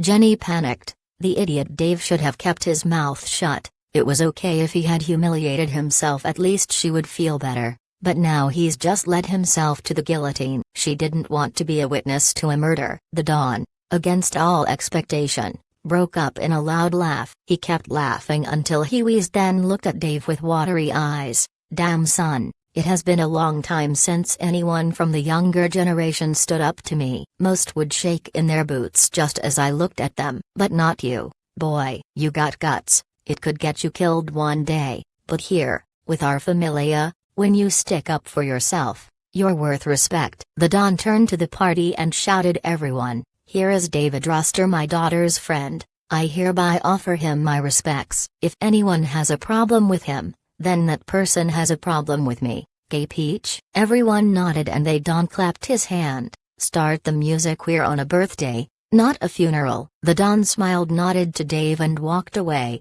happier than anyone ever believed the Don capable of. Dave, you're playing with fire, you know, Zoe said. What? Why? He came to me. I didn't provoke him or anything. Well, yeah, but remember here, in this social circle it's all about power and influence. What the Don did to you was give you face, and thankfully the situation didn't escalate. I thought you were going to blow up in his face the same way you did right after you were attacked in your home. Nah, I know where we are. I'm not dumb, but I won't accept someone asking me for this so-called respect if he did nothing to earn it from me. That was your saving grace, actually. If you did pay respects to him, his opinion of you would have dropped severely. He would understand that you're influenced by the position and social status. So when you stood your ground, you made yourself worthy of being an equal than a lesser person. That is due respect, but that also means that you created a whole lot of conflict and problems for yourself from parties that don't like the Don so much. What do you mean? Dave asked. Well, not everyone likes the Don, you see, and he just made you a protege. That means if someone wants his ass, he has a way to get to him by going through you. Oh, that's not nice. Dave thought the situation wasn't as good as he would hope. But don't worry. Daddy and Dimitri have a lot of people keeping a watch on you. You won't be assassinated, at least. Zoe grinned. I don't want to walk around with a target on my back, Zoe. I know, but this is the real truth of the world of the elites. You're no longer David Ruster, the gas station boy. You're Mr. Skeletal, the world's #1 player. You're a world builder, even if it's very small compared to other world dominators. You're still a beacon to many others. Your rise and fall can affect a lot of people, even if you don't know it. You're holding a lot of power. Use it wisely, Zoe said. You seem well versed in these, Dave replied. I've been playing the power game since I was born, Davey. Don't let it get to your head. Stay the way you are and everything will be okay. The first to lose the race are the ones that think that their power is enough to dominate everyone until they find themselves in the shadows of another world pillar. The same way that happened with Douche Guy? Yes, exactly. He thought that because he was the son of the CEO of some unknown company he could do whatever he wanted. Look at where that got him. In jail, and his father kicked and removed all of his possessions. Use your wealth wisely. Do what you want, but don't be C.O.C.Key and don't let people step on you, and you're set for life. Don't worry, Z, I'll keep it in mind. Hopefully, I won't mess up. If you do, I'll bunk you on the head and straighten you up. Don't worry, Zoe grinned. Hi bud, you'll always wear that jacket? Ralph's voice came from behind Dave. Dave grinned as he looked back at his friend. He was wearing a full tux. It was amazing how the stuff he wore managed to show the muscles under him without it looking too tight. Ralph is right, Dave. We should go back to Armani's and get you more stuff to wear, Zoe said. Yeah, that's a date then. By the way, where is Caitlin? Still at the entrance welcoming people. She had mercy on me and let me leave, Ralph said. Dave groaned at his lame jokes, but that was Ralph. The big oaf didn't even sit down. He went to the buffet table, and began piling anything and everything he saw on his plate. Nothing escaped the clampers in his hand. Some of the people were horrified by his manners and left the big guy get his share of food first. Mercy soon came. She had both brows tightly knit together and sat down in front of the group. Good God, that's annoying. I've had enough of small talks and saying hello to people. Price of being Don Tyvo's daughter. Where's Ralph? You should know by now where your boyfriend is, Dave said. Mercy turned immediately to the buffet table. She smiled at Ralph's carefree attitude and turned back to say to Dave, you'd better not use that word a lot here. People from my family are still old-fashioned. They don't believe in relationship.I.P.S. Pre-marriage. Bruh. That sucks. Anyway, this party's gonna last long? Dave asked. Why, you got something else to do, Caitlin said. The game is shut down for now. Hey, it's not like I only have games in my life, Dave replied. Caitlin and Zoe both looked at Dave in a way suggesting that he really only had gaming to do. I need to go to the gym anyway, Dave said. At this hour? You must be kidding. Desmond's club is going to be packed. A lot of people have nothing to do without Conquest. Everything is full, even supermalls, Caitlin said. I actually just don't like it here. Too many people keeping a close eye on us, Dave replied. Well, of course they would. You told Dad off. Anyway, the party is going to last for a while. You can go upstairs if you're not in the mood of staying here. Zoe can join you. Caitlin winked at Zoe, who became extremely embarrassed. What's going on in here, boys? Ralph said as he dropped his plate on the table loud enough that Dave thought it was going to break. You're gonna eat all of that? Caitlin said. Yep, gotta keep my guns packed and protein ready, he said while kissing his biceps. You're an ogre, Caitlin replied. A very handsome ogre, Ralph replied with wiggling his brows up and down. Dave realized that Ralph was acting the same way he always did and his game was on all the time. While he on the other hand rarely interacted with Zoe in the same way. He loves her, indeed, but actions speak better than thoughts or words. He promised himself that he will be a better company the next time the two of them go out together. The sound of metal hitting glass resounded through the birthday party. The Don was going to do a toast. Thank you all for being here. It means a lot to me that you all would come and witness my daughter's 24th birthday. I welcome you all here and I wish you'll have a good enjoyable time. Everyone raised their glass and drank to Tyvo's toast. Then some people began moving and presenting gifts for the daughter of one of New York's most influential games. Dave gawked at the stuff these people brought. Some brought keys for a sports car, diamond necklaces, gold bars. One person even gave a yacht. A group offered the Don a plot of land, and the gifts kept increasing in absurdity. This was Caitlin's party, and all the stuff was going to belong to her. She didn't look happy with the gifts. Thought, you don't seem too happy with all this stuff you're getting for your birthday, Dave said. Why should I? Most of these people are offering expensive stuff to appease to my father. What will I do with a plot of land or that Maybach? I had a better car, Mercy said. Yeah, you had. Too bad it ended up ramming into poor Almy. Hey, I didn't do that on purpose. Someone messed with the brakes. I was going to die. Dave shook his head at her. He didn't want to remember the old days. After all, everything turned up better than his wildest dreams. Anyway, I guess that I'll do something different. Just don't forget when it's my birthday. Dave pulled up his phone, logged onto his Conquest account, and sent an item from his inventory to Mercy in a game mail. Mercy received a notification, and when she saw the item her eyes widened up. This dagger, it's way too OP. Yeah. Happy birthday. Dave smiled. He was going to try and sell the curved dagger, the grim blade he obtained from killing the Chaos Centipede, Chapter 253. But offering it as a birthday gift was not such a bad thing. After all, she was his friend's girlfriend and he wasn't going to be a cheap person. After all, seeing everyone's extravagant gifts made him believe that this was only appropriate in the situation. Thank you so much. I really wanted a better secondary dagger and all I found on the market were crap weapons and really expensive. This is several times better than my secondary dagger, Mercy said. You'll use it as a secondary? Dave asked. Yeah, my primary dagger is my legacy item. I can't change it, it's a scaling weapon. And this one is pretty good for its level, thanks a lot. No worries, I'm glad you like it. Hey, what you gonna give me for my birthday? Zoe asked. Is it clothes? Yeah.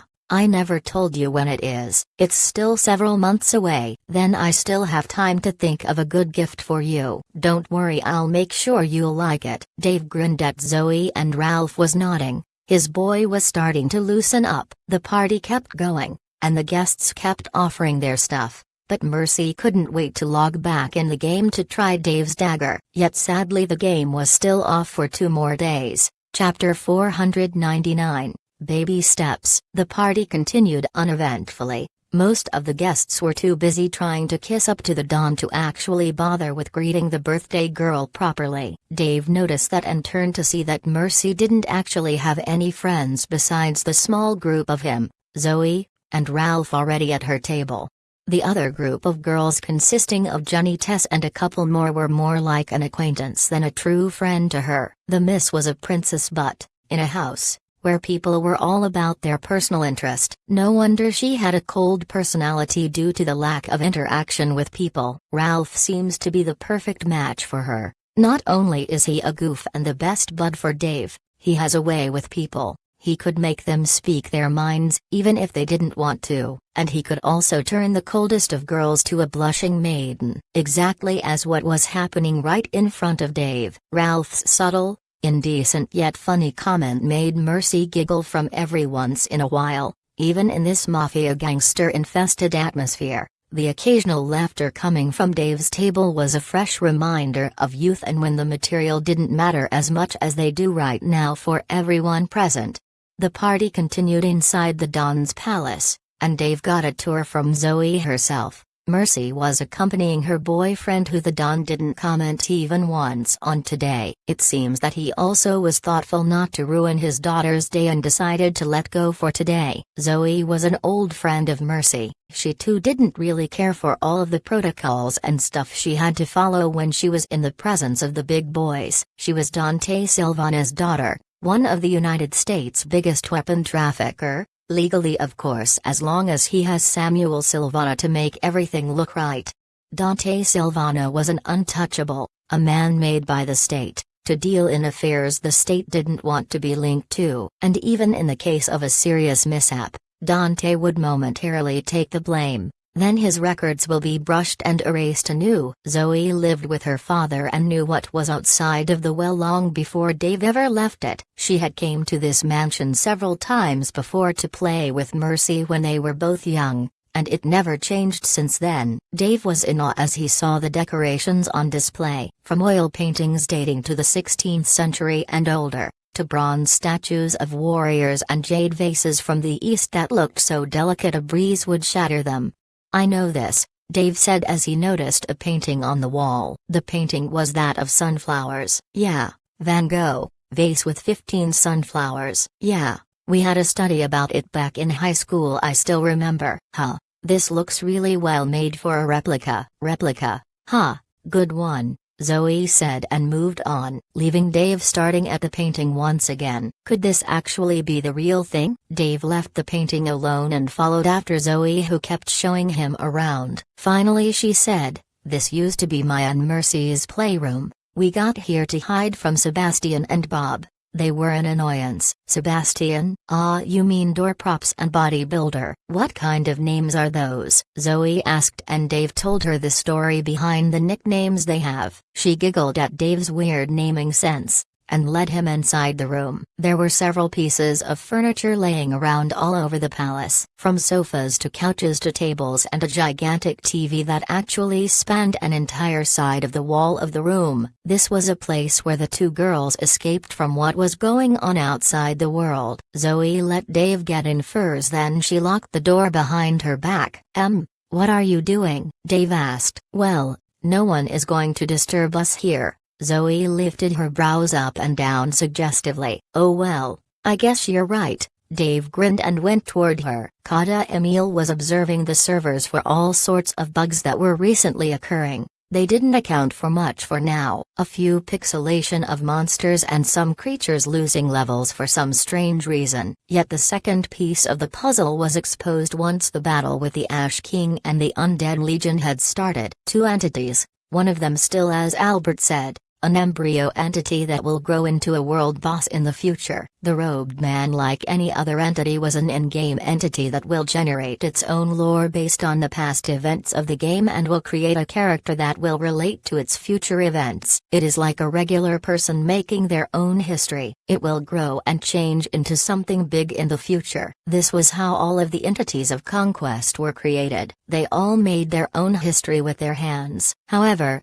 Emil kept checking the creation code of the entity and didn't find anything special about it. It was no different than a normal farmer NPC in his logs. It didn't have any aspirations, any hopes or dreams, which made it too regular, too normal to be walking around with Ashkar and the monk Shazen. These two half-deities would not ever have a goal or an objective in common, but with this small entity among them, they seemed to be working out a plan. Emil was still verifying what was going to happen in the near future, but for the life of him, he had no clue what would the upcoming events in Conquest will unfold. But he couldn't keep the grin of his face. His life project, the Undead Legion, has been a major success, and thanks to David Ruster, it has risen back from the ash like a phoenix. The Legion is bound to reshape Conquest to a new game once it is released. Now the whole staff is busting their ass off to get the game running smoothly and launched as fast as possible. Chapter 500.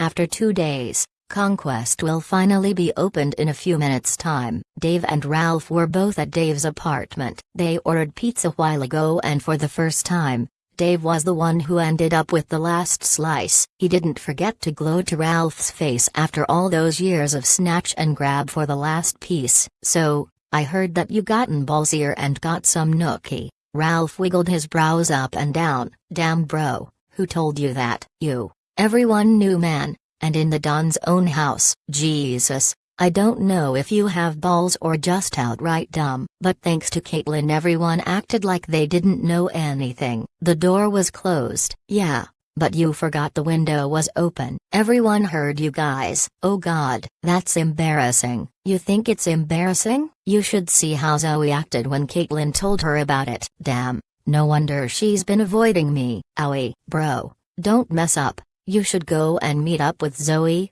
Act like nothing strange happened and make jokes about this. It's essential that you make her know that no matter what happened, that you'll still love her and keep her in mind all the time. Girls like to be kept in attention, even if she ignores you or avoid you. Make sure that you make her know that you still want her." "Hey, I do still want her. What does that has to do with anything? You've been out of the dating game for a long time that I thought that you forgot your role in a relationship. Anyway, ask her out tonight, not over text or a phone call. Show up at her doorsteps, take her out for a dinner, and for the love of God go and get laid again. Don't make the only time you had sex be awkward. Have more. Don't hesitate, and don't make it feel like it's unnatural." "Right, like how you do with Caitlin," Dave said in sarcasm. "Yes, exactly, we're humping like rabbits every day," Ralph replied smugly. "For real." Dave's eyes widened. "But she's the Don's daughter.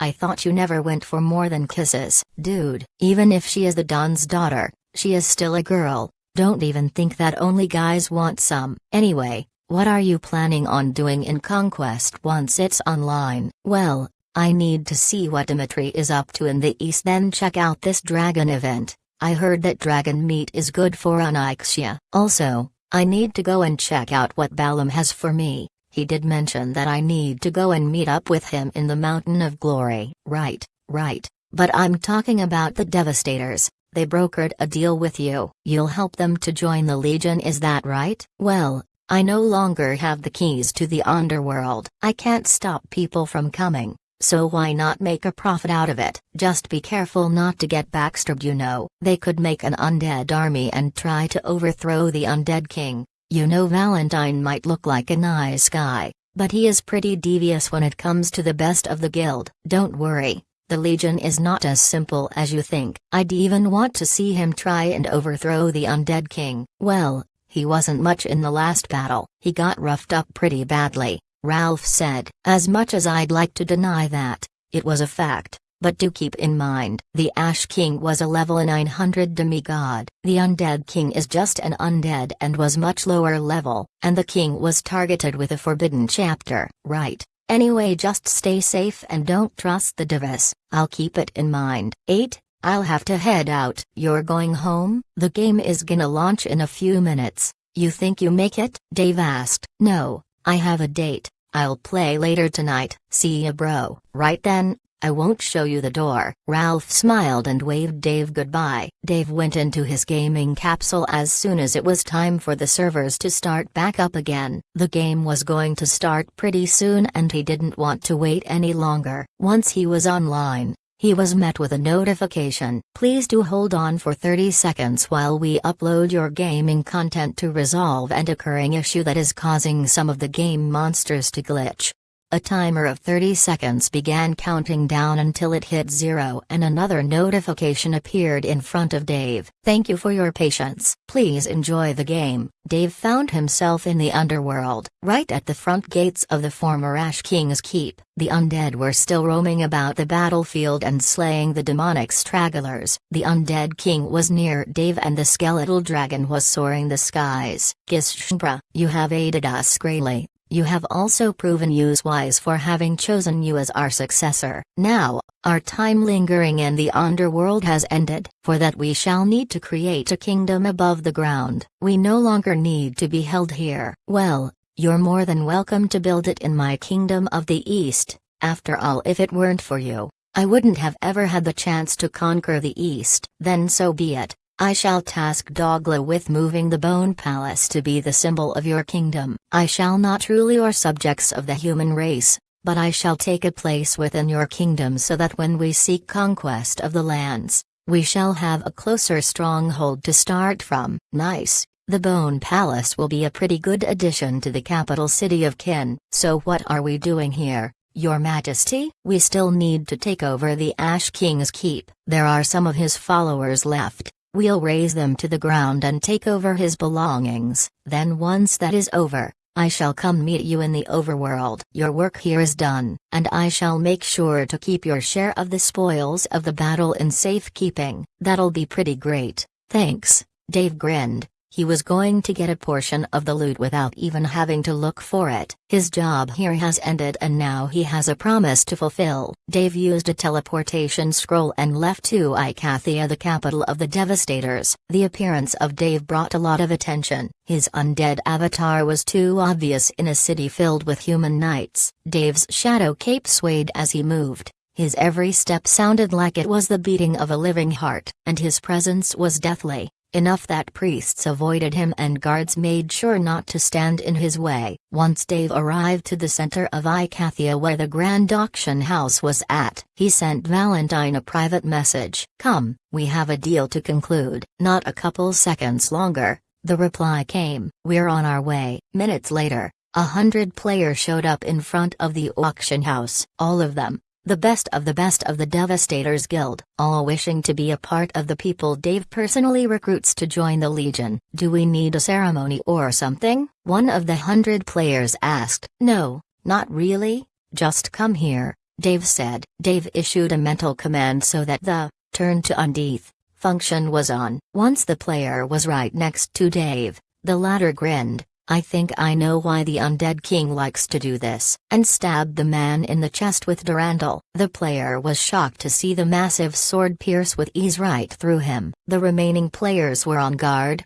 Was Skelly turning aggressive? But they didn't see any damage value, except, the stabbed player said, and soon his flesh rotted, turning from normal to a darker shade of dried rotten gray. His eyes vanished inside their sockets, and his flesh was squeezed dry as skin was stuck to bone. His glittering armor turned to broken shambles. It was still as powerful as it was before, but it had changed its visual effect. The Undead Legion had standard-looking armor, and even if a player were to use a differently shaped armor it will look similar to an undead. Now welcome to the Legion, Dave said and pulled out his sword. It says I can now teleport to the Dead Realm. Why don't I have the other gates unlocked? The player asked. Because your current currently a casual tier undead. You'll need to be at least elite level to access the undead frontier, Captain for the Burning Heights, Death Knight for the Pharaoh's Tomb, and Doom Knight for the Drow Kingdom. As for the Ash King's Keep, that's only reserved for Abyssal Knight class and a select few special undead that could get there. Oh, good to know then. Dave looked around and said, next. The players kept standing in front of Dave and getting stabbed until they were done and finished. In front of Dave stood 100 undead, all of the lowest tier possible. Listen up, there are a few things I'll have to tell you guys. In the Legion, if an undead captain orders you to do something, you do it. Even if you're level 400 and he is 50, he is your superior. Consider it like the army. Don't ever think that just because you're stronger, you'll get away with anything you do. There are always deeper seas and higher mountains. That's my only warning. Otherwise, enjoy the Legion and all of its advantages, Dave said and bade them farewell. He still needed to fulfill his agreement with the other players that lost their legacies, and he promised them to turn them to undead to have them compensated. Man, I still have lots of work to do, Dave sighed to himself and tore another teleportation scroll.